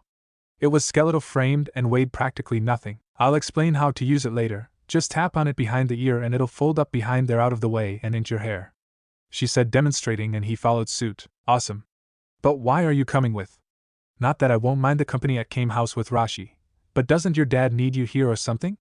He asked. She obviously had more importance than to sit around some old guy's house, didn't she? Well, first we're meeting all the others at Kame House before they go off to train. Then I'll be spending the year with you, Roshi, Poir and Oolong.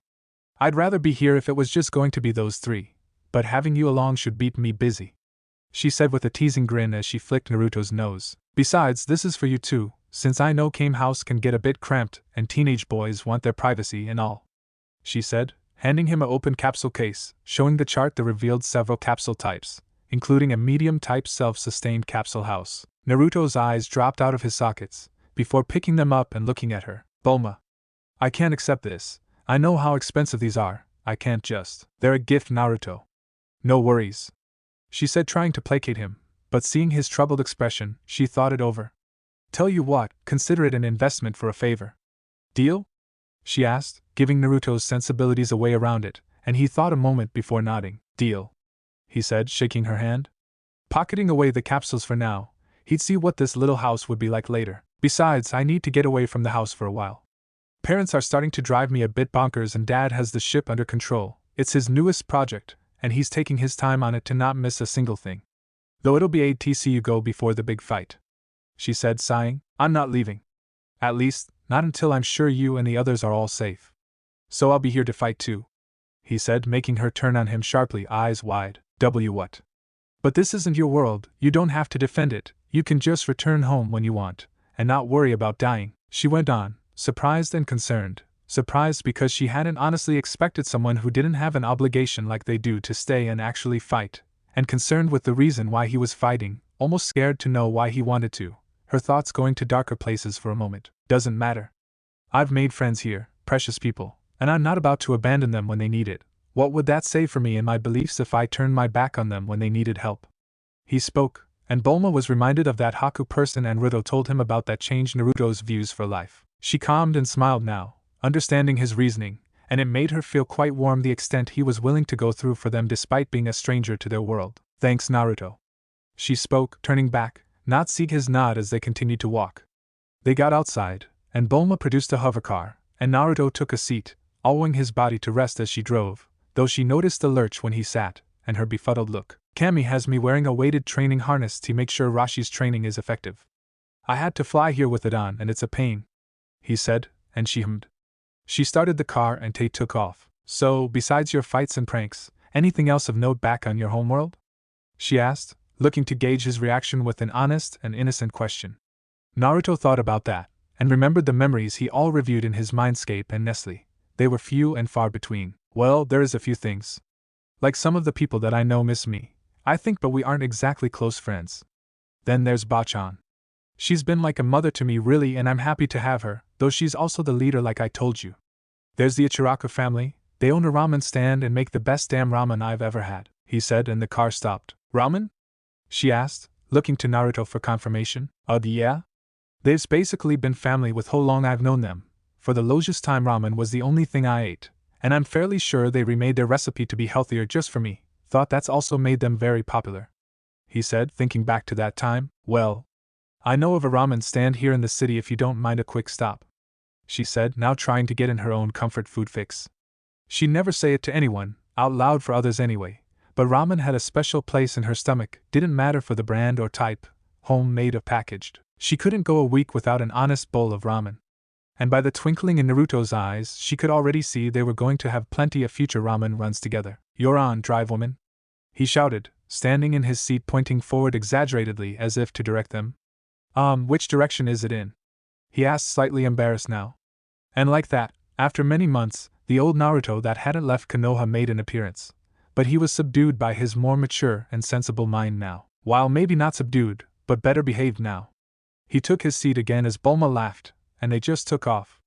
She made quick work of the streets before stopping in front of a little ramen stand that was out of the way, and had a homey feel that, while the stand was different, had a similar feel to Ichiraku's. Already he was liking this place and pretty much ignored his weights as he followed Bulma in. Hello? Me again. She called out and smiled at the people that worked, calling out welcomes and good days. They took a seat at the bar and a waiter came over to collect their order.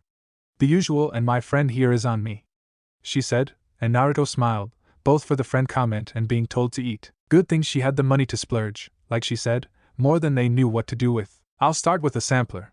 I want to see the flavors stack up to the stand at home before I dig in. H called out, and got a smile in return.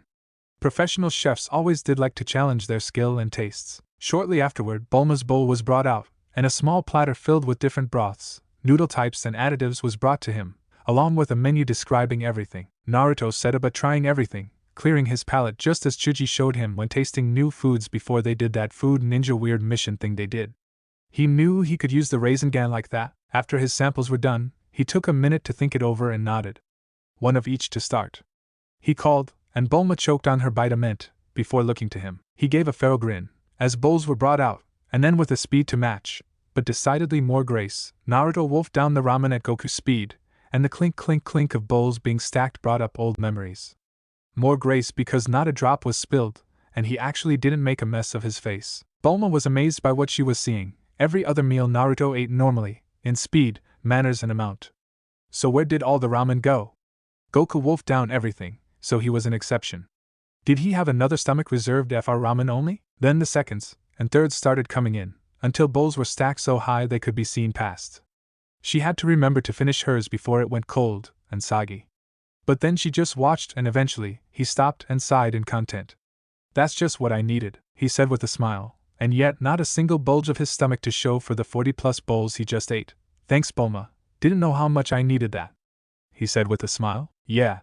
Sure, she said, taking out her wallet and paying the waiter, shaking her head as they walked out. How do you eat so much ramen but normal of everything else? She asked numbly. Dunno, but I can always eat ramen, night or day. It's my favorite, and I can't believe I've gone this long without a bowl, he said, and she smiled. Oh, they were definitely going for more ramen runs in the future. Glad you enjoyed it. Though I'd like to try this Ichiraku ramen of yours any day if I get the chance, she said, and he said grinned at her. What? Well, that's the thing. The old man gave me the recipe to his ramen before I left so I'd be able to cook for myself since I'd be away for 3 years and he didn't trust any other ramen chef to deliver top quality. I haven't had much chance to make any of them, but I'll see what I can do when we get settled, alright? He asked, and she nodded excitedly this time. I'm looking forward to it. New ramen is always great, she exclaimed, then froze, as she realized what she just did, and Naruto just smiled knowing at her. One addict to another, eh? He asked with a cheeky grin, getting into the hovercar, before she mumbled about smart-ass blondes. They left the city then and got going, heading for Kame House as they drove over the water. Still, after the Ikarakus, what's next? Your village is bound to have more than a few things right, she went on, resuming their conversation before the ramen stop. Well, there was a few things, but not much more than that. I was raised in an orphanage, then the military academy to be a ninja. The childhood for us orphans wasn't all that great, he said, admitting to a little of the bad stuff so he wasn't grasping at straws for details he just didn't have. There was this girl I realized that liked me, but I can't really say I like her the same way. Sure, she's a comrade and all, a friend even, but I don't know her that way and I'm not sure if she actually lies me, or something else, which I'm leaning toward the latter. He spoke, thinking of Hinata, which is true, he really couldn't think of her in that way. Nothing against her in the slightest, she was very pretty. But after his mind review, he found he preferences and she just didn't fit. So he'd have to find a way to let her down without absolutely crushing her. Bulma hummed in thought, getting a nugget of the pain she saw in his eyes of him now, and stating to piece a few things together. But hearing him talk of a girl did interest her, though she could tell that his interests in her were as vacant as the void, romantically anyway. That wasn't good. Teenage boys were supposed to go out and explore that stuff, have fun, get in trouble. Hell, from what she knew, they were basically adults right out of the academy, so there had to be plenty of chances for things like that, didn't there? She'd have to see more on that later, but she listened to Naruto talk of the few other things he was willing to, and they revolved mostly around people, rarely anything else, and so few at that. We're almost there. Hope you're ready to meet the other fighters of Earth. They're all gathered at Kame House waiting to have a meeting before they go train, she said. They arrived soon after to the little island, where others were sitting outside around a table, and Luke to them. He recognized Krillin and Yamcha from earlier meetings, as well as Master Roshi, but then there was others, like Puar, the cat thing, Oolong the animal earthling, Ot his first animal type he met, and he dealt with talking toads so. Tien, Kaiatsu, Launch, and Yajirobe. They each greeted and introduced themselves properly, though Yamcha gave him a dirty look as he just grinned, shaking his hips, and he spluttered while Bulma laughed, followed by Launch when she cued in with a whisper from Bulma, the others missing the inside joke. Right, my turn. My name is Naruto Uzumaki. And I am an alien, he said, casual clarification. He waited for them to all process and explode with questions and accusations, while Bulma just smacked his arm. Fine, I am an ally, but I've been here for several months now. I came from a planet called Element, though I stumbled into a Saiyan space pod like the one that Goku fought before. Apparently they sent one to our planet 2B, but unsure of what happened to it. Somehow I got stuck in the ball and pressed the wrong sequence of buttons and ended up being brought here, where Goku found me when I pulsed my energy trying to get home. So for the time being I'm stuck here until a new ship is made, though I've decided to stay and fight since I owe it to Goku, who helped me meet Bulma, who's also helping me with a ship. More than that, I consider them friends and we help each other, right? He asked, and many of them nodded. Hi, the hell was up with the date you said you was having with Bulma? Yamcha asked, eyeing the two of them carefully. Now Bulma decided to have fun since apparently Yamcha still had his head up his ass, or just jealous. I don't recall lying about any of that. He was new to town, just way more literal, and we were out on the town having a good time together, and dinner went over wonderfully. She recalled, and decided to get evil. Then I followed him back to his guest room he was staying in, and she let that hang in the air as Yamcha paled and Krillin hissed in mock pain like he'd been burnt, before rubbing Yamcha's back soothingly. Launch continued to laugh and Naruto was having to hold in his laughter, while Tien was just shaking his head and the two animal Taias were snickering. Yamcha was whooping for Naruto's success. Wish him a good night and let him get some sleep. She finished, and now Launch was on the ground, not able to breathe. She was laughing too hard. Naruto let out his own laughing then, and then Yamcha realized been played, though how much he wasn't sure. Still he shook off the last part as the joke and sighed. Very funny, now can we move on? The wolf-fawn fighter asked, wanting to not be the butt of a joke anymore here. Yeah, sure. Just don't stop to check me out this time, will ya? I'm not a piece of meat, Naruto commented, and this time every got it and every laughed, Launch was doing the silent laughing as she could get air, and soon, everyone started to calm while Yamcha crossed his arms and grumbled about damn blondes. What did you say, shitface? Launch hollered, a SMG right in Yamcha's face, who paled and realized his fuck up. Nothing. Blondes are lovely. He laughed nervously, but then stopped as he saw Naruto stepping back and behind Bulma, hands over his rear. Oh, come on! He shouted, and another string of laughing that died down quickly. Okay, enough of questioning Mophead's sexuality. An indignant hey could be heard. Anyway, my introduction to ND recent history out of TH way, you will be training with Kami, the guardian of the earth. I met him to do some training to learn your ways of fighting, but he sent me here to start with the basics from Master Roshi. You all will be going to Korin Tower, climbing the tower, then to Korin for initial training and then up to the sanctuary. I'll be doing the same myself once I finish Rashi's menu. Which Kami wanted me to give you this, he said, tossing the turtle hermit the scroll he was given, who started to read it and nodding to himself. I believe you were already told about the threat and Goku, right? He asked, getting nods. Okay, just wanted to be sure we were on the right page. Now Korin and Kami are waiting on you all, so sooner the better. He finished and they all gave nods and bows, though Yamcha was still giving him the dirty eye. Naruto turned to Bulma on that one. Why do I feel like I have earned a rival against my will over something that isn't truly up for grabs or belongs to anyone? He asked, and Bulma huffed, crossing her arms. Because you have, but if he doesn't get his head out of his ass, he won't have any claim even in spirit to it whatsoever, she stated, and sighed once they were all gone, leaving Naruto, Bulma, Puar, Oolong, Rashi there on the island. Launch having gone to chase after Tien, much to their amusement. So, what now? He asked, looking to the group. Now we prepare to move, he said, going over to his house and pressing a hidden baton, where it poofed into a capsule. Cocking an eyebrow, he looked to Rashi. If I'm to train you properly along the same, or harder methods as I taught Goku, then we're moving to the mainland where we're commenced training there, he said. NB Bulma nodded, producing her hovercar once more. However, Naruto sat up front with Bulma, with Puar, Oolong, Rashi and Turtle in the back. Why am I in the back if I'm the elder? He asked, and Naruto snickered. More seatbelts to secure said elder in for his own safety. Let the young people ave the front, he said, using his words against him, and Bulma couldn't help the single laugh. Oh, she was so gonna enjoy this year if this was how it was gonna be. They started off for the mainland at speed, and a conversation was started when Rashi asked of his training thus far. Well, I know a number of techniques, however they come from my world, and I need to adapt them to the power Kami helped me learn that you all use here. Among them is that I can transform, but I've been told you too can doing it by will alone. That true? Yes it is, Puar answered, sitting on Oolong's head. Would you mind teaching me your method, so I can maybe make my own transformations by will alone too? He asked and got a cheerful nod from the flying cat. And what else do you know? You obviously learned how to fly, and sense energy, I'm guessing.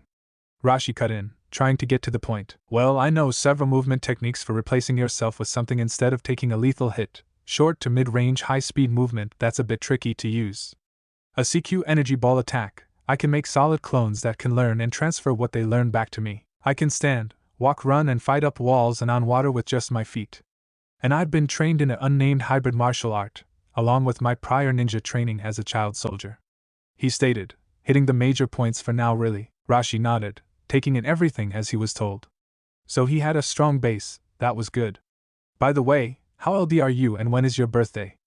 Rashi asked. My birthday is October 10th and I'll be 14 next month, he said, and counted off 5 seconds before a collective high-pitched what sounded out. I don't believe it myself, but he insists on being just 13.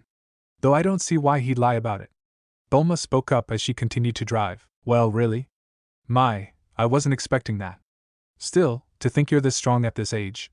I feel it, though we'll have to see how you actually perform, Rashi said, smiling as he thought of the potential he had to work with. Well, there's a reason for that. Master Roshi, you are aware that physical and mental energies are the base forms of ki and magic, right? He asked and got a nod from the elder. Well, on my home planet, we don't use ki or magic at all, but we developed, according to Kami, to combine physical and mental energy instead into a singular energy we call chakra. Their synergy is what makes our chakra strong, but it has limitations. The training I was doing with Kami was to separate those two energies, manipulate them individually, and then develop them into their more advanced forms, ki and magic. From there my body naturally recombined them back into chakra, but now with the properties and power of both. Now that my chakra is like this, I can learn your techniques properly, he explained, getting os, from the back seat at the explanation. Well, I look forward to putting that to the test, Naruto. I really do. Bulma, stop once you crest that hill. That will do, he said, as they had come to land already and Roshi was looking for a good spot to set up at. When they stopped, they unloaded and Roshi immediately set up his house, though Naruto followed this up with setting up his own opposite, door to door with a good space between them. Unlike Roshi's square home, Naruto's was a dome home, and with the door open, AC round the bathroom, it was a studio-style layout on the inside, for maximum room. Naruto smiled and looked to Bulma. Thanks, Bulma, he said, and she just waved it off. There was a reason for this partly, as this home was designed similar to what she and her father expected the final result of the living space of the ship to be like. So they figured to set up a little test to see how Naruto likes it himself. Well, everyone take a bit to get settled, Naruto, get some rest, training starts bright and early tomorrow, he told the boy, who nodded, and proceeded to unpack everything he owned into the dome home in easy-to-access and resealable methods. This way, if he had to leave in a hurry, he could get and go. Once everything was ready, he decided to go outside and do a little something. Between the two houses was a sizable area, so he used the basic earth manipulation jutsu to devour the grass and debris between them in a perfect circle and compress the ground, making it hard to stand on, but smooth. In its center was a depression, ideal for a burn pit. Gathering up some dead wood from the area and made a fire, the others caught on and came out as well. Roshi bring out folding chairs for them and they sat outside just enjoying it. So, how long did it take Goku to run through your training? He asked, looking to Roshi, who hummed. 8 months, doing it at the optimal speed to allow for recovery and growth of strength. However, according to Kami's scroll, we won't have to worry about that with you, and we can speed it up with your clones. So we'll be going in divide and conquer. I believe you still have an education to pursue with Bulma, right? You'll be leaving clones with her to do that, and whatever clones you need to leave to work on anything else, while I take you the original, through the conditioning and workout menu. He listed off. So about 4 to 5 months, give or take, just to be sure and get the most out of it. You've already got a good foundation to work with, so this will be to get you up to speed. Now jump as high as you can, he asked. Naruto complied, getting up and took a breath, before pushing off with as much raw muscle force as he could muster. The result surprised even Naruto as he rose a good 80 feet, before dropping back down. Damn, and that with the harness Kami has me wearing. He spoke, amazed, not yet having really conditioned at all. Between getting here, Kyuubi's gift, that one sparring session and training with Kami, then the new energy, his body was still relatively untested. That's good. Well, Kami's scroll did mention the harness, so you'll be foregoing my usual shell weight. But this gives me a good idea of how intense to start at. I'll be working you to the bone, especially your stamina. So be prepared, old man. My stamina is my pride and joy, Naruto said with a smirk, though Roshi giggled perversely to himself and Bulma snickered. Really, Naruto? I thought men bragged on their endowment before they do their stamina. She spoke in mock disbelief. Naruto spluttered a moment, but recovered, though Noma was already laugh. Two can play at this game. I prefer to let that speak for itself. Though you'll not be knowing any time soon. Unless, of course, you want to make what you told Yamcha the full truth. He went on, and now had Bulma blushing, and he grinned. She chose to stay silent, not wanting to dig herself into a hole of embarrassment she can't climb out of. They talked more casually after that, but eventually settled in for bed. The next morning, they arose bright and early with the rising sun. Naruto had already created his clone for the day and they got to work on their assigned tasks of learning, an R&D overhaul of all their current techniques, a few working with pu'er and oolong. Naruto himself wore simple clothes and sturdy running shoes, instead of his nice clothes or combat clothes. Lighter, less to wear, and wouldn't be missed when destroyed. He learned that lesson before he even left Konoha, but with the shorts and sleeveless mesh shirt, the harness could be seen quite clearly now, and Bulma actually studied it for a minute before moving on. Alright, we'll start with a morning run. However, ditch the shoes. You won't be needing them. He started, and once he did, Roshi nodded and got him started. What Naruto didn't realize was the scope of the training, as Master Roshi would call out limitations during the run, to deliver milk of all things, and the distances honestly reminded Naruto of Lee and Guy's training.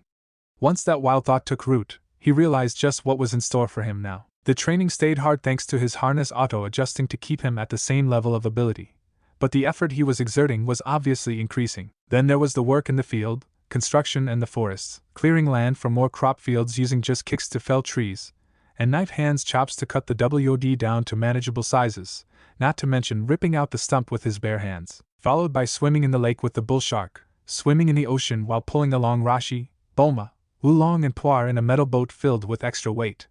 Using bees to increase his intuitive dodging and evasive skills, doing leap runs to get more distance from 1-foot leaps, and climbing the stairs to the monastery, or wall climbing, up there. Once Roshi knew the full extent of his current skill set, he put the boy to work without mercy, thoroughly taxing his healing factor to the limit. By day's end each day, even he would be huffing and struggling, but fully recovered the next. Master Roshi took it upon himself to get some training in as well, exchanging a heavier shell and doing the sets with him, feeling the need to shake off the dust. Back at camp, Bulma pounded every bit of knowledge she could into Naruto's head from the ground up, starting most in association with his skills so he could actually better understand them, and connect what he learns with training and thus, future lessons. While Oolong had been some help, it was Puar who'd been the major teacher in the transformation arts, and though he couldn't perfectly learn their method, he learned their method at least to apply to the Kaihen, and found that trick to mold his ki/magic-based chakra to skip hand seals thanks to them, and applied to the rest of his techniques. His would be insanely helpful in going against Sasuke's Sharingan. Now he wouldn't be able to copy his techniques. That thought honestly brought up a new point to Naruto. He had a god idea of where he stood before, but when he finally did return back to element, how would he stack up against the others? Looking to his hands, he had to consider the changes he was undergoing, and what that would mean for his life back on element. He had no doubt there would still be people stronger than him. But a part of him couldn't help but feel he was going to be the outsider again, if not more, but for his power now. He'd have to get himself evaluated first thing when he got back, to see where his next decision lay. His personal training was coming along, as Kami provided a few scrolls of healing techniques, nothing fancy. It was their combination with Tsunade's healing techniques that when he learned the jutsu, come to understand and comprehend what went into them, how they worked, and then combined them with his no hand seals trick, that made the result what was essentially the mystical healing palm technique, green glow and all, but adapted as such that he can use it without pinnacle-level chakra control. Something about his trick to molding his energy and certain qualities present in ki and magic that allowed him to do this, rather than skill or individual aptitude for the technique. Regardless of how, he was just happy to learn the healing techniques that he could, because now he wasn't all about destruction anymore, which did kind of bother him when he realized how easy it would be to crush someone if he wasn't careful. That lesson became apparent, and scared him half to death one night, when Bulma came into his house, clearly pissed, after he heard a wailing soprano scream from the other house. "Rashi?" he asked, and she just nodded, a small bag with her. "Bathroom's clean. I'll sleep on the couch again," he said, going to a closest to pick up a few pillow and a blanket for the couch. This was starting to become a habit. Whenever Rashi's perversion became overbearing or he just did something over the line, Thri would be violence, and then she'd come over for the night or a few days, as the only other place where she could have any means of privacy, and his house was a studio for crying out loud. She'd get clean, and then get into his bed while he slept on the couch, but one night she'd started having nightmares about Goku's death, what was happening to Gohan, and their possible future. "Naruto. Can you come here please?" she asked weakly when she woke up from said nightmare before he realized and could wake her. He got up and walked to the bed, in a pair of shirts and shirt, and looked to her. "Could you sleep with me tonight?" I don't want to be alone. Bulma. I'm not sure that's he started, but as cut off. "I'm calling in my favor. Just please," she said weakly, and Naruto nodded, climbing in bed with her, despite his discomfort of sharing a bed with a woman twice his age, and not react to it since he'd been reading the Ika Black Edition, was really difficult. However, when she hugged onto him, her head on his chest as she fell asleep, he held onto her tightly, and could see the discomfort on her face, where he loosened his grip and she relaxed. He hadn't even been gripping that hard, and yet it had been enough to nearly hurt her. That fact shocked him, so he set time aside for gentleness training, ever since then, so as not to break everything and everyone around him who wasn't as superpowered as he was. After that, the training continued this way, learning other energy attacks, at finding he preferred to use the Rasengan as their base, such as forming the Rasengan in his hands and then producing the Kamehameha from it. Gave the technique a drilling effect that had some real punch compared to a standard one of similar strength, and now he could throw his altered Rasengan without issue, and it had similar grinding and then explosive properties that he was hoping for. Elemental training followed, as Bulma got him to understand the laws of nature, why things recold, why they were hot, what made up matter and the natural processes found in nature. Practicing the elemental control exercises with this knowledge, he managed to advance his control to a base molding of the elements, but he lost the effect of certain elemental jutsu that way. However, it was a trade-off, as he could manipulate past the standard 5 he knew. Even ice and wood were possible, but not to the unique properties those Kekai Genkai used, merely the element and their natural traits. Still cool though, like surprising Bulma with a rose he grew for her with said technique. He combined other jutsu and techniques together, like Kawarimi, After Image, Shunshin, and Rush techniques, to really develop his arsenal of movement techniques and decide how he wanted to use them. Clones were another, as he picked up on the multiform, and application of it was actually the easiest of all, but he figured it was because of just how comfortable he was with cloning himself that it came natural. Now his shadow clones could be created with a thought and perform excellently, and last a good long while, even when fighting. He could only imagine his old swarm tactics with these clones.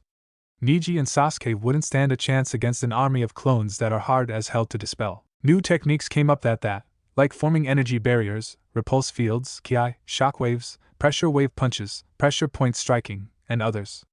This would all be followed by sparring with clones and full contact sparring with Master Roshi at 80%, the highest he could go before his bulk got in the way. And as the weeks were going by, he noticed Master Roshi was getting stronger as well, obviously motivated himself. Which got Naruto thinking. Hey Bulma. He spoke, getting her attention while they were eating lunch. You spend a lot of time around all these powerful individuals.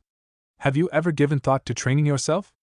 Or at least unlocking your ki and magic? He asked, genuinely curious since he was more than aware of the benefits to having them or chakra unlocked even if you don't train with it. Nah, I'm not a fighter, besides I like the way I am and I want to focus on my knowledge and skills in technology, and as well, my perfect figure and beauty. He said, doing a model spin. Naruto chuckled. Well, did you know that unlocking your inner energies has an effect to enhance your baseline abilities further, like mental processing, intelligence and memory, mental fortitude, to name a few that you'd be interested in. Also, it increases your longevity and overall youth, letting you live longer and retain your youth for more of it, naturally.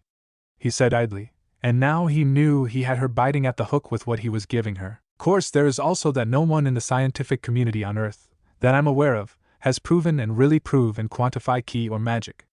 It's a field no one has any merits in, just waiting to be explored.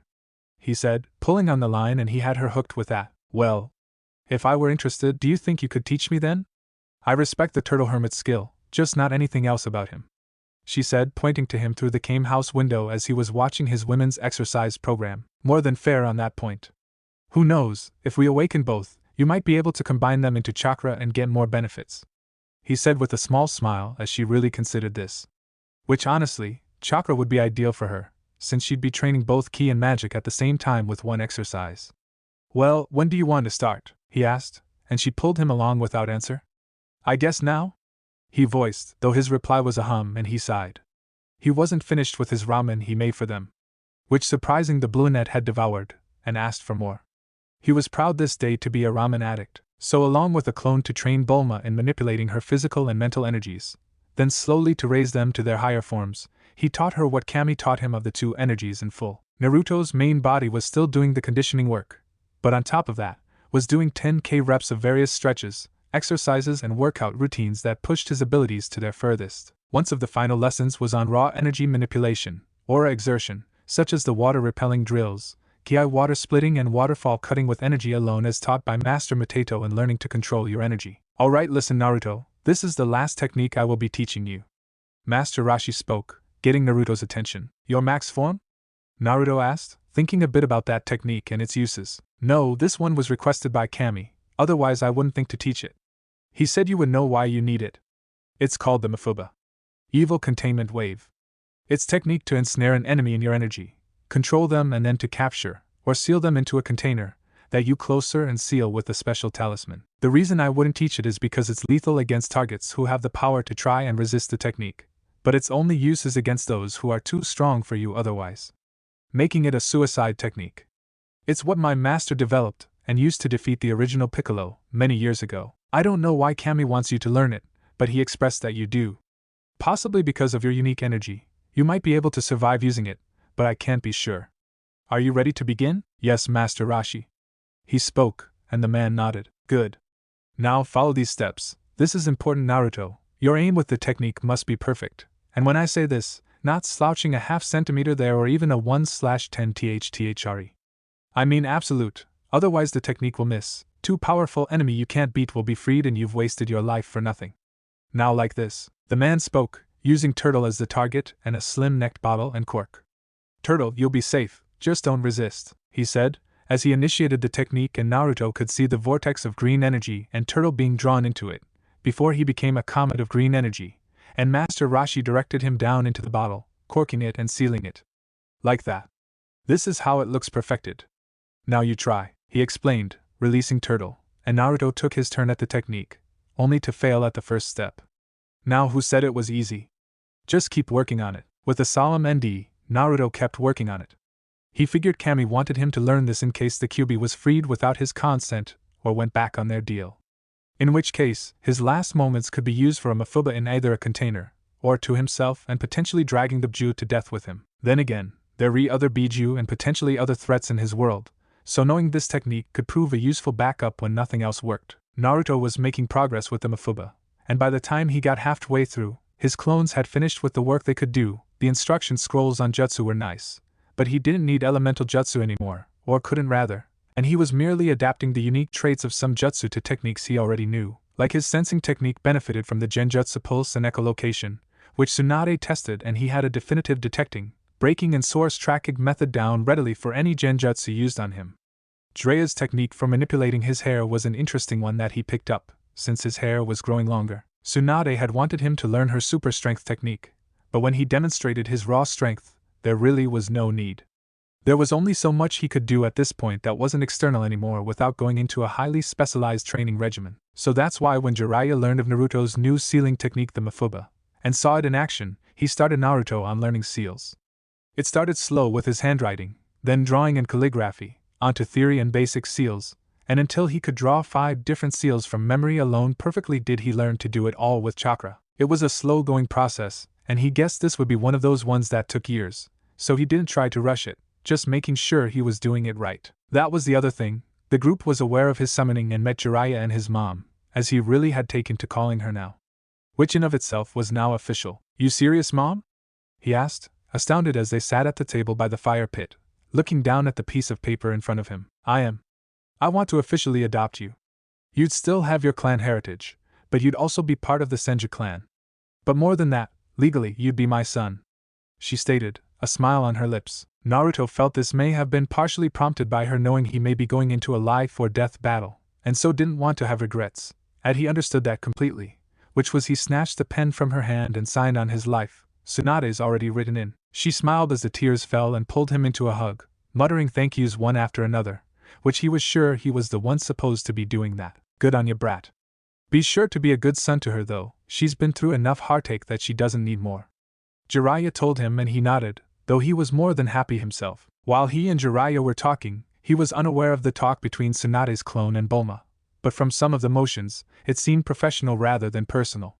Proven when Bulma gave the Toad Summon a scroll she had Narrate prepared containing several schematics and many notes regarding medical technology, though nothing more thankfully. Something else Tsunade spoke with him off was the full analysis and breakdown of the corpse he gave them. They managed to find a number of things within the DNA that was surprising and honestly forced her to destroy the corpse and the samples she had. Apparently when tested, the cells would become excited and undergone a mutation of some sort, and when they determined why and the effects, she didn't want that on their planet, and she could now see how, despite the barbarism, they would send an infant to world to purge. The power was too much. Much to his relief, he made the right call, and she told him the tail was the source of the power and to remove it whenever he got the chance. Between those visits and training, days and nights spent with Bulma, time together, Naruto was enjoying himself completely. So when Roshi marked his mafuba as mastered, he called the training to an end, right around 5 months, like he said. By then Bulma had made headway in her own training, having awoken magic and ki, able to manipulate the energies separate and together to some degree, but not able to mold them into one. Which was fine, he expected that, but now she was experiencing the benefits he mentioned, and learned a couple of techniques, like flying, sensing and enhancement. He couldn't be happier for her, especially when he saw her face the first time she flew. And not one to fall behind, Roshi had picked up his own training, getting the techniques he never learned down. Yves Lulong got Poir to help him finish his transformation training, much to everyone's shock as they knew of their rivalry. Well done, Naruto, this was excellent progress and you've made me very proud, he stated, pulling out a large, flat box. I had this made for you when you finished the training. Even though I don't require it, all of my students take it as tradition to wear it, he stated, and Naruto opened it, seeing the orange and blue GI. His eyes widened as he looked to his master, who nodded. Thank you, Master Roshi. He spoke, smiling. Well, go put it on, unless you intend to change out here, he said, and Naruto rolled his eyes before he did just that. He took a little extra time to seal away. Coming out of his house, he put it back into Capsule 4, putting it away in his case, as he wore an identical GI to Goku. Roshi nodded approvingly at the boy. He stood 5 feet 6 inches now. His hair was still blonde spikes, but flowed back against his scalp and came down to his shoulder blades, looking like a lion's mane. His whisker marks were a bit more defined, and his musculature was impressive. Unlike his other outfit, he had his ninja supplies sealed into various storage seal tattoos, to keep unnecessary bulk down, and his travel scroll seal on his body too with his capsules. The only thing not sealed was his necklace. The harness was still FRMLY affixed to his body, but he'd gotten so used to it, it was going to feel weird without it. Very good, Naruto. Now, it's time to head for Korin's tower, where you'll start the next phase. We are going to go on to collect the Dragon Balls, so that we'll be ready. Now take care of yourself, boy, and train well, Roshi said, stepping away and letting Naruto talk to Bulma. Well, you done it, Naruto. You're officially a part of this little insane group of fighters and weirdos. Congratulations. She teased, and he smacked her arm, a little hard, but now that she was training with ki and magic she could more than take it. But he had to remember that she was no fighter. Yeah, well, where does that leave you? He shot back, and though he knew he'd likely be paying for it later, he got laughed at the rise he got out of her. But seriously, thanks. It's taken a while, and though my energy hasn't come that far in the training, my body and control has made tremendous gains. He spoke, happy with his progress so far. Not only that, you've made a ton of progress too, from just starting out with no prior training to now you're flying and breaking boulders, he said with a smirk that got her cheeks to dust red. Yeah, well, you convinced me into it. But seriously, I feel better than I ever had before.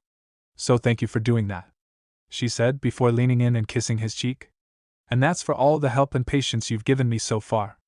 I know sometimes I can be a little bit of a hassle, so thanks for putting up with me and whatever I asked, she stated. I'd do it again, Bulma. All you need to do is ask, he told her, and a small nod was his reply. Now get out of here. You've got a tower to climb and we've got crystal balls to track down. Remember to use your scouting to call me every now and then, alright? She asked, and he nodding, waving her off. When they were out of sight, he sighed and stretched, before taking off into the distance to find the tower. Thanks a ton for watching, Shinobi Squad. I hope you had as much fun as I did putting this epic what if together. If you're ready for part 2 and beyond, make sure to smash that like button, subscribe, and hit the bell icon so you never miss a single twist in the story. Drop your thoughts, theories, or even wild ideas in the comments. I read every single one. And hey, if you're craving more awesome Naruto content, go check out the other videos on the channel. I've got plenty of heat waiting for you. Until next time, stay sharp, stay awesome, and remember, even a shadow clone needs love. Peace out, Shinobi.